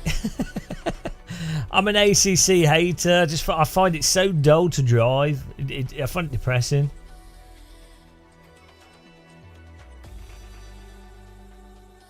Never enjoyed ACC.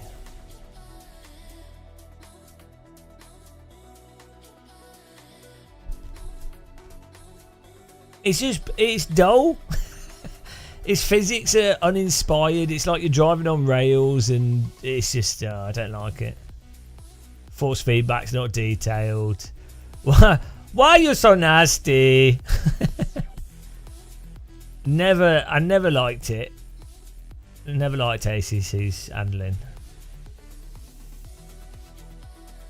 I don't think it's a hot take. Like, quite a few people have the same view. Like, people that are much better at driving than me.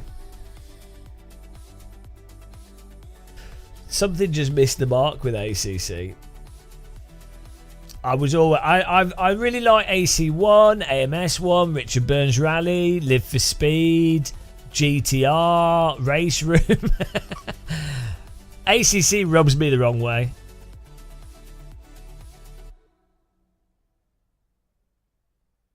It was ACC's like Jeff Cranman's GP. It makes things consistent, but you get the comments. Now playing LMU instead. I think the problem so for me, maybe because I'm quite experienced, unfortunately, at sim racing. I'm not good at sim racing, but I am experienced at sim racing, and it's becomes quite obvious to me when a simulator is more about purely repetition, which is it's a fact of all driving and all simulation.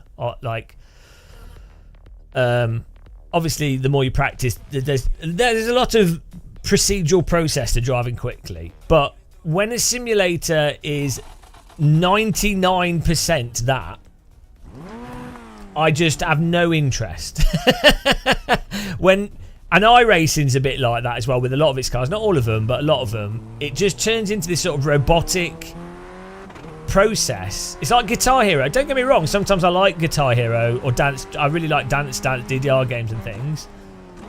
But for me, I really like the part of driving. I personally really enjoy, and I think the game mechanic of driving that I think is really good or compelling is you're predicting a trajectory based off a sort of bit of slip, and then you're adjusting that trajectory in a way that's useful for lap time. So basically, you're doing very small drifts, and it's that the prediction of the trajectory and the execution of that with a little bit of adjustment is the addictive part of driving for me, and the compelling part of driving. And that's just not in iRacing. Well, it's not particularly in iRacing with a lot of cars, and it's even less in ACC. At least in ACC, you can overdrive and catch the car. It's easy to drive, so it's less frustrating than iRacing. But in a sense, it's actually more restrictive. The car is out of control. Tortellini's having a seizure. iRacing's tyres are too peaky. Oh, here we go. iRacing. ACC's tyres are too peaky and the force feedback's too peaky as a result. Bloody disaster. I think we've got a quote from some like amateur race driver that we could play. Maybe someone can play it. Can someone play the quote? There's like some amateur driver out there that's not a fan of ACC. I don't like ACC, but I do like the normal. But that is amazing. So it's probably don't like ACC. Probably one of the one of the or not the best. Hang on, one of the best, if not the best. GT, F1. Who is that? Who is that voice? Who? Why would he think that? Funny that one of the world's greatest drivers would have the same view as me.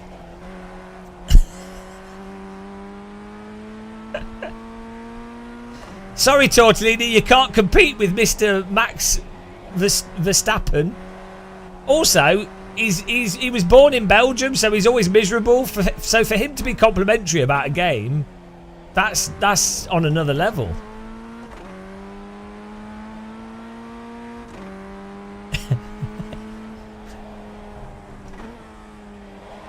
I think GT3 is also a bit rubbish, to be honest. Like, even like a Caterham, Radical SR3, Formula Ford, Vintage Mini, like Aussie V8s. Like, there's so many good cars out there, and we're driving bloody GT3s. I mean, LMP2, to be fair to LMU, LMP2 cars are quite light.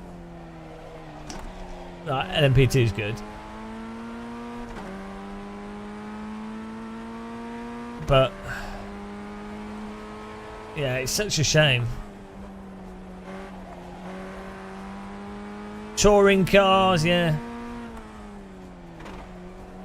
I could probably turn my graphics up in iRacing here. This G-Sync thing seems to be working quite well with this setup.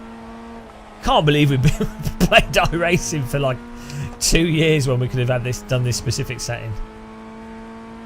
Yeah, no, so GT3 is good because you have like effectively 4 different handling vehicles. Well, at least 4 that can all race in the same thing. And you can have quite large grids. It's quite approachable. It accommodates a range of skill level, and you know it's a bit limited in terms of racecraft because the cars are quite sluggish and have ABS and they're quite big and they're quite heavy. But yeah, you know, it's not a bad. GT3 is not a terrible general all-rounder car, but I would say like a Radical SR3 is actually better. So is a Caterham 7. Actually achieves that better, but you've got the brands as well with GT3 that people like, so I get it, but I'm old, so I've been playing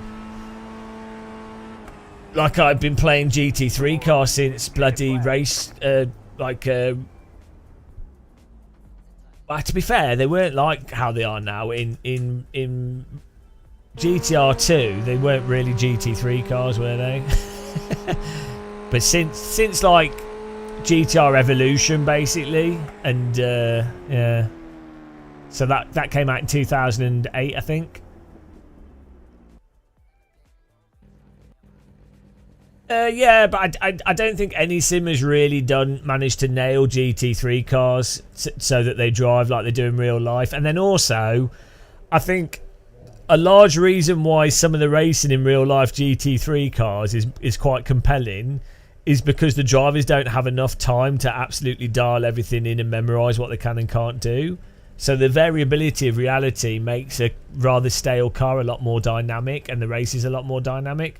To be fair, LMU I think is probably the most dynamic racing you get with GT3 cars because of the netcode and things. But I need to turn this steering wheel off. The estimated SOF is 2,681. Let's take opportunities. Well, I mean, yeah, I mean, I'm not a big fan of Unreal Engine for a whole multitude of reasons, but I mean, Rennsport does. When I was playing it at the event, sponsored events, I don't trust anything I'm saying. I was looking at the trees and stuff in the distance, and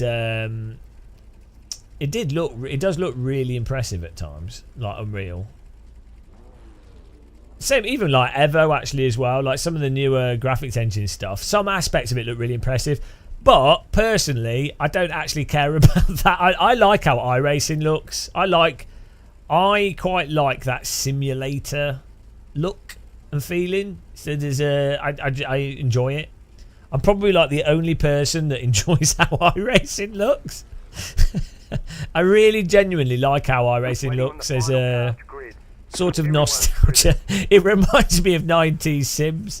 Do you know what I mean? There's a sort of practical cleanliness to it. There's low strain on your eyes. I like that. Green flag.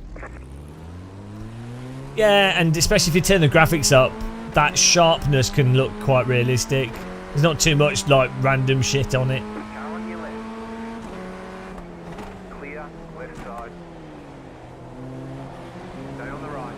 We've got to remember we're playing iRacing here, not R-Factor 2. No contact or we die. Half a metre gap between all the cars or we die. Go right. Car on your left. Go left. Okay. To the right. Keep to the right. Clear on the left. Beautiful. Oh, Race Labs is working. So why wasn't Race Labs working with LMU? Do we need to update it or do we need to do something? Slow car ahead. Go right. Oh, that's nice. Ahead. Thanks for getting off the racing line. Appreciate it. It was nice of him to get out of the way. This car sounds like a dinner tray.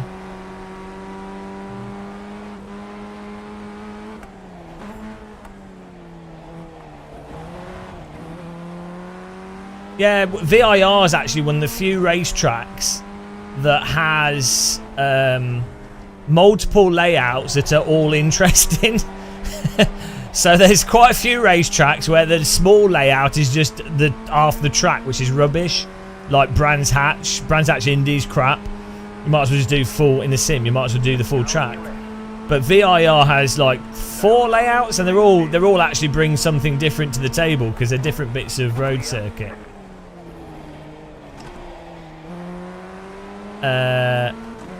Road Atlanta's another crap one. Like the short layout is just rubbish. It just cuts to the right after the downhill S's.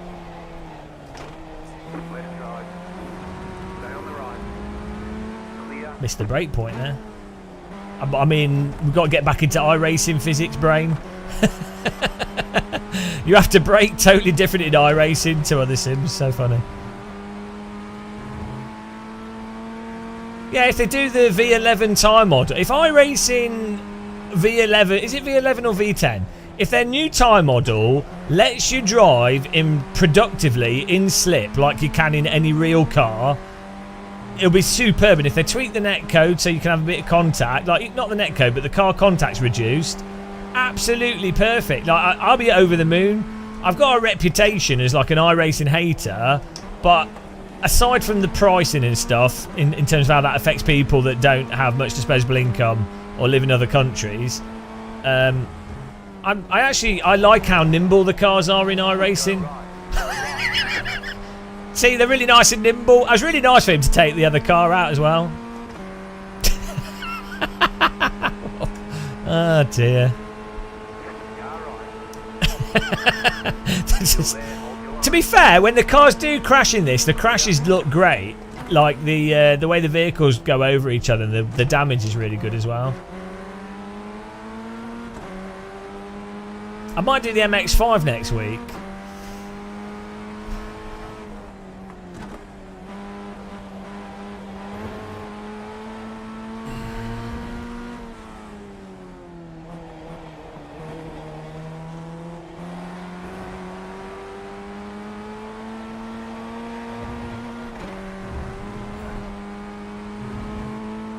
You don't need to use a scaling thing to do.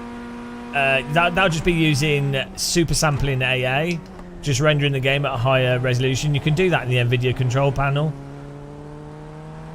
How is F1 experience in iRacing? It's terrible. It's really not good. The F1 cars are a bit weird in many ways. Although the cars that they got, they worked with the same people that are working on the real Formula 1 stuff.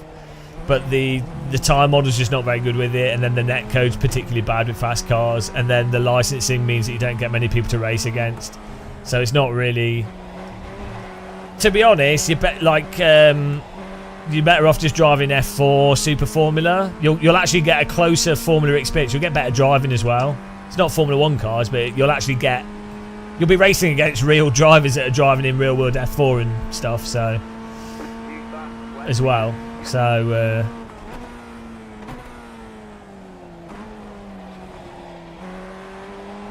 modern F1 cars are really bad to simulate because they're ridiculous vehicles in real life. Like they're really bad cars in real life. I wish like it's such a shame with a lot of things that some stuff isn't public because people are not contractually allowed to say stuff.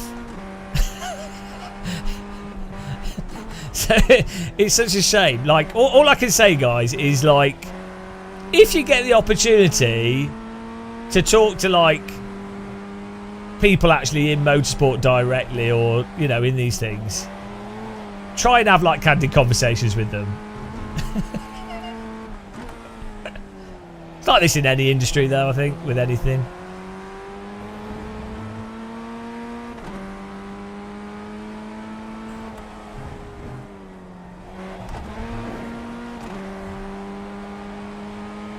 You love this game?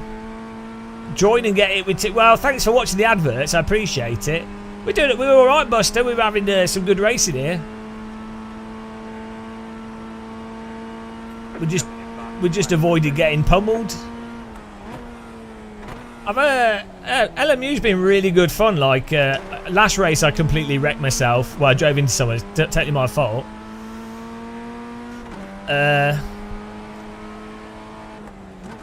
I'm really just enjoying playing LMU. It's not frustrating to drive. It's a fun simulator to play whilst live streaming as well, because it's not so punishing that I have to be.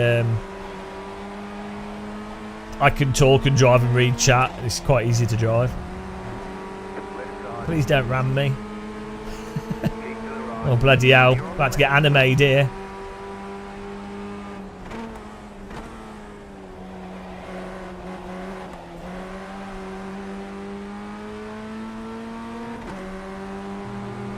So I think Evo will do good Formula cars, hopefully. I think Evo will be good. I think whatever happens with Evo, it'll be a fun game. To be honest, I enjoyed doing the stupid license challenges. I think they're a bit rubbish, but I still enjoyed it. It's like again, I have this weird reputation for being overly critical and miserable, but my threshold for things being good is actually really low. Like, Microsoft Flight Sim is terrible, but I'm really enjoying it. It's awful. Like, it crashes. The mission, there's trees on the runways. The weather's all over the place. Don't make any sense. The physics of some of the vehicles is like really weird. But I'm like, we streamed it for like 8 hours the other day. I really enjoyed it, and it's categorically pretty awful, but I really enjoyed it. So I think you just, for me, I just need you need a bit of gameplay in these titles. That's it. Sims often lack that.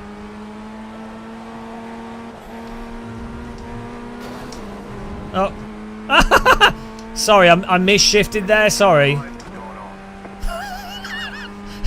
I was slow, and then I misshifted because I didn't lift my foot off the accelerator, and then he just drove into me and died. Reverse winkle. Good takedown. That's how it's done, guys. that was genuinely accidental. Like, it wasn't intentional misshift. If I could do that intentionally, that's well good. Tactics, yeah. Good takedown. Didn't even affect me. I think he was lagging a bit as well.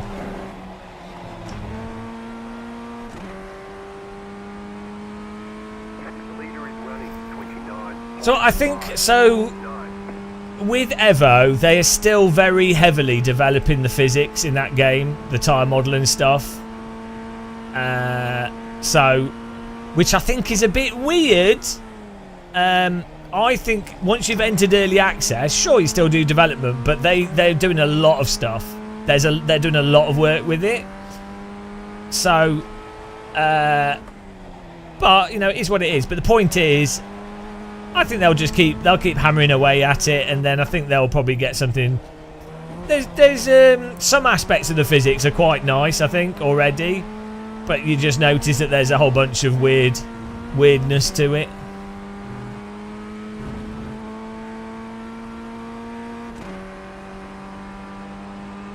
Like, I don't think it has any like proper tyre temperature stuff if you slide, and the way it's very forgiving and then very abrupt. Like it goes from being great to weird.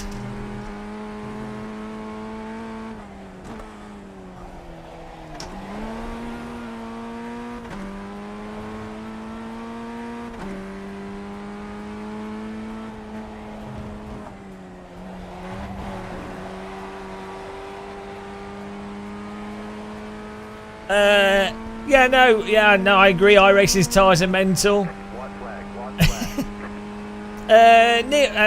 Neil's good. Yeah, no, I chat with Neil's a fair bit, and Neil's Niox. He's a good guy. I enjoy talking to him. He's quite grumpy. But I like chatting with him, and I think I have the similar view on what I like to get from a simulator from a player's perspective of realistic tyres, but feel what's going on. And then obviously because of his esports background, like esports drivers will also be concerned with like the exploitable parts of sims. So you can have a tire model that in many ways is very realistic, but then ends up having quite large exploits at the high level. So one of the good things with iRacing, as bad as its tyres are, as unrealistic as they are, because they basically just drop off if you go over the limit, it actually makes it quite hard to sort of exploit some aspects of the tyres.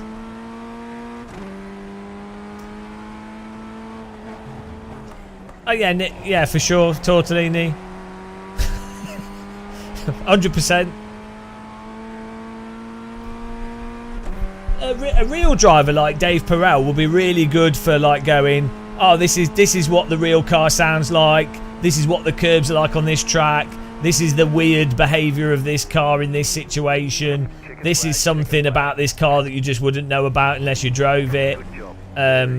This is approachable from a real driver's perspective. You know, that sort of thing where someone that can give direct all the subjective stuff and all the direct feedback from someone that's driven the real car a lot, which an esports driver probably wouldn't pick, like, you know, a developer esports driver wouldn't pick up. Whereas an esports driver like Nails, I don't know how to say his name, or even like you, Tortellini, an esports driver will be able to go, right, I'm driving at pace within like half an hour.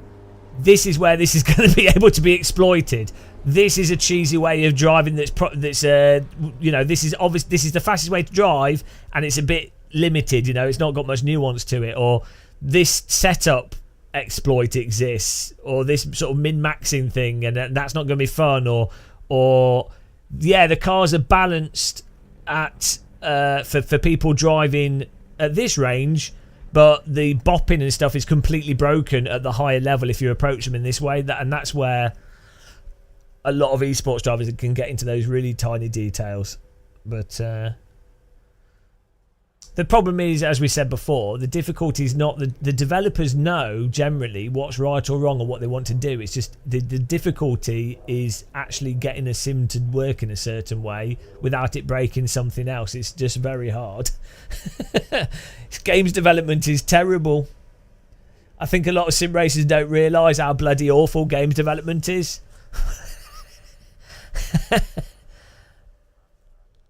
Kunos are super rich. Well, I don't think they are actually. So Kunos are owned by 505, which is a publisher, Bros Incorporated, and they had a few flops that didn't make too much money. So they might be all right as a publisher, but they have shareholders and expectations of a certain like normally it's sort of like, what is it, 7% growth year on year or something, I don't know. So I don't think 505 had a bunch of games that weren't that successful. So I think like Marco's very wealthy. I'm sure the owners like Stefano and that they sold Kunos to 505, so they would have got money from that. So they've done all right financially. But Kunos, which is now 505, isn't necessarily that wealthy. It might not be. I'm just saying, you know. Bedlam, you've been in the game. Condolences. 1996. What were you working on in 1996? You've been like doing N64 and PlayStation 1 titles. Oh, do you work for SCI? Do you still work for SCI?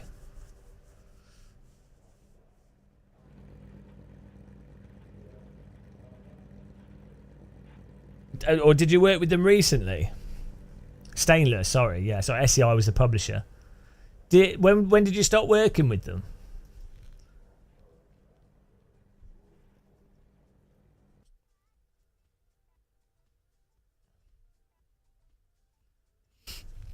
Do you know someone called Phil? A programmer. Wade's working in IT software. Having an opinion on game development is like being a lube tech? I mean, it would depend on the type of games and projects. We signed up to something that was at 12:30, or when can we got another 15 minutes, so we can probably do something else here. That was a fun race. Hang on.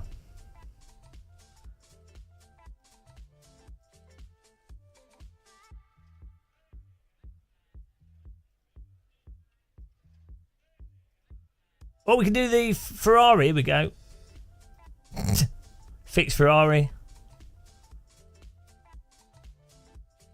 Oh, I know some people that worked at Criterion. One of the lecturers at the university I went to worked for Criterion, and then I did some web game stuff. And one of the guys I worked with he worked for Criterion for a bit as well. Yeah, it might have been Rob. He was into all the Egyptian stuff. He was one of the lecturers at uni, the university I went to. Can't remember. What was his surname? Yeah. See? Games industry, guys, it's tiny. He was actually really good because he would just say stuff like things that most people wouldn't say.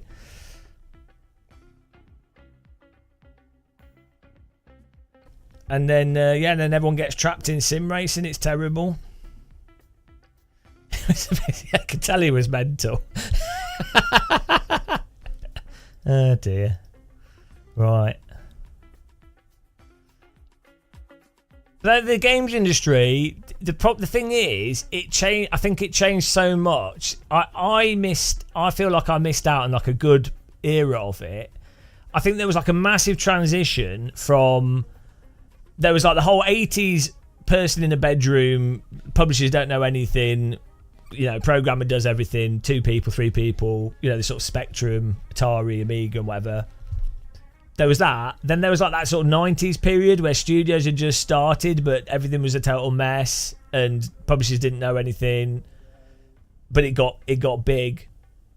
There's been chunks of the games industry where things have like massively changed in terms of the whole culture around it, how companies operate, how it's structured, how like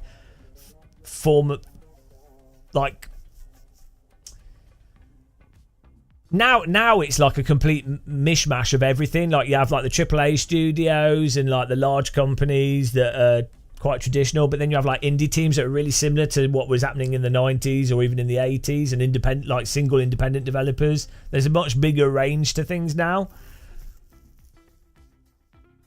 The uni courses happened and it turned to shit. Exactly. Well, the joke with the uni stuff for games development, the problem is that how many jobs are there? And also, you can't. Okay, you can train people in the base. Like, so now actually, I think it makes sense because you can train people like all the sort of 3D modeling and all the processes, like the basic. Like you could, there's different parts of programming you could train. Like, there's ways to like work into a sort of structured larger company where you can go, oh, here's a degree, here's a bunch of things you can do that get you up to a certain level, and you can fit into a larger company. So it's probably not so bad now, but like when I did the game stuff, there would be like so out of what, like 200-300 programmers doing IT stuff, there'd be like 6 that could get a job, maybe like 10 that could get a job in the games industry, because most of them didn't have the basic communication skills. Most of them were like just completely out there, and most of them just weren't very good. And then all the ones that were good would be people that didn't even need to go to university because they would be self-trained. And if you're going to be a games programmer, you would have to be self-trained because of all the random shit that you just couldn't fit into a course. And then same with the art stuff. It's like, why would you don't need to go to university for that? So, oh yeah, it's weird. it became profitable. Well, not all, game industry didn't become profitable for everyone. Thanks for subscribing. There's a big problem now. There's a massive problem now in the games industry in the success is hard to be. So I went to Gamescom last year and was talking to quite a few indie devs that they're clearly like people that knew what they were doing. And the problem now is you can make a really good game, you can do everything right, you can manage a team really well, you can have funding, it can all be like done perfectly, way better than how a lot of games companies were run, and the projects were, and the actual project was way better than how it used to be. You can do everything perfectly, and yet you still can't get the sales or stand out over some guy that's just done a random game about digging a hole in a garden or Goat Simulator or Flappy Bird or something, or like or some like really egregious exploitative game that's just ripping off children.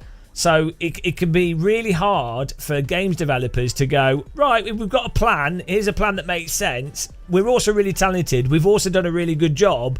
Oh, it didn't work out.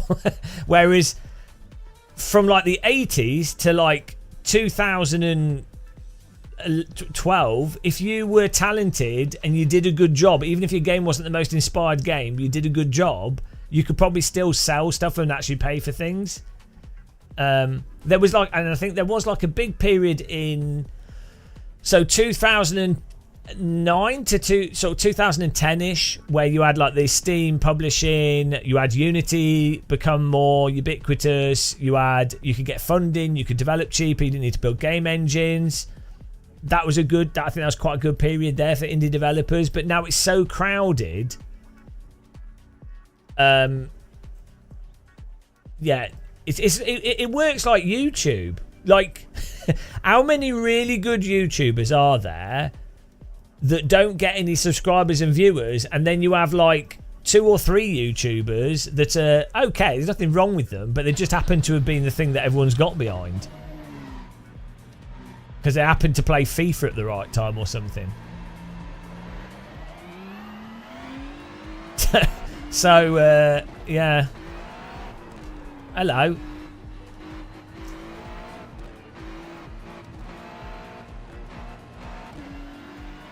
No, it's alright. All the drones will be AI. They'll all be AI drones. It's fine. I played Half-Life 2, so I'm well trained. I've got a crowbar. I'm pretty nifty with a crowbar. You have to make sure you hit the back of the drone so the explosives don't go off in your face. That's the key.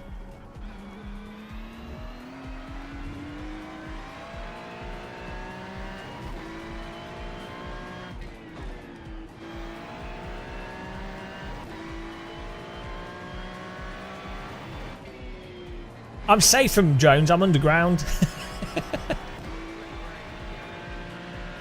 Will we ever get Half-Life 3? Oh, I don't know. There's yeah, we'll have to wait and see. We'll have to see what comes out towards the end of this year. It's gonna be interesting.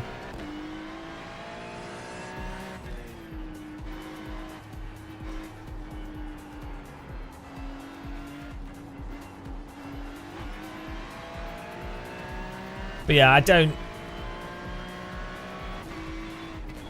I have a couple of people that want to do like games projects with me, and I'm like, like I've done enough. I've done very little game stuff, and I was terrible at it, and that was enough for me to go, hang on a minute, YouTube and live streaming is a lot better. Talking bollocks on the internet and being stupid is a lot easier. I think I'll stick to doing that. When I get cancelled from this, then we'll go back to doing the hell that is game development.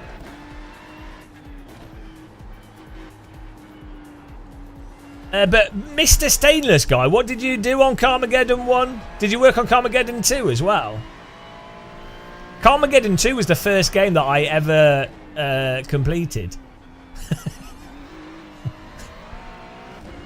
I just want to be able to I'm gonna like my childhood memories of pain and suffering. I can now attribute directly to an individual, like the city level, jumping from building to building, or the airport level, trying to get into the control tower. Like I need someone to blame for those traumatic childhood memories.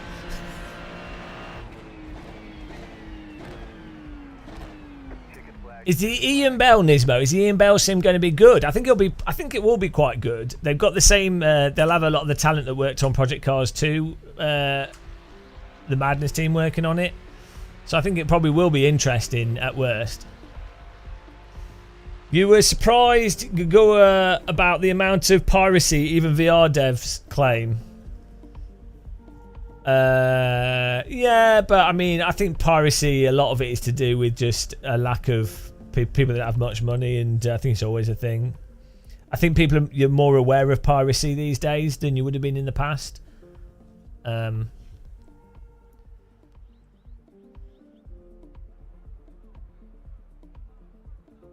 It's just different.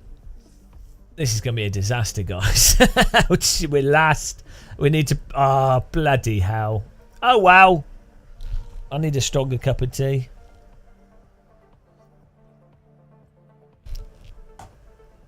It's only a 15-minute race.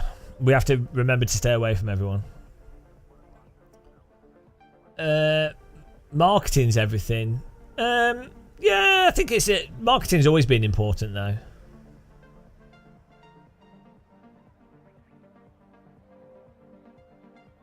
Dave, you're fascinated by how Ian Bell will work on farming. Well, so as you know, the guys that programmed Madness Engine's graphics engine, I think they're working on the new game, and they are obviously geniuses. So basically, you have to think of like games engines. You can obviously they're gonna. Part of, I'd imagine, the publisher deal they had with the Farm Sim engine is that their graphics programmer will probably fork the engine or do something with it and then build on top of that foundation.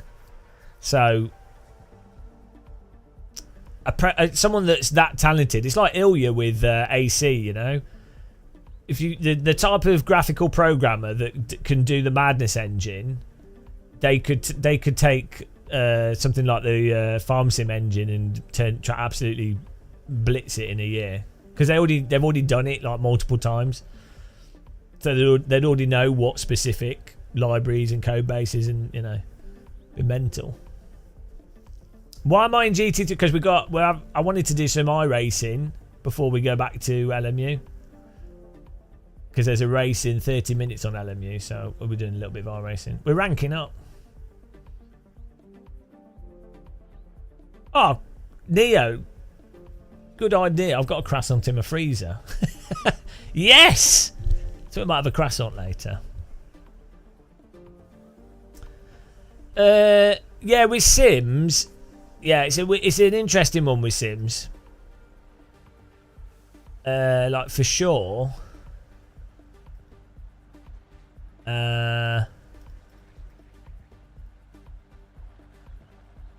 If you build a good solid simulator, because it's such a small niche, you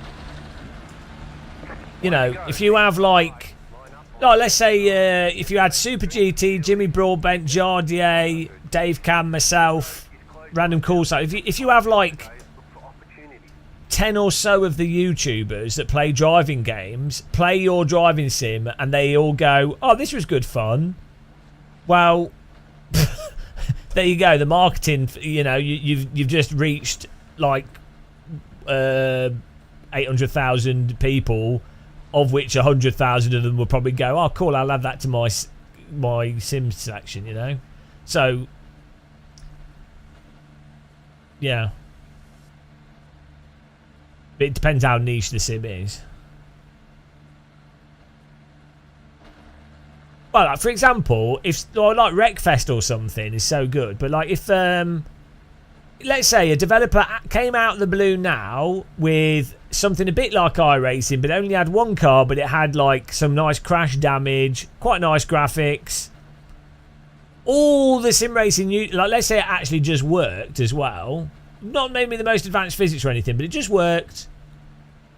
all the sim racing YouTubers would cover it immediately, and they'd all be like, "Oh, this is quite cool." So within smaller niches, with certain focused things, games can actually spread very quickly. But I think there's some niches that there's so much competition that it's hard for things to like gain traction. Also, the threshold for what makes people excited about a game is quite high now, so it's quite hard for a developer to have a product at a level that would get people to be like, "Oh, that's really quite good."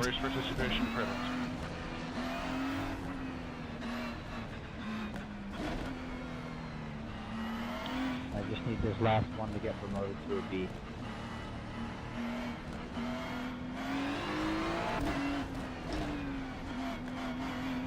BeamNG's good. That hopefully, actually, yeah, I'm going to say that. I think they're doing a good job, and I think they're going to keep doing stuff. It's good. I think they could do if they could make it more streamlined for single player. I think that would be really good. And if they could release BeamNG on console, but that would be even better. But actually, I was testing it on the Steam Deck the other day, and it runs really well on the Steam Deck. It's really good fun, actually. I might live stream playing through some of the single player. It's good. I think Jimmy Breadtin has done quite a bit of streaming of that, which is quite good. It's entertaining to play. It's just fun. It's got lots of fun, stupid stuff to do in it. Good game. It's just a bit of a confusing user interface. It's a weird one. So it's a very weird. Yeah, really good. It's really good with a control. I'd actually say it plays better with a controller than a wheel, because you don't notice some of the actual physics issues with a wheel.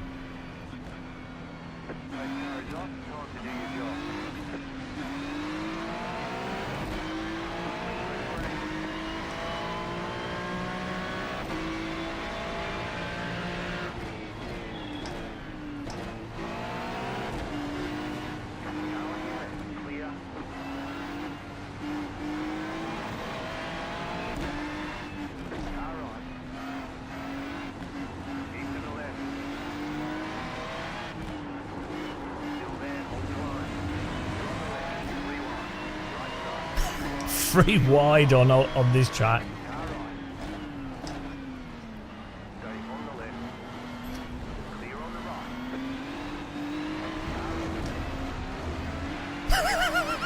What is this? Absolute bedlam. Can't believe I'm still alive. This is crazy.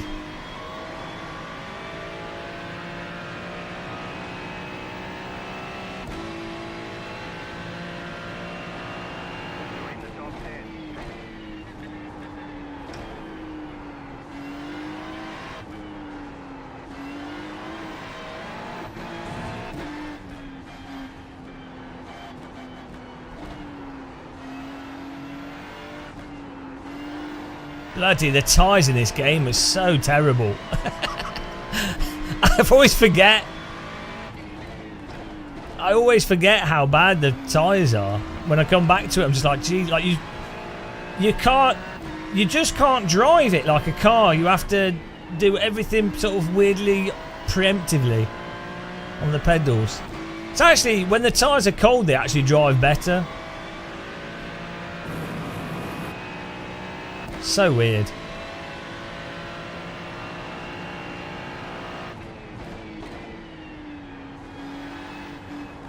Because when the tyres are cold, they have more of a gradual slip behaviour, right? Whereas when they get warm, they're more peaky, but then that causes the contact flash heating, so that when you then try to drive the warm tyres at the limit, they flash heat, and then you get stuck over the limit. So weirdly, they've managed to somehow make it that the cold tyres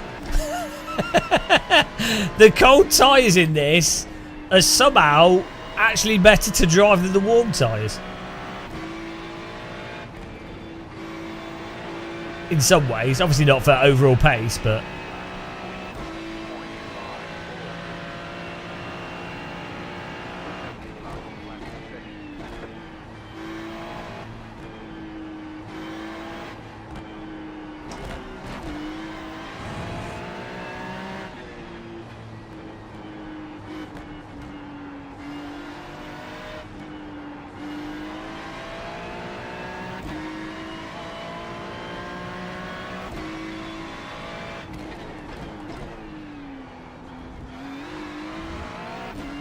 Whoa!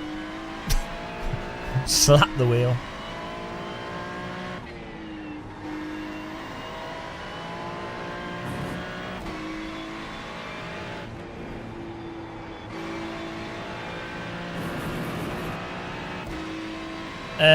Well, the GTs are totally messed up in LMU.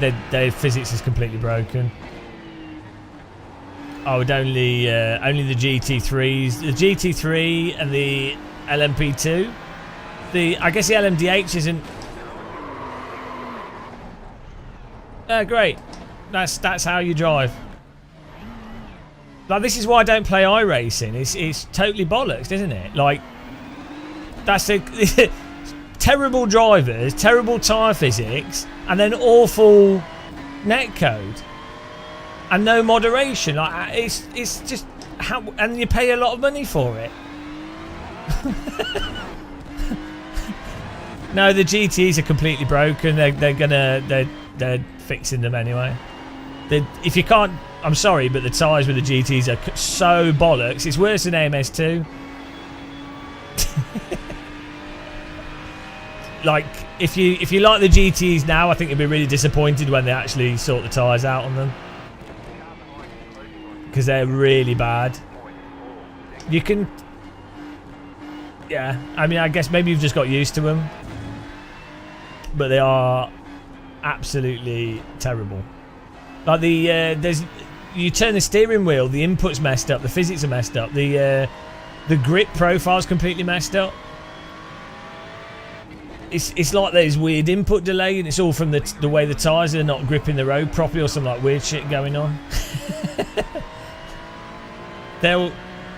You instantly notice it if you go from the GTE to the GT3 cars in LMU. You'll see like you know.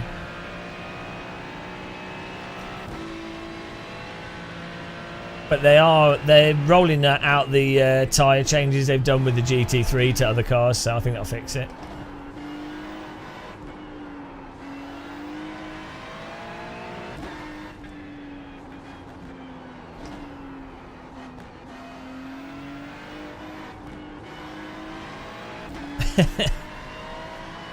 No, well, so GTE cars, I prefer GTE to GT3. They had some they had some GTE cars in R Factor 2 that were quite good. Jeez, you've been holding everybody up the whole race, and then you just take me out.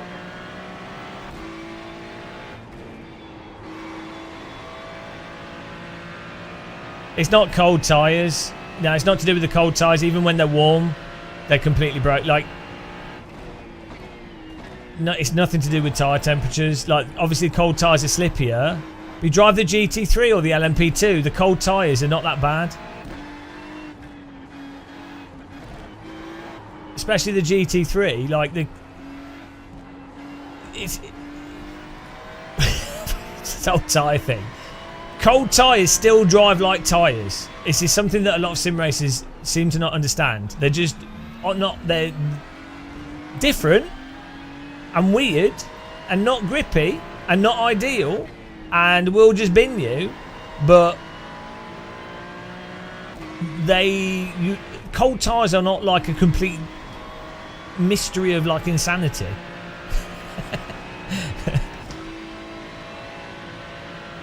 The sim racers need to stop the cold tyre excuse. Also, when the tyres are warm with the GTs in LMU, they're still terrible. So.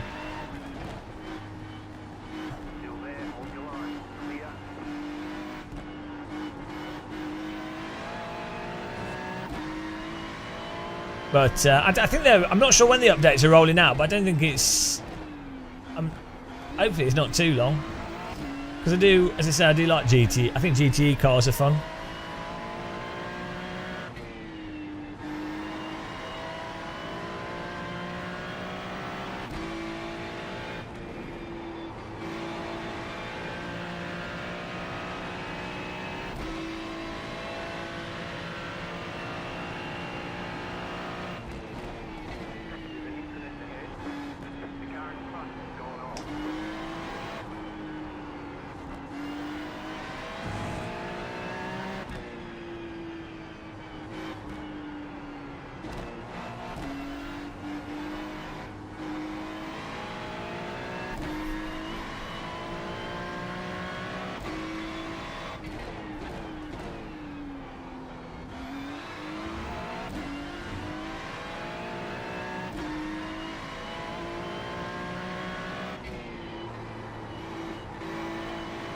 Rennsport's not an embezzlement scheme.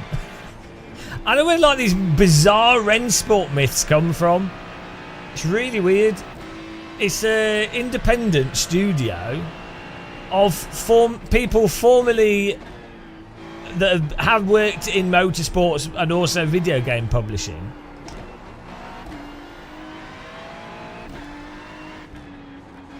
They're just crazy Germans. I don't know, like the narratives around Rennsport are bizarre. I think maybe like Americans and British people just don't understand crazy Germans. In fairness, crazy German stuff is a bit weird, like Schlager or like festivals and stuff. So, you know, it's a bit difficult to understand unless you spend a bit of time in Germany. Like German drinking culture, it's a bit hard to understand.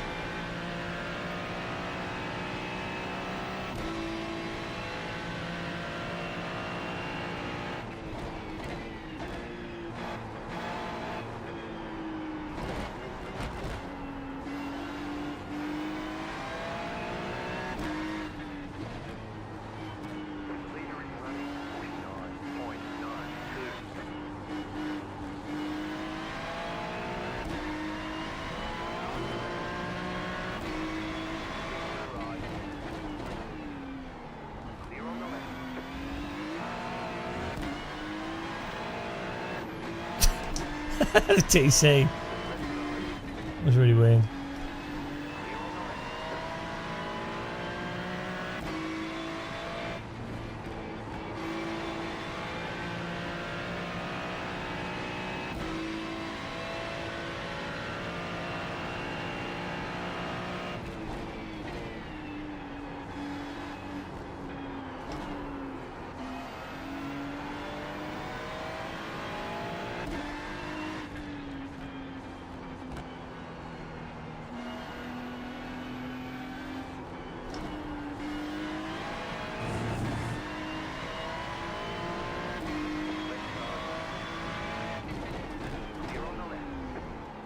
Oh, nailed it.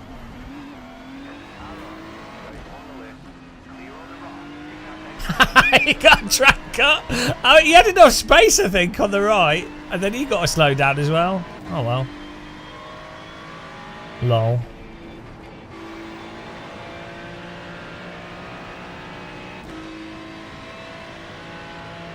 Well, it was, yeah, it was a great rejoin. Oh, okay. Why? Oh, this game, this is just shit. Compared to LMU, it's so bad. iRacing's alright with Formula cars, but... Please get out of the way, I'm coming. This is bollocks. Let's just quit this. This is terrible. It's so bad. Such a bad game with these cars. It's alright. The Formula car's alright, actually, but... Like, look at this earlier stuff. Right. Christian, you're a lap car, man. Please get out of the way. Right, look at this. This is what wrecked us. Yeah, thanks guys for letting us go.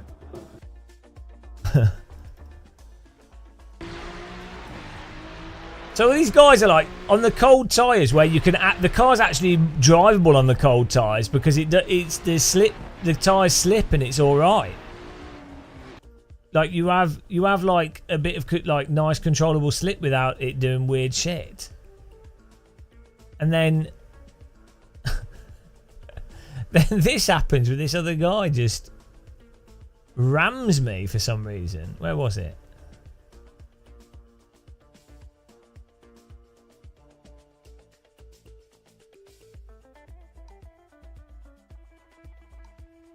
Yeah, it's not even a corner. Like, what is he doing?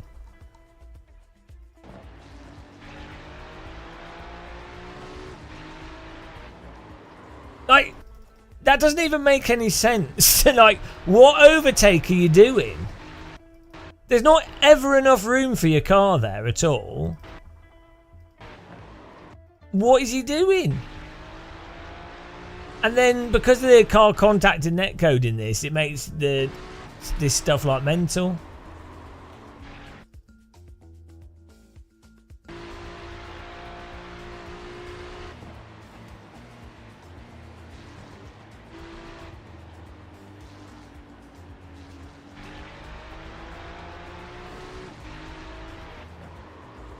Yeah, just the GT3. Hopefully they get the new tyre model, fixes the physics on these cars. Terrible. Right, let's do LMU. Stick to the Formula cars in iRacing. The F4 car's quite fun, I think, in iRacing. The Formula Ford.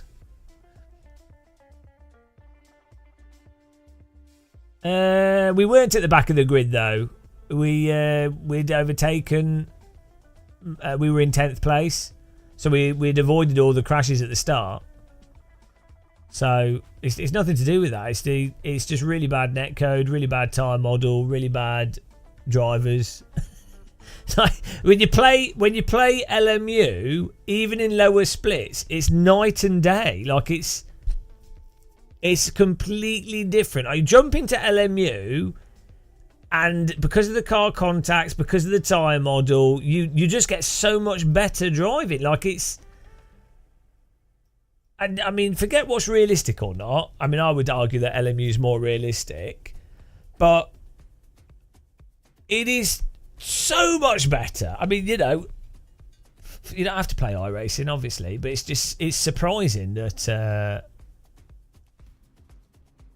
yeah, it's just surprising. Right. Praise the LMU.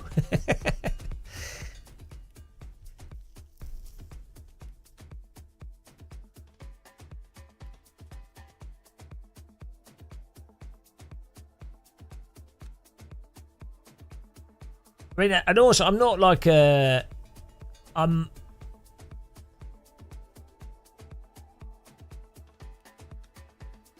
I'm more of a AC fan. I'm not the biggest fan of the physics in LMU. I don't mind it, but I'm much more of a fan of AC 1.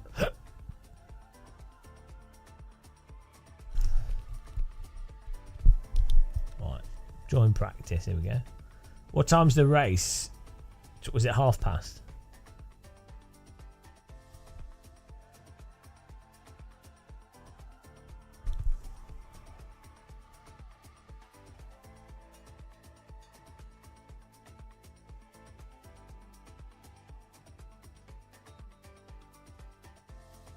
Yeah, I think I do enjoy the Formula car. Like, so I enjoy when F4's at a good track. I find it quite fun, and the Formula Ford at a good track's quite good fun.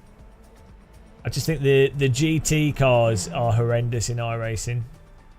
The track models are nice in iRacing. I like the graphics. I actually prefer the sound in iRacing to LMU. In some ways, the frustrating aspects of iRacing actually make it a bit more tense and a bit more exciting to drive. In some ways, you know what I mean? Like the fact that your car could just explode kind of keeps you on your toes a bit.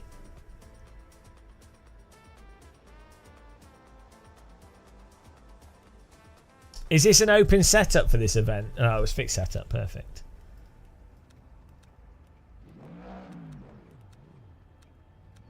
Right, I need to grab something to eat quickly as well before this starts. We'll do a quick lap to make sure our controls work.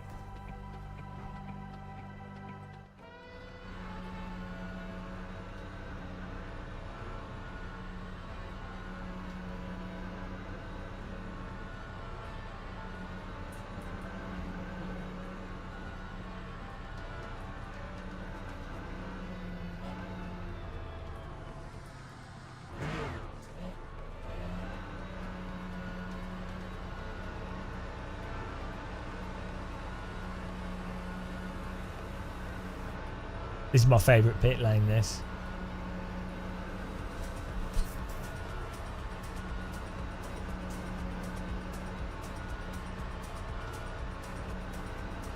But yeah, I mean, I do wonder how much LMU will impact iRacing, because from a cost perspective, so the driving is better in LMU, the physics are better, the netcode's better, it's got less tracks and cars, and doesn't have the big events. But for most people, hello Cat Debate, for most people, they don't care, do they? They're like, most sim racers are not pro at all the tracks and things. So they would just be like, oh, nice, it's got Spa, it's got GT3 cars. There's like 7 or 8 tracks, so that's like enough variation that you don't, like every week you're on one track, so it cycles around. So at the end of the week, you're a bit bored of a track, but then it goes to a new one. So, for a lot of people, that's probably enough, right? Like, they don't... Sure, people like the different tracks and things in iRacing, but...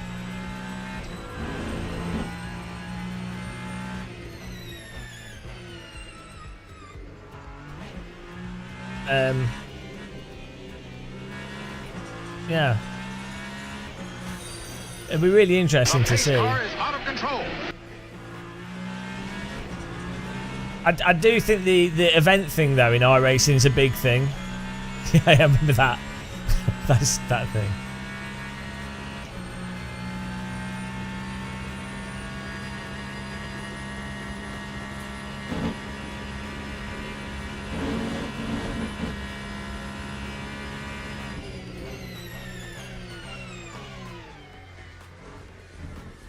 I mean, this car has really bad force feedback as well, so I think it's just the GT3 cars at the moment that are sort of passable. Oh yeah, my webcam's dead. The webcam died. Don't know why. That's weird. Hang on. There you go. Must have accidentally pushed the button.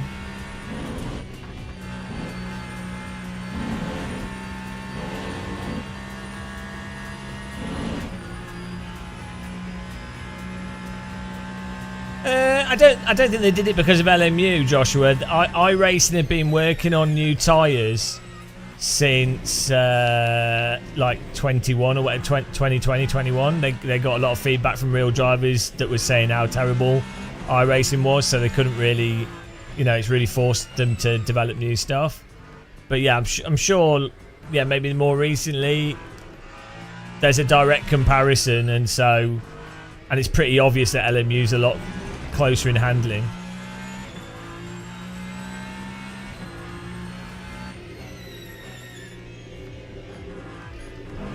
You don't feel anything. Well, what wheel are you using? So the hypercars have higher speed, so you'll get stronger force feedback, but there's less detail in them. But that's just because they're downforce and high speed. At low speed, there's less detail. So that's probably to do with wheel strength stuff.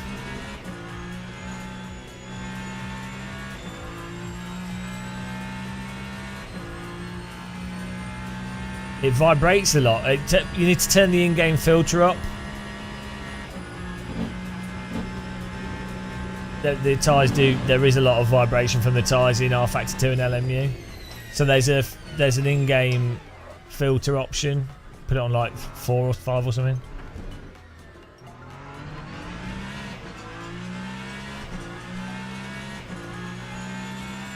That time was a 2:07.98.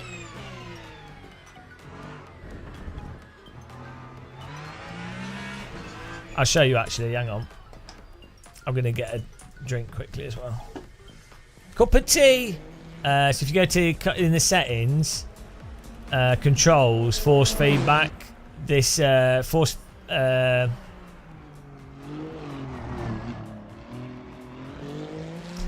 feedback smoothing, set it to like 5 or something, or the more you set this, the more it will get rid of like certain bumps and vibrations. And if you're using a Moser wheel,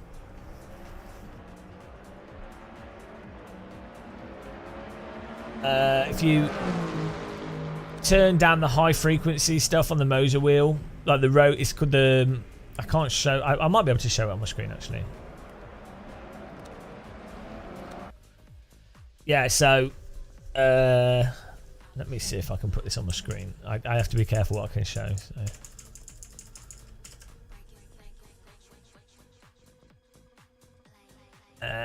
Here we go.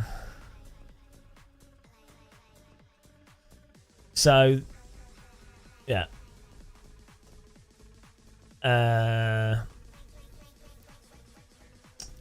You can click 7 here on this, and the force feedback equalizer. This will filter out. So this is all high frequency stuff, like over the top vibrations. Stuff like the grip coming and going will be like down near like 10-15 hertz, but stuff like vibrations are normally at like 25 to 60 hertz. So this just EQs this automatically. You just put it on like 6 or 7, it'll be fine, and that'll make it smoother.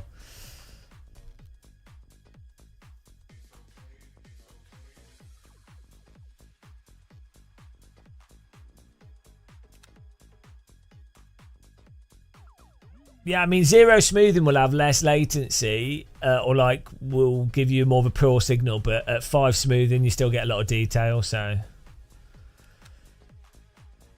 I don't know why R Factor 2 is so like raw with those things. It's weird, but it's just how it is.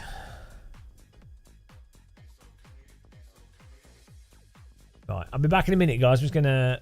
This says it starts in 18 minutes. Is that right? Yeah. Well, I'm just gonna get a cup of tea. Yeah, it depends. So 8 smoothing will probably get rid of all of the graininess and also help with flat spots. But also the Sim Magic is a tiny bit more sensitive as a wheelbase than the Moser R12 and R9.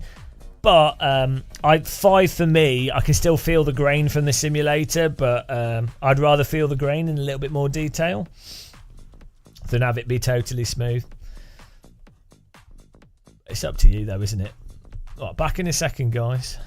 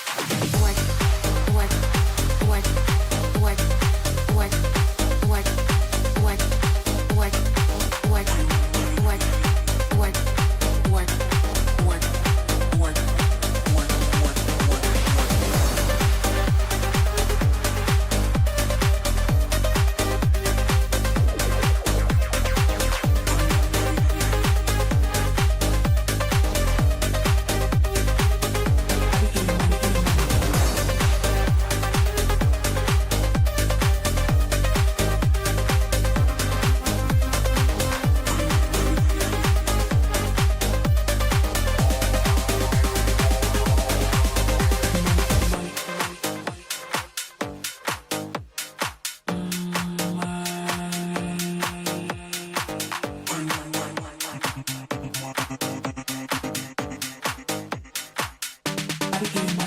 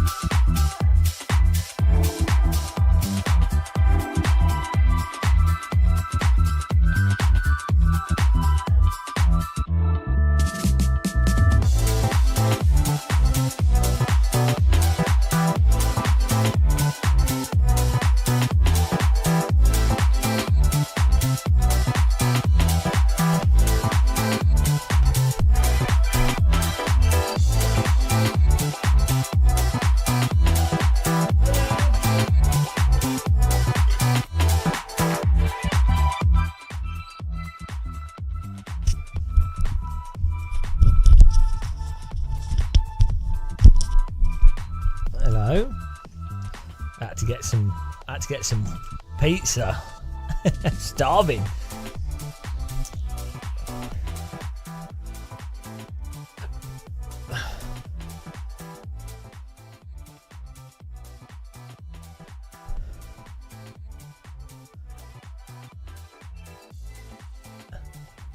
Oh, hello.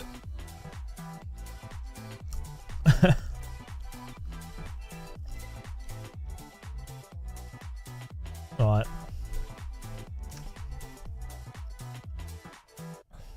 How's everyone doing here? Way past everyone's bedtime.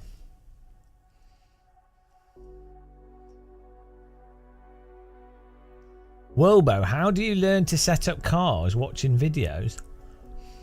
I think the best way to learn to set up cars is, first of all, you have to get to a level of sim racing where you can drive consistently. So you probably need quite a lot of sim racing before you even really get into setups properly. But so you need to be able to drive within like a tenth or two every single lap. Because if you can't do that, if you can't drive consistently, you can't really understand how the setup affected the car. There is some basic stuff to be aware of. So like, that are good regardless. So the really basic stuff would be like the gearing of a car, so that the top speed of the car is the right top speed for the track. So when you're going down the straight, you're not on the, you've got some engine power. Diff, how a diff works is useful to know.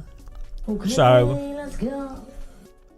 a more open diff means that the car will rotate more easily into a corner and on braking.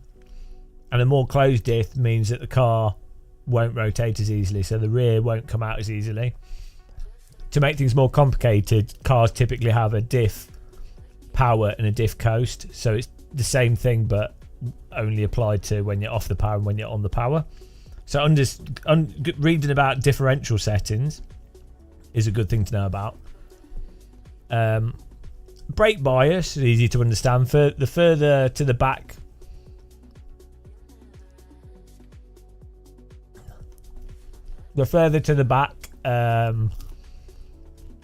the more the car will oversteer on braking. Further to the front, the more it'll understeer on braking.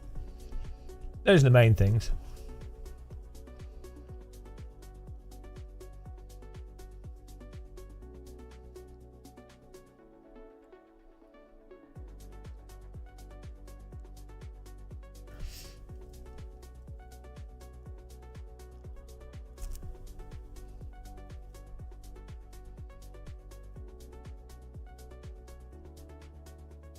But when it comes to setups for like raw pace, you really have to be at a skill level.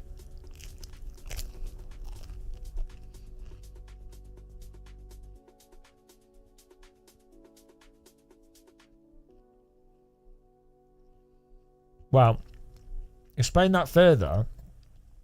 If you've got a car that, so let's say it's got diff coast and diff power.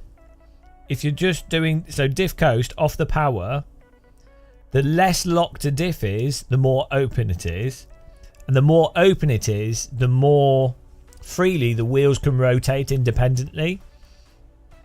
So the advantage is that when you're coming into a corner, the more open it is, the more when you lift off the gas, the easier it is for the back of the car to start rolling around. Or when you get on the brake, the easier it is for the back of the car to want to come around.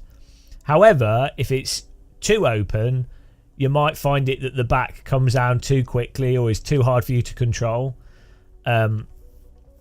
So closing the diff will mean that the rear doesn't come around as much.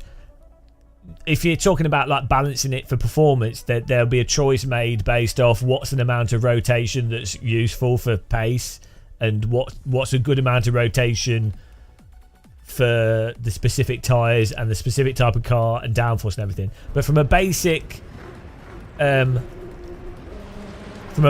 driving perspective, it's good to know that if you're going into a corner and you keep losing, the back of the car seems really loose and it's really hard to drive, you can know that, I will close the diff, the diff coast. I will have it less open, and that'll make the back of the car more stable.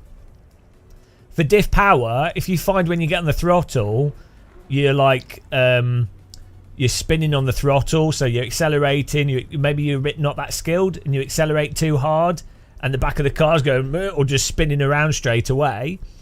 You could open the diff power. You could open or make it less strong, and what will happen is when you get on the power, if you get on the power really hard, the wheels will rotate independently, and it will actually make it harder for the rear of the car to spin around, or harder for both tires to rotate at the same time, causing oversteer. So if you've got a car like, this is more the case with older cars, like the older GT cars. If you're really struggling to like get on the power without the back going crazy, opening the diff power or making the diff power less locked will make it easier to drive on the throttle.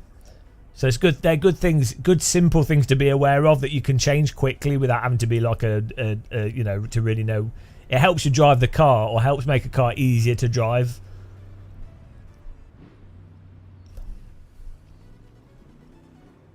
So they're good. They're good basic setup things to know.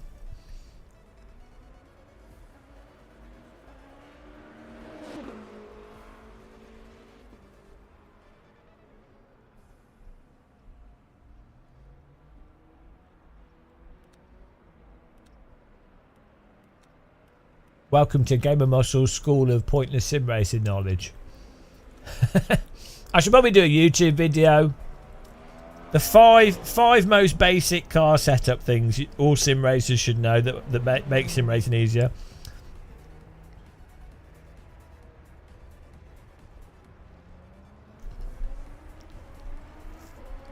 Well, I would just drive fixed setup races, to be honest, unless you're able to drive lap on lap within like a 10th of lap time. Just drive fixed setups, and then what you might do is change the brake bias forwards and backwards.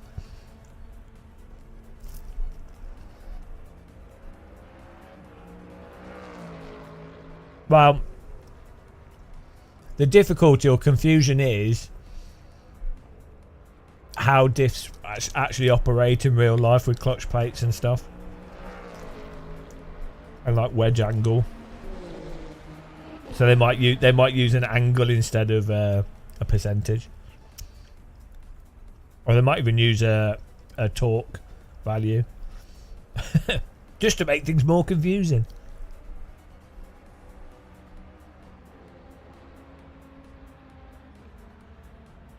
But I would say, yeah, get fixed setups, or it's good to use a setup that's an okay setup that you've got from like a decent place, and then you could fiddle with it and see what happens.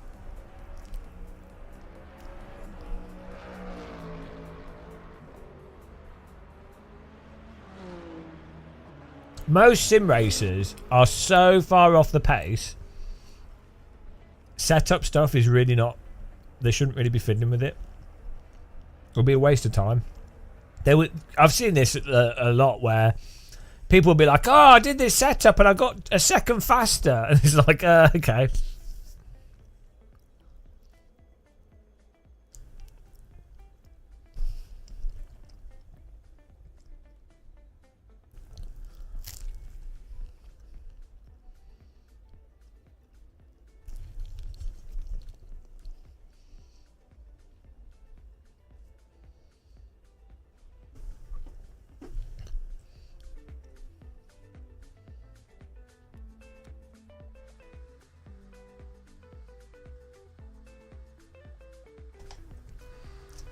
I mean, yeah, you could.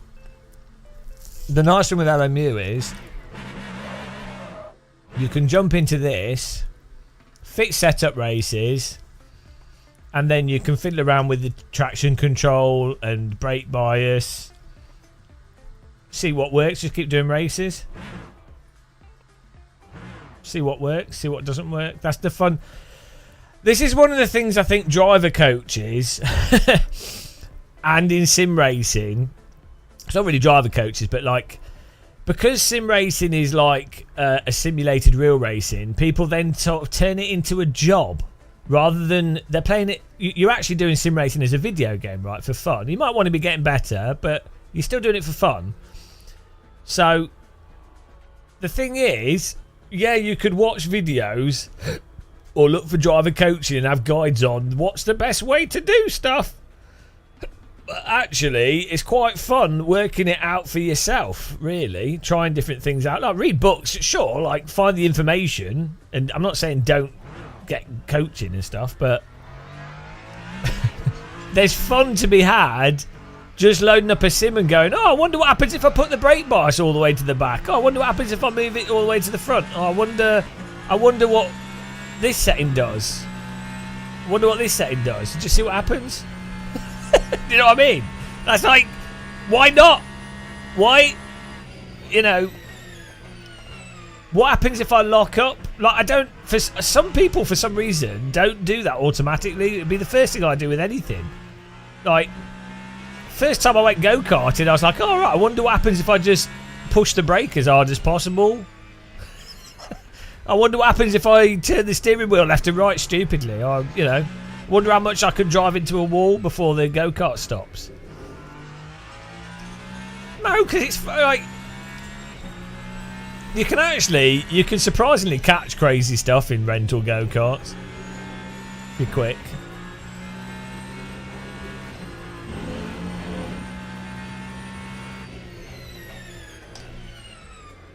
I mean, yeah, when I first went skiing, I was like, oh, I wonder how quickly I can stop. Wonder what happens when you ski on ice. Oh, that's not good. Skiing on ice is the worst, especially when you don't expect it and you're going down a hill. Oh, can't turn anymore. Even worse on cross-country skis. Because your feet aren't attached to them. Well, actually, new cross-country skis, I think they are. I broke my back sledging down a grass hill. I've got it on video. I still need to find the video and upload it as a GIF. Fortunately, you guys can watch me breaking my spine. In filmed on VHS.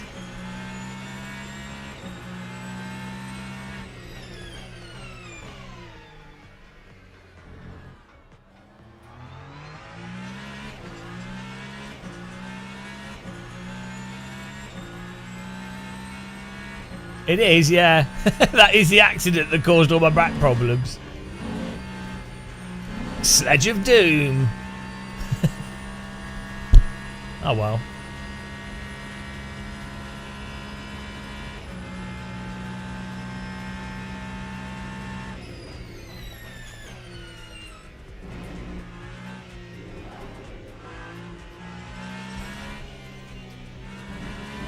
I was lucky I didn't end up paralysed, so it could have been worse.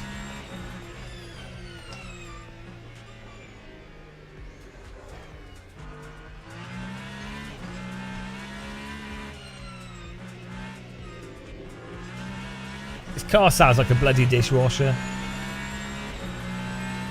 It's not 1:30 AM.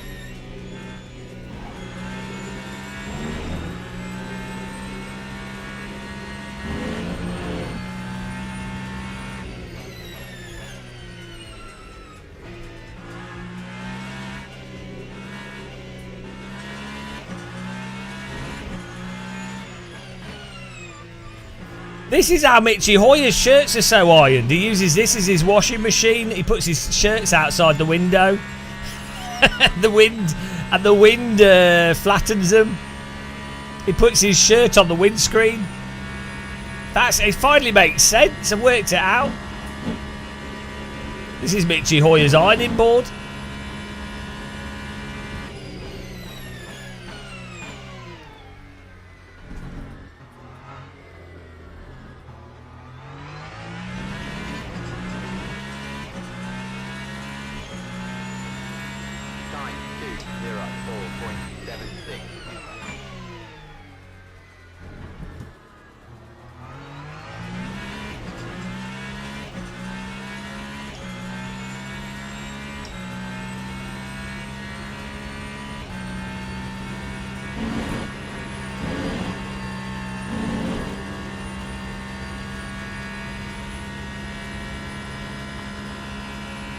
Just shout at their clothes.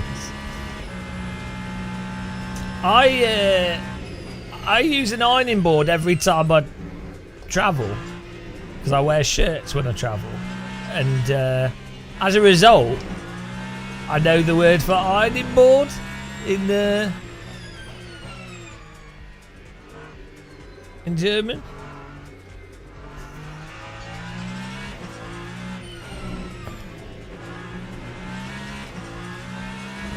Bügeleisen! Something like that.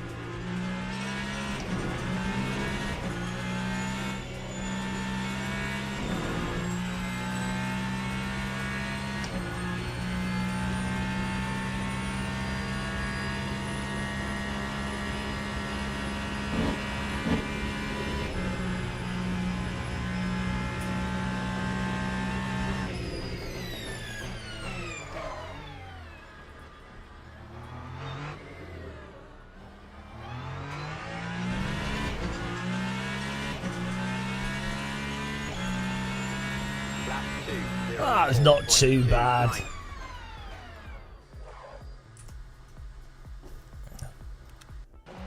Oh, how long is this race? 40 minutes. Tyres. Car setup. Full fuel. Full fuel. Just going to tweak some settings here because a bit.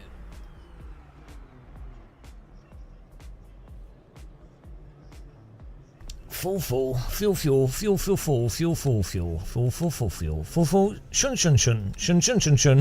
shun. There we go, full fuel.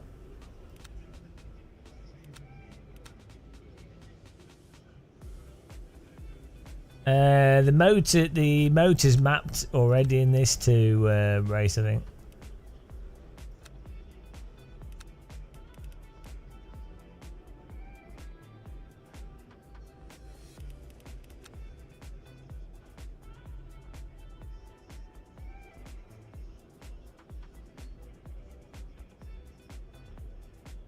We could.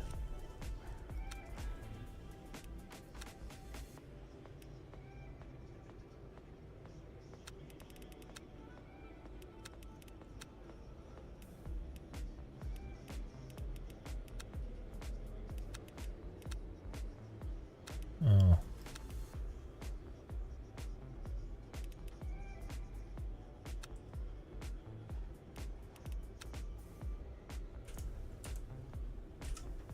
Oh.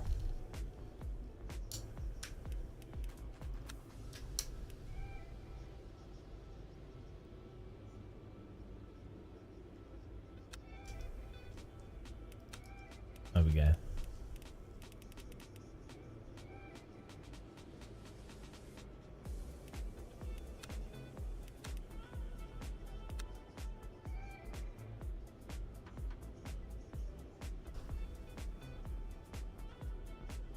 At the beginning, full braking power. No, we're fine. We're fine. We're just.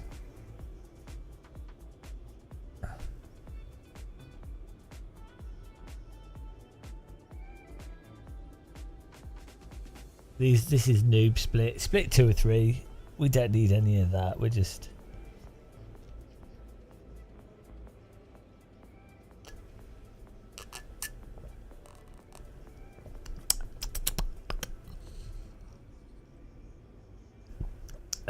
Yeah, well, I'm not actually running 900 degrees of rotation.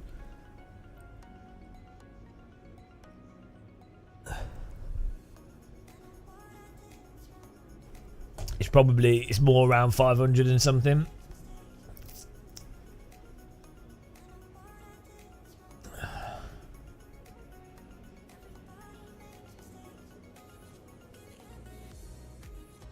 All right, Bedlam, have a good night.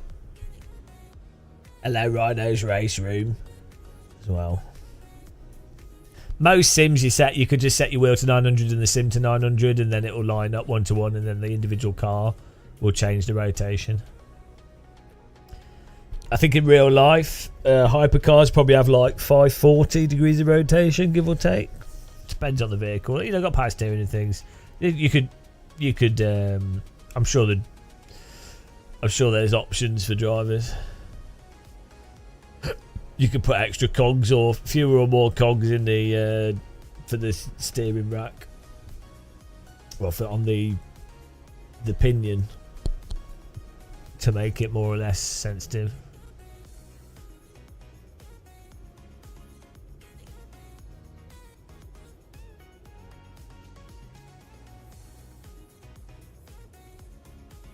Qualified right in the middle here. It's perfect. Perfect for a wreck. Teams and drivers go to the grid. Go to the grid. Go to the grid. Please, sir. Go to the grid, sir. Easy.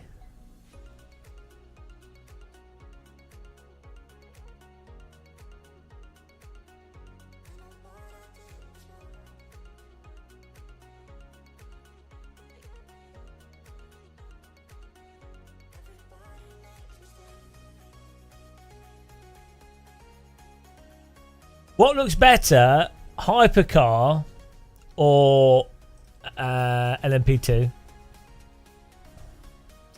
It is. It's the wheel. It's the same guy. It's the same guy doing the voice for that. And we got a drive-through last race for the lineup.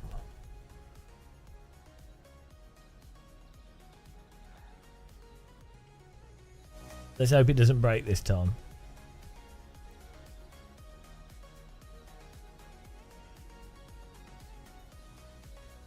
Well, he probably just has to talk very clearly, and it's not his first language. They've bricked all the second-gen Chromecast. Well done. Formation lap has started. Has started. I hate my job. It started.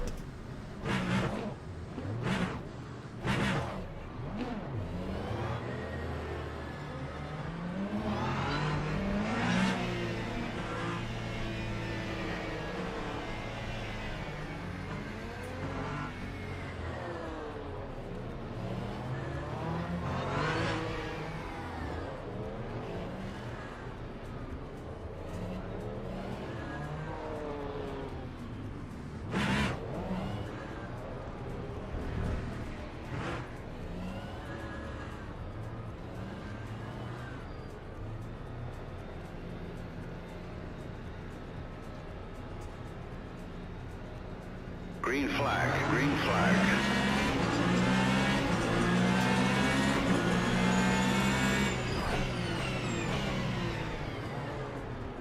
Let's just park.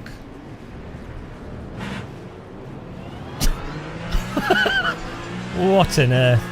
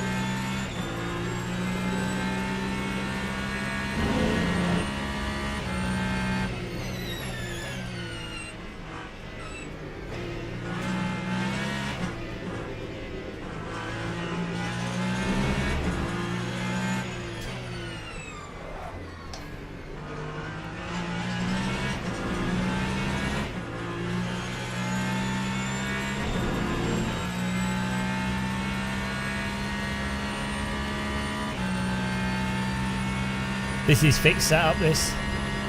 Oh, car in front's got a drive through.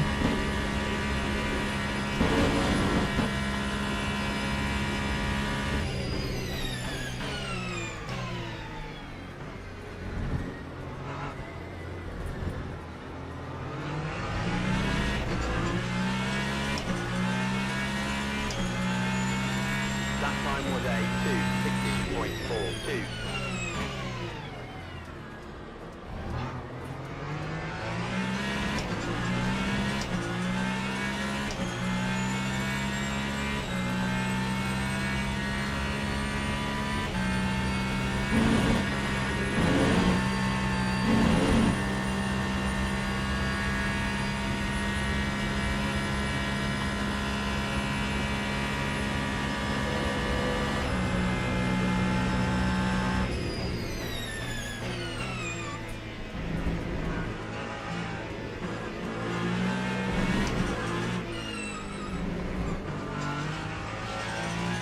Oh, sorry, he had space. I think he turned into me. He had a car's room on the outside. Just a little tickle. Didn't mean the contact.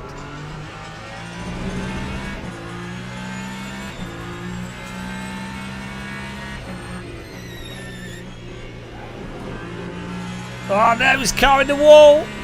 He's gone. Boom, a BMW.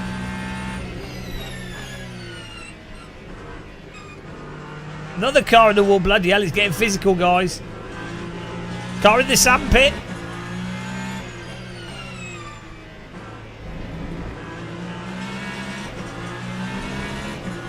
Hypercar spectacular.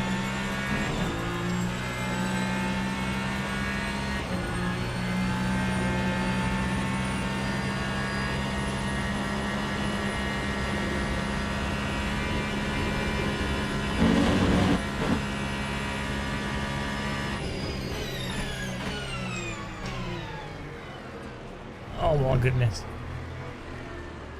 He's got a drive-through. I don't know why he's gone in there. Oh well. I don't like ACC, but I do like the normal. That time was a 6:05. Probably one of the one of the or not the best simulation to practice, like even F1 or GT mod. It's really good.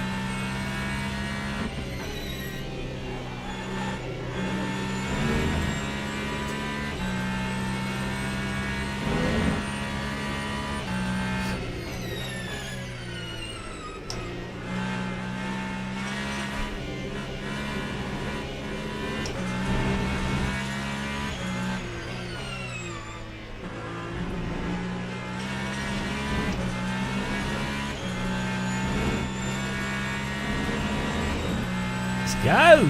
Glorious 7th in front of us.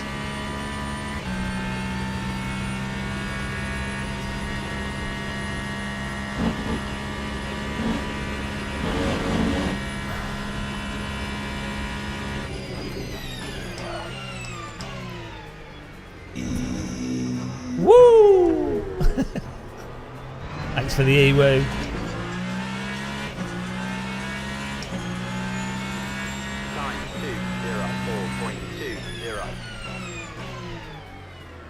Coming up to the GTE car soon.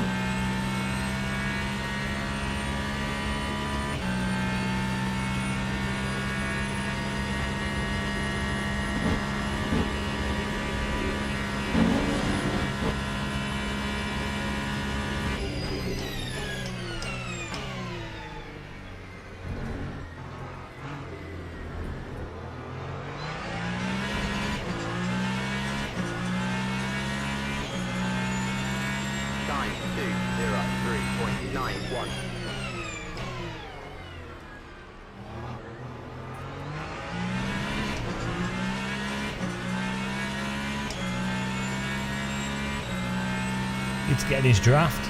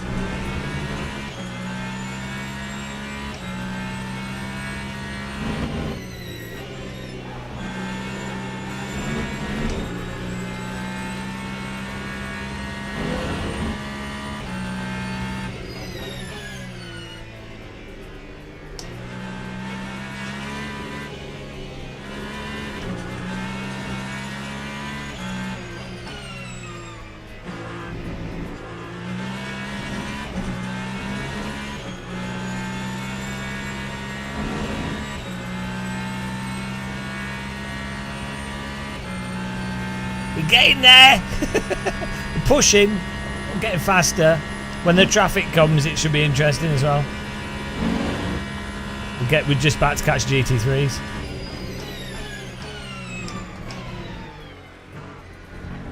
I'm better than these guys on braking, but then slow on this sector. Lap 2:04.07. This corner's doing me in. Thanks for subscribing.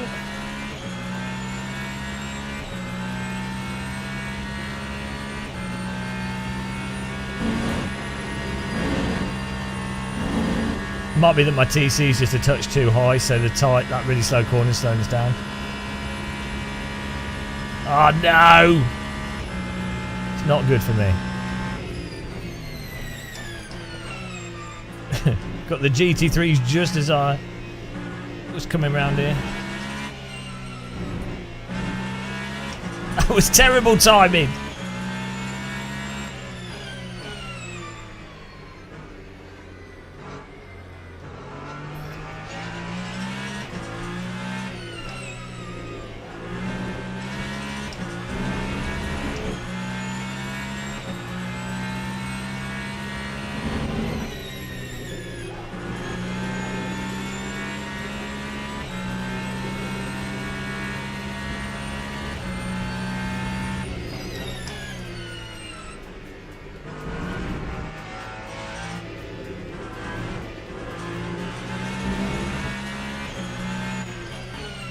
Woo!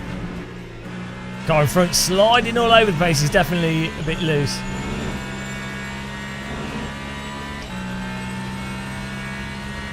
Four laps until we need to pit. Or maybe three.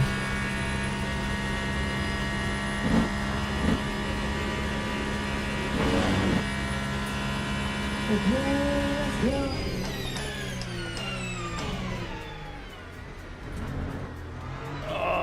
Come on. Move the GT3s to block these guys. We lost like 2/10 because of the GT3s last lap. 4.53. Oh my goodness, his corner's doing me in. Locked up a bit going into it, and then not again. He's gonna be right on Eau Rouge for me. How can I be this unlucky? I know we might just get away with it. Might just get away with it here. Ah, that's not what you do! What are you doing? Why would you go to the right? Jesus Christ, almost died. That is not... Just hold the line. Just drive your normal line. Don't change your line. Do the normal line. Don't change on the top of Eau Rouge. That's not a good place to do that. I'm getting every GT3 car blocking me. We're more lucky.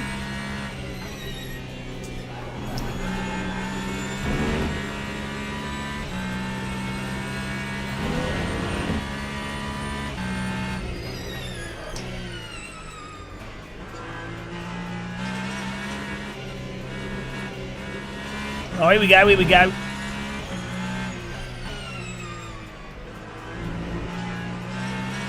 No! Why am I so unlucky? every time we come to GT3 cars, they're on an Apex. I'm cursed. Oh, here we go. Here's another one. Why not?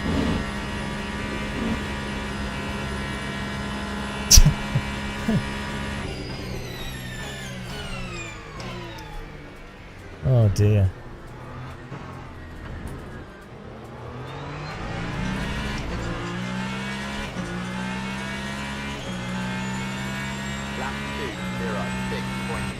It's almost worth pitting early to avoid the traffic. Think we can? Should we pit early, or will it be too early? 11 laps of fuel. How many? What's the lap time? 2 minutes. 11. Oh, it'd be too close.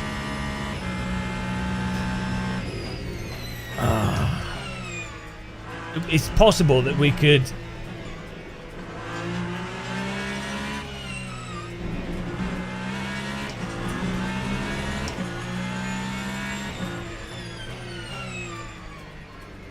I could pit this lap, and if they don't pit, we might avoid some of the GT traffic.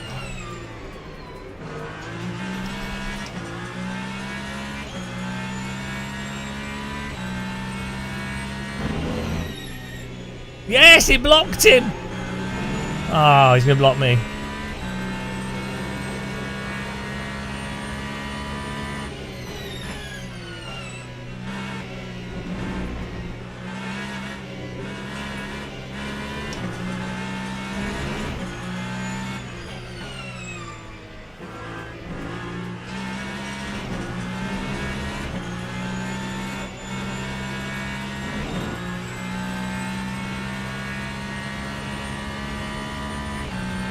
What do we do? We could pit this lap. We do have traffic, so...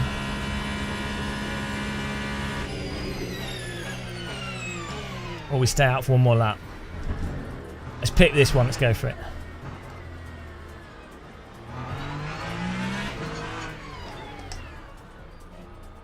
There we go. Come on.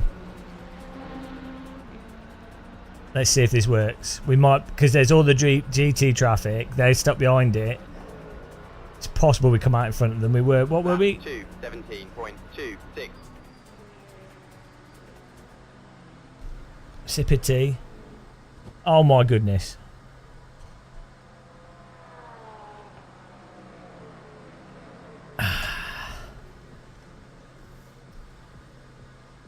We need 11 laps of fuel. My goodness! Oh shit. It's going to be close. It's going to be close for fuel. We've got 10 laps. Oh, bugger me. We took full fuel. But we'll see. We'll see what happens.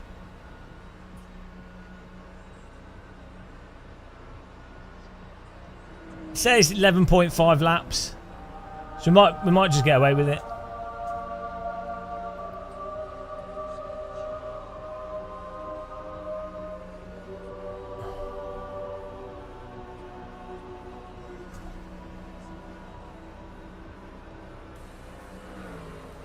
I like really quick pit lanes.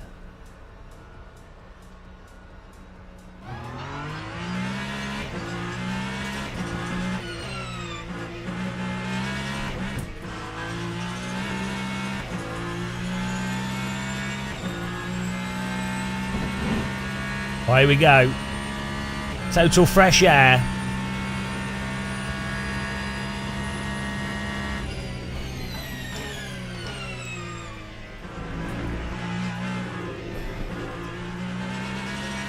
This was either genius or completely stupid.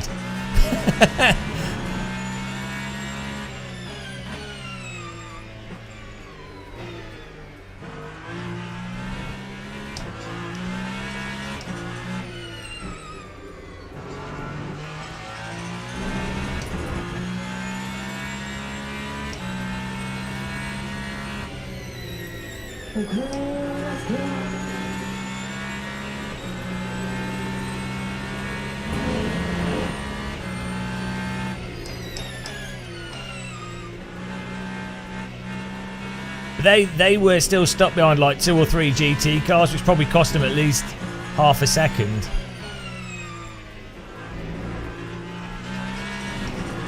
And the gap was just 2 tenths, so.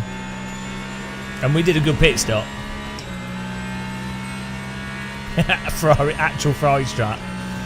If that was a real Ferrari strap, we wouldn't have any wheels on the car. We'd have forgot to attach them.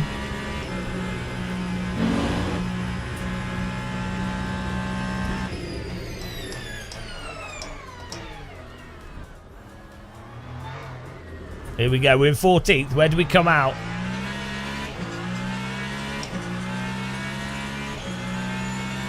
That time was a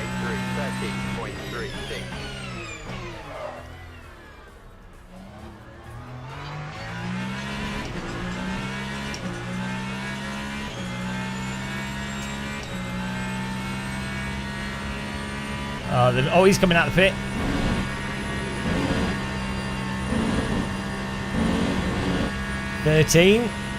We were in 8th, I think.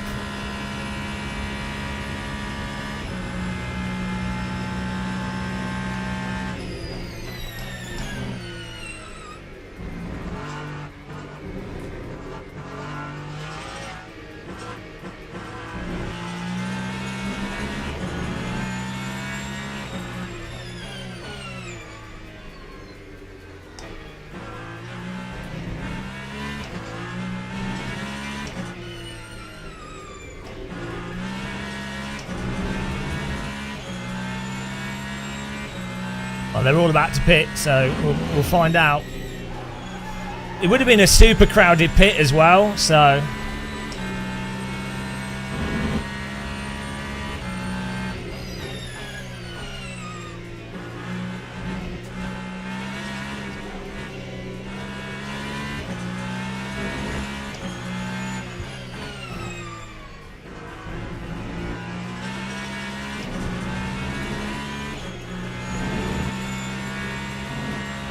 There's no push to pass on this.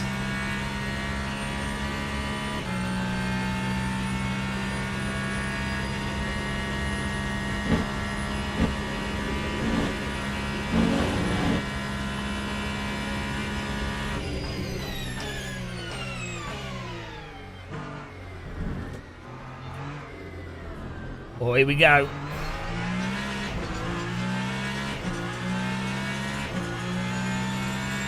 That time was a 2:05.15.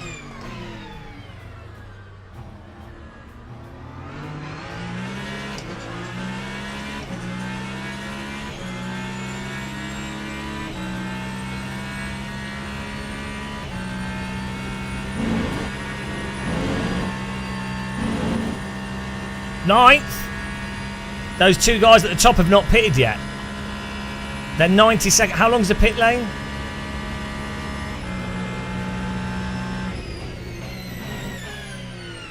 How long's the pit stop? That's more than 90 seconds. We might be above them. It might have worked.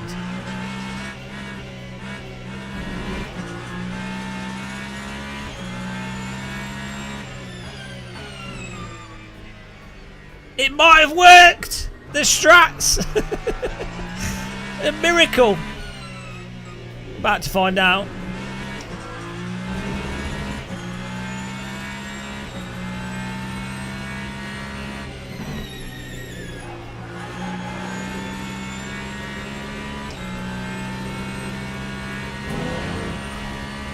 Can't park there.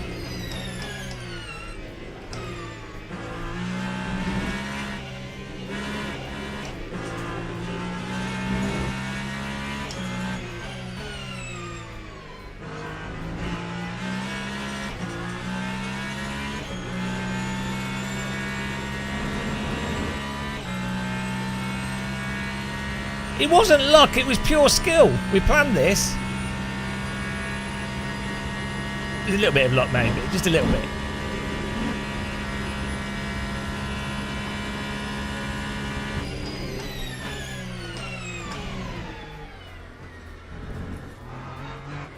You have to make your own luck, that's it. Right, we go, pits. There's one. That time was a 2:05.43. It's a drift entry. Yes, 7th. Where's 6th? 3. He's coming out of the pit. Woo!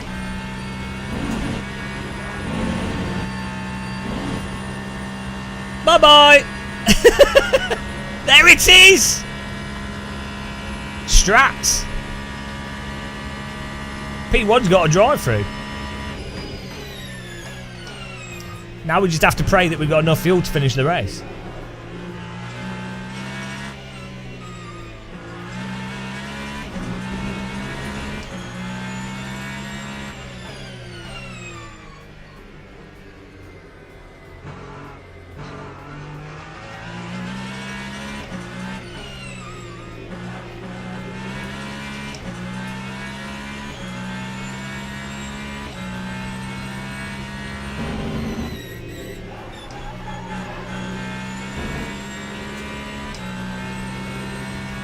We've got 6 laps of fuel, 15 minutes. It's 2 minutes a lap.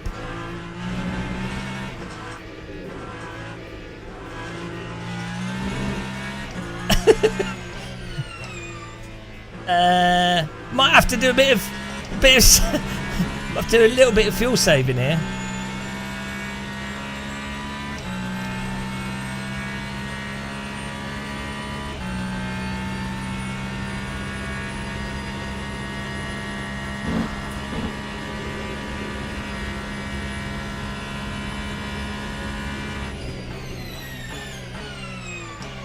Should we do some magic clutch action?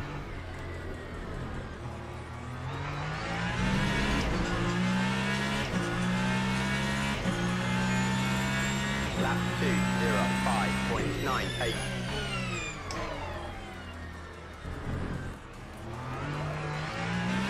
Maybe if we let the car behind us in front of us and we coast behind him. That could save some fuel. So we got 6 laps of fuel. Yeah, let's let this guy go past us. And we'll try and coast behind him.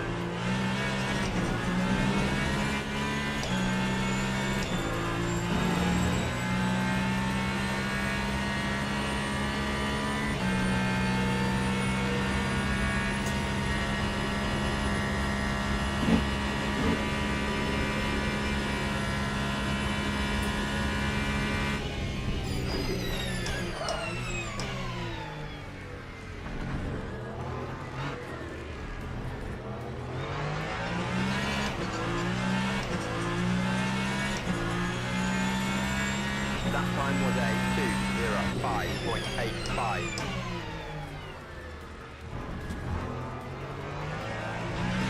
Ah, no, we're losing him on that corner. That's not good.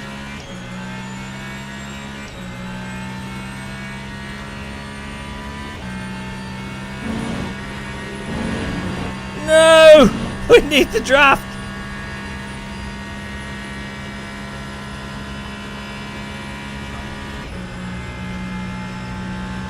Oh no! Not there! Not there! Oh, you bloody GT! Oh my God! You idiot! No! Oh, bloody hell! Just drive the line! Not the middle of the track!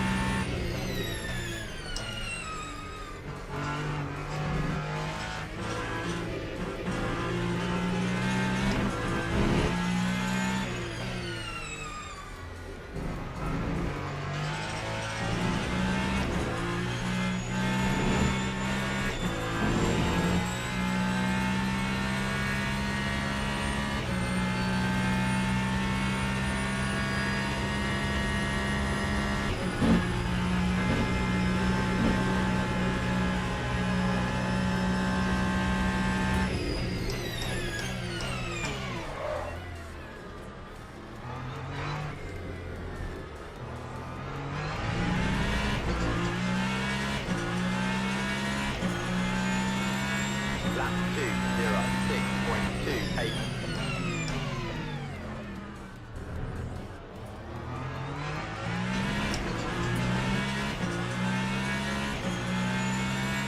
P3's got the same amount of fuel as me.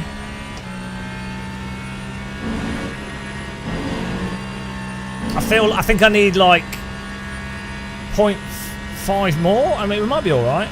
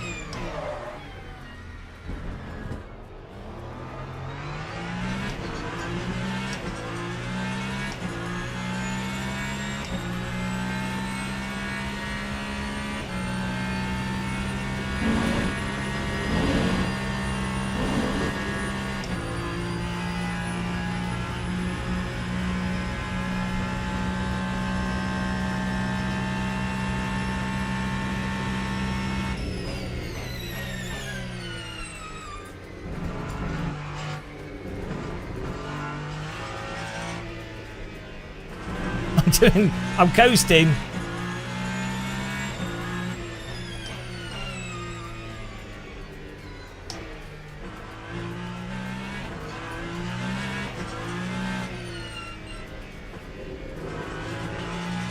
I'm doing more coasting than a holiday at the seaside.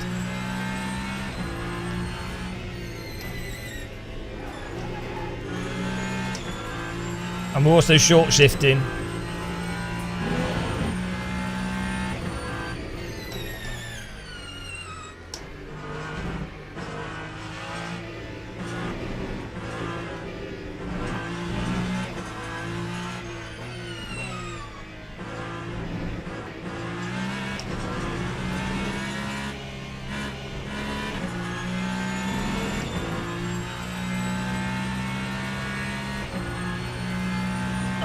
we need like 0.4.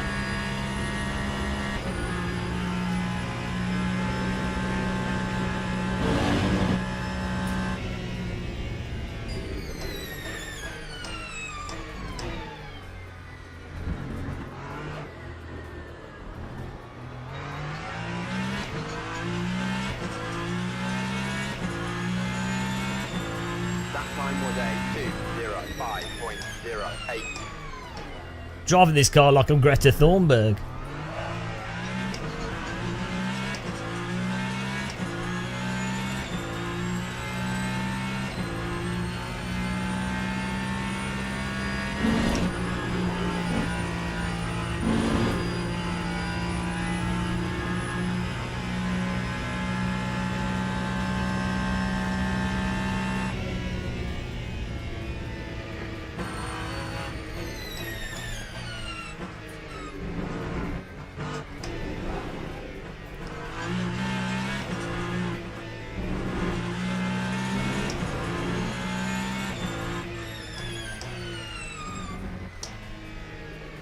Welcome to Soapbox Racing.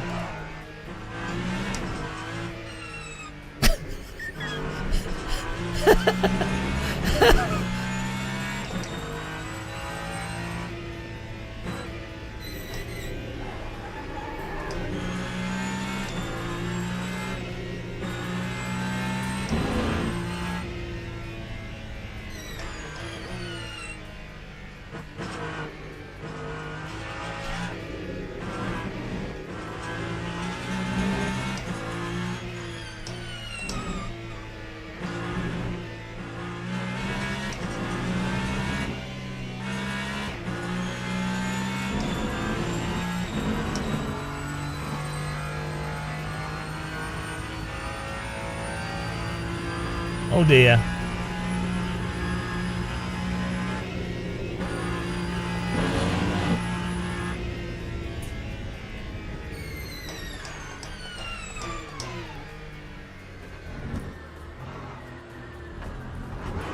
Ah, no, drop the soapbox. Ah. It's alright. It's alright. Time 2:10.99.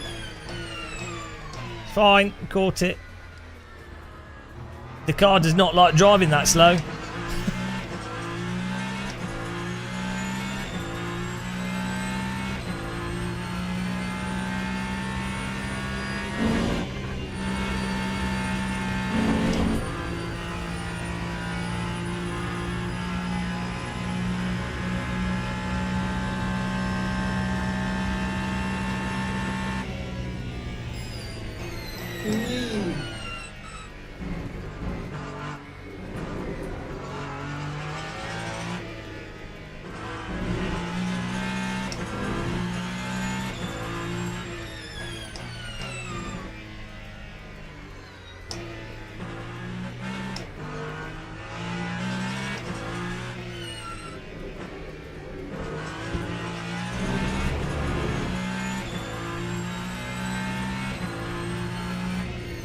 Okay, let's go.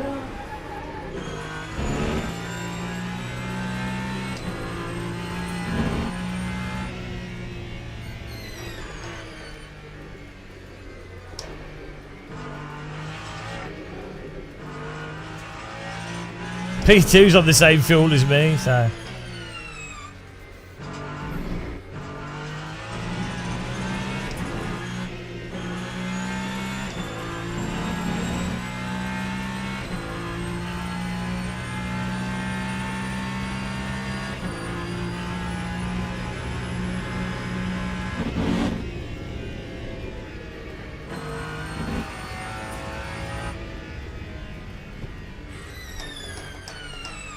One minute left.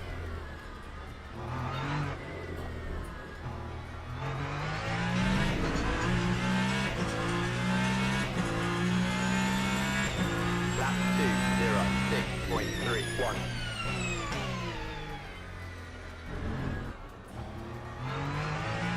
Says I got one lap. This is the final lap. We're good. If it isn't, we're gonna have to trundle to the pits.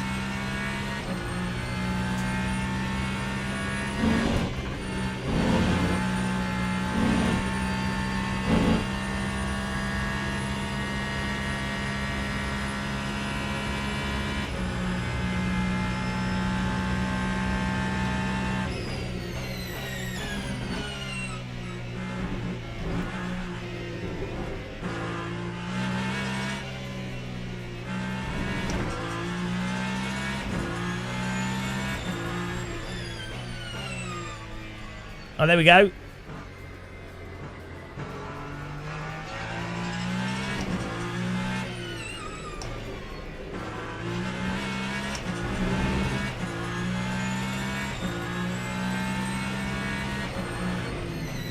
Ah! No, not there.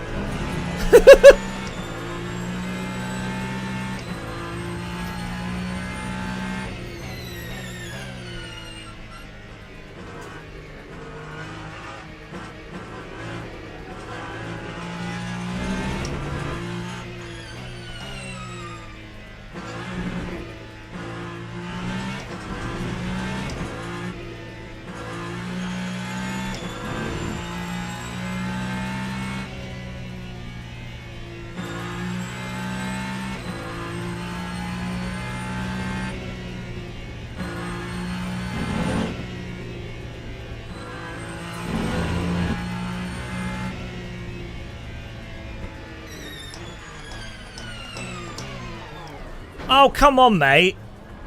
Excuse me. Mate.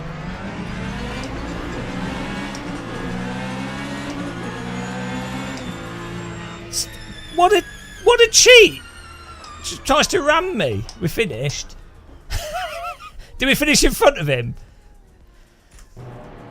I think we still beat him. What is he doing? He's off the track. You can't join. Right, I'm sorry. If you go off the track to overtake me, you can't rejoin it. It's not how it works. Right.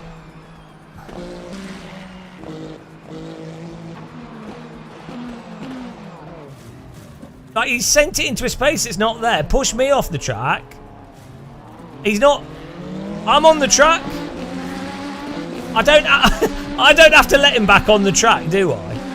That's him. He's got to do a clean. I mean, it's good racing. Let's look at it from his view. I enjoyed it. I'm not angry at him. I mean, I'd have done exactly what he did. So, right. There's clearly not a space there. I'm going across there before he's there, right? So he's driving into something that's not there. So that's him driving into me. So, you know, that's him pushing me off the track here. So I don't think I'm guilty.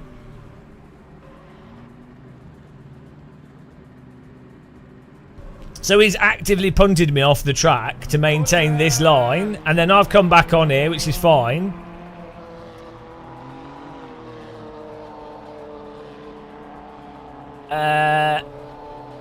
Yeah, I mean, I'm turning as tight a radius as I can. Okay, we've hit him a bit here, but he's never, even before the contact, he's not making this corner. His car cannot make that radius. We haven't even had a contact here, so he's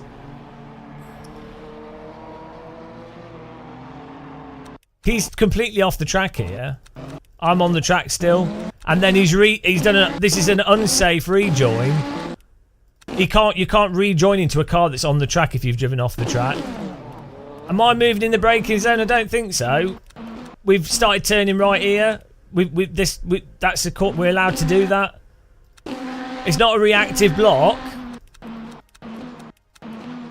We're braking it. We're braking at a diagonal into the corner. He's so far back. I think we're allowed to do that. It's not a reactive block. We've not moved in the braking zone. You're allowed to brake diagonally into this corner. That's just driving. That's not against the rules. So, and he's got space on the right here still, and has not used it as well. So it's fine. It's just racing. It doesn't matter what the lap before was. If you're not reactively blocking, this car can brake here, across there. They can, as long as it's not reactive. This car could like move to the right here, as long as it's not a reactive block. You're allowed to like brake and go right. You don't have to brake in a straight line and then turn right. Yeah, he's really far back, but to be fair, I was fuel saving. Blake Doyle. Right, what do you think, Blake? I enjoyed it. It's good racing. It's Good drive. I enjoyed it. It's good that this game allows you to have close driving. Did you get the place or not?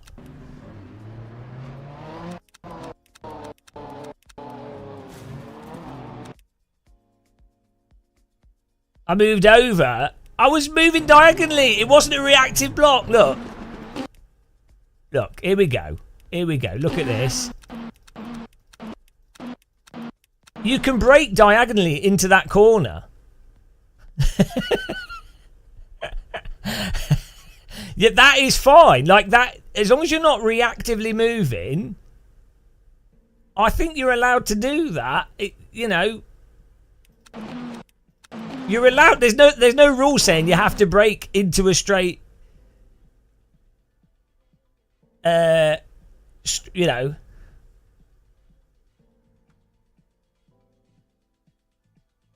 Oh, it made yes, the penalty system worked for me. Well, you did. Well, this was. I mean, I've left the. Oh no, I don't know what the rules are on here. Does this count as off track if you've got two wheels on the curb? I don't know what the white line is. The rule is, but here, I think you were at full turning here, right? So like, I don't. It wasn't me touching you here that stopped you from turning. Like I think your car was at, because my car was at maximum steering. So I think yours was as well. These cars do not turn at low speed. So you would have left, even if I wasn't where I was here, even if I was further on the left, your car still would have left the track here. Yeah, I mean, maybe you would have had it. You could have maybe had a tyre on the curb.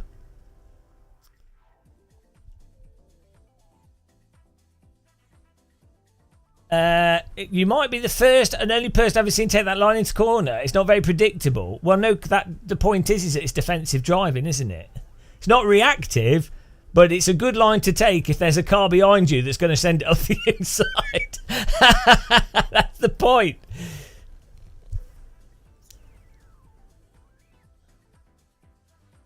It was fun. It's fun driving, yeah. And I'm not going to move over here. If this is iRacing, the wall juts out more. Car just explodes on it. Oh, he had to give me the place. Absolute scammed. Yeah, it's good. It's a good race.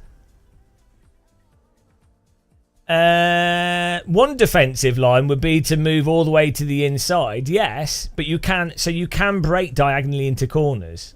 Like, there's no rule. So, for example, this corner here, right? A car can brake here and decide to drive diagonally across. There's no rule against that. Like, just because normally you would brake in a straight line, or normally you would preemptively put your car on the inside or then squeeze the car on the left, you don't have to do that, right? Like, sure, if you drive across diagonally, expect the other drivers to hit you. but like... It's not like a binary condition. You know, it's not like, oh, you have to drive on the left or you have to drive on the right. As long as you're not reactively. So it's like a really good example of this sort of thing is at Road America. When you come off the final corner, normally you would stay on the left-hand side going up the hill, or you go on the right-hand side, right? But if it's the final lap, and you've got draft, and the other car behind you is catching you, and you've come off the corner, you go out, you come off the corner to the left, and rather than picking left or right, you just very gradually have it so that your car's moving across the right before the other car's made their decision. So it's not a reactive block, and you're moving across to the right, and you move across the right at such a speed that by the time the car behind you gets to you with their draft, they have to decide left or right, and they're kind of blocked by where your car is because you're right in the middle.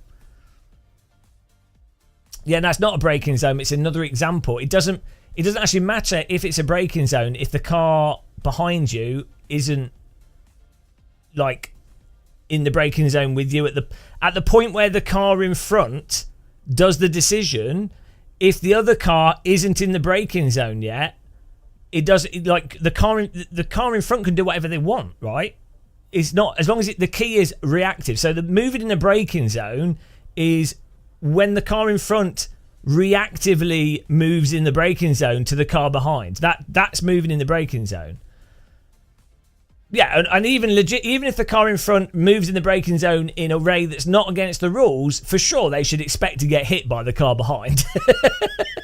So, you know, that's another thing. Like, you could be right or technically within the rules and still get hit, and you'd expect it. Like, there's loads of stuff. You're going to, like, even if you were not doing something wrong, you're probably going to, you know, there'll be an accident from it. There's loads of things from that. Yeah, the car in front could do whatever they want as long as they're not reactively blocking. They could do a 360 no-scope. They could rotate the car and then reverse to the finish line as long as they've not driven into someone else. Do whatever. We're moving up here. Good racing. I enjoyed that. It was good fun. Ferrari strategy paid off. Ridiculous Ferrari strategy. We started in... where did we... We started in... we gained 10 places. It was good.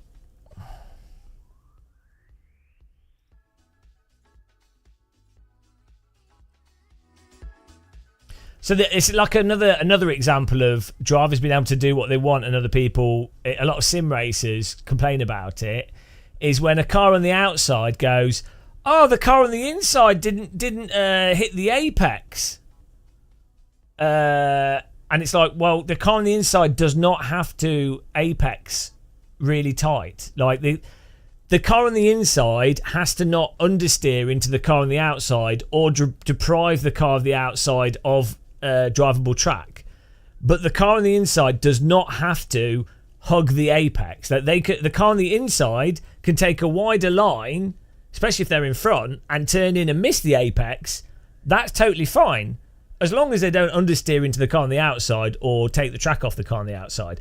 And the thing is, someone will go, oh, well, that's not, no, the car did that. Well, you go, well, okay, how do you explain when there's 3 cars? Obviously, the car in the middle is not hitting the apex. Why are they not hitting it? Because there's a car on the right. But they don't have to legally occupy the space of the car on the right, do they? It doesn't make any sense.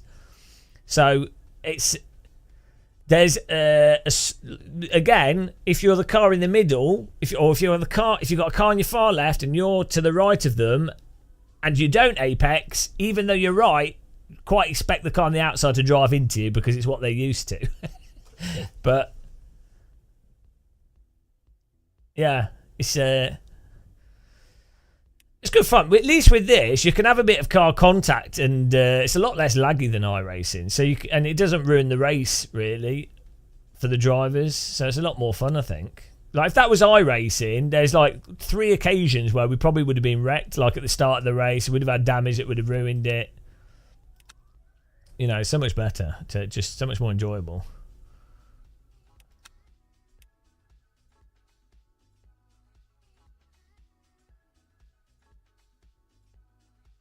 How come they're doing these? It like, or did they just change the track? Thanks for subscribing, Race Squirrel. Oh, error. Error.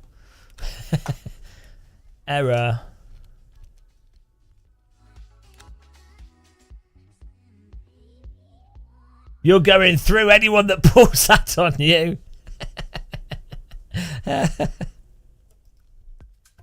Look. Ah, this is all GTE cars rubbish.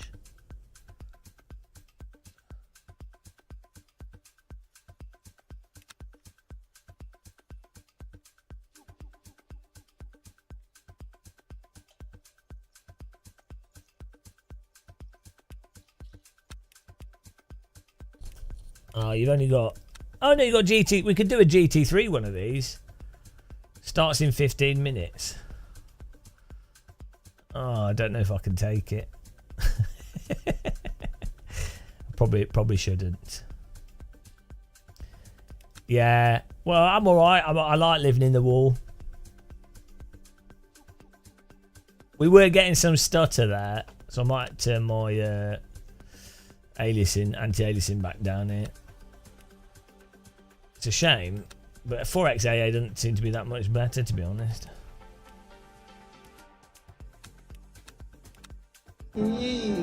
Thanks for subscribing, Jawama.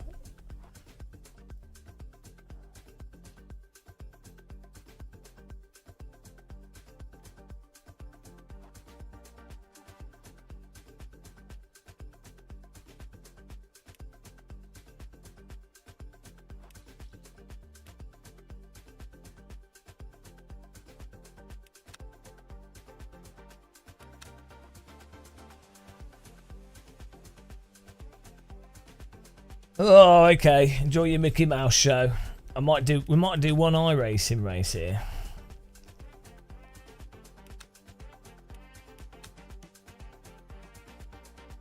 Let's see what's running on iRacing. I think we might have just missed it. What do we have?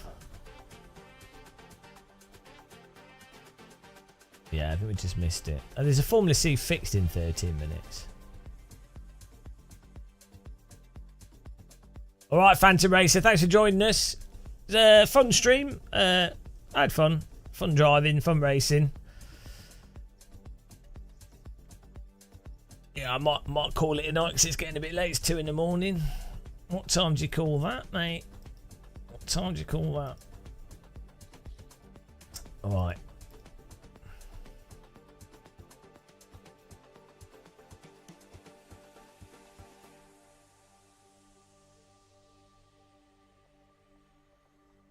Who is on?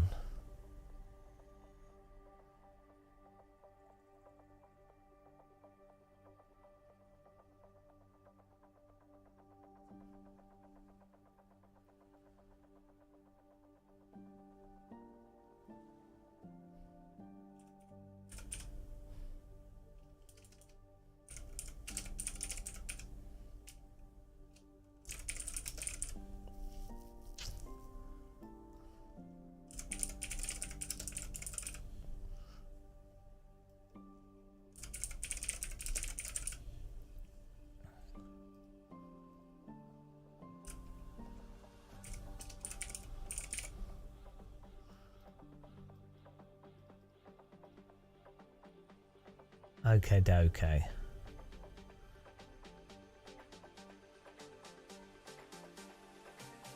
Who's got a webcam here?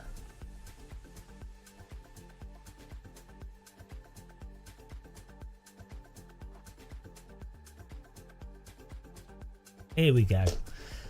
Right, I'll see you guys soon. Thanks for watching. Have a good night. I don't know, we're raiding Flight Simmer Man, because why not? But I appreciate all the subs, follows, the donations we had. Thank you very much. We'll do some more racing soon, some more iRacing, some more ranking, some more EP. We did gain some EP now. It's pretty good. Generally, it was a good EP in time. Bye, guys. Have a good one.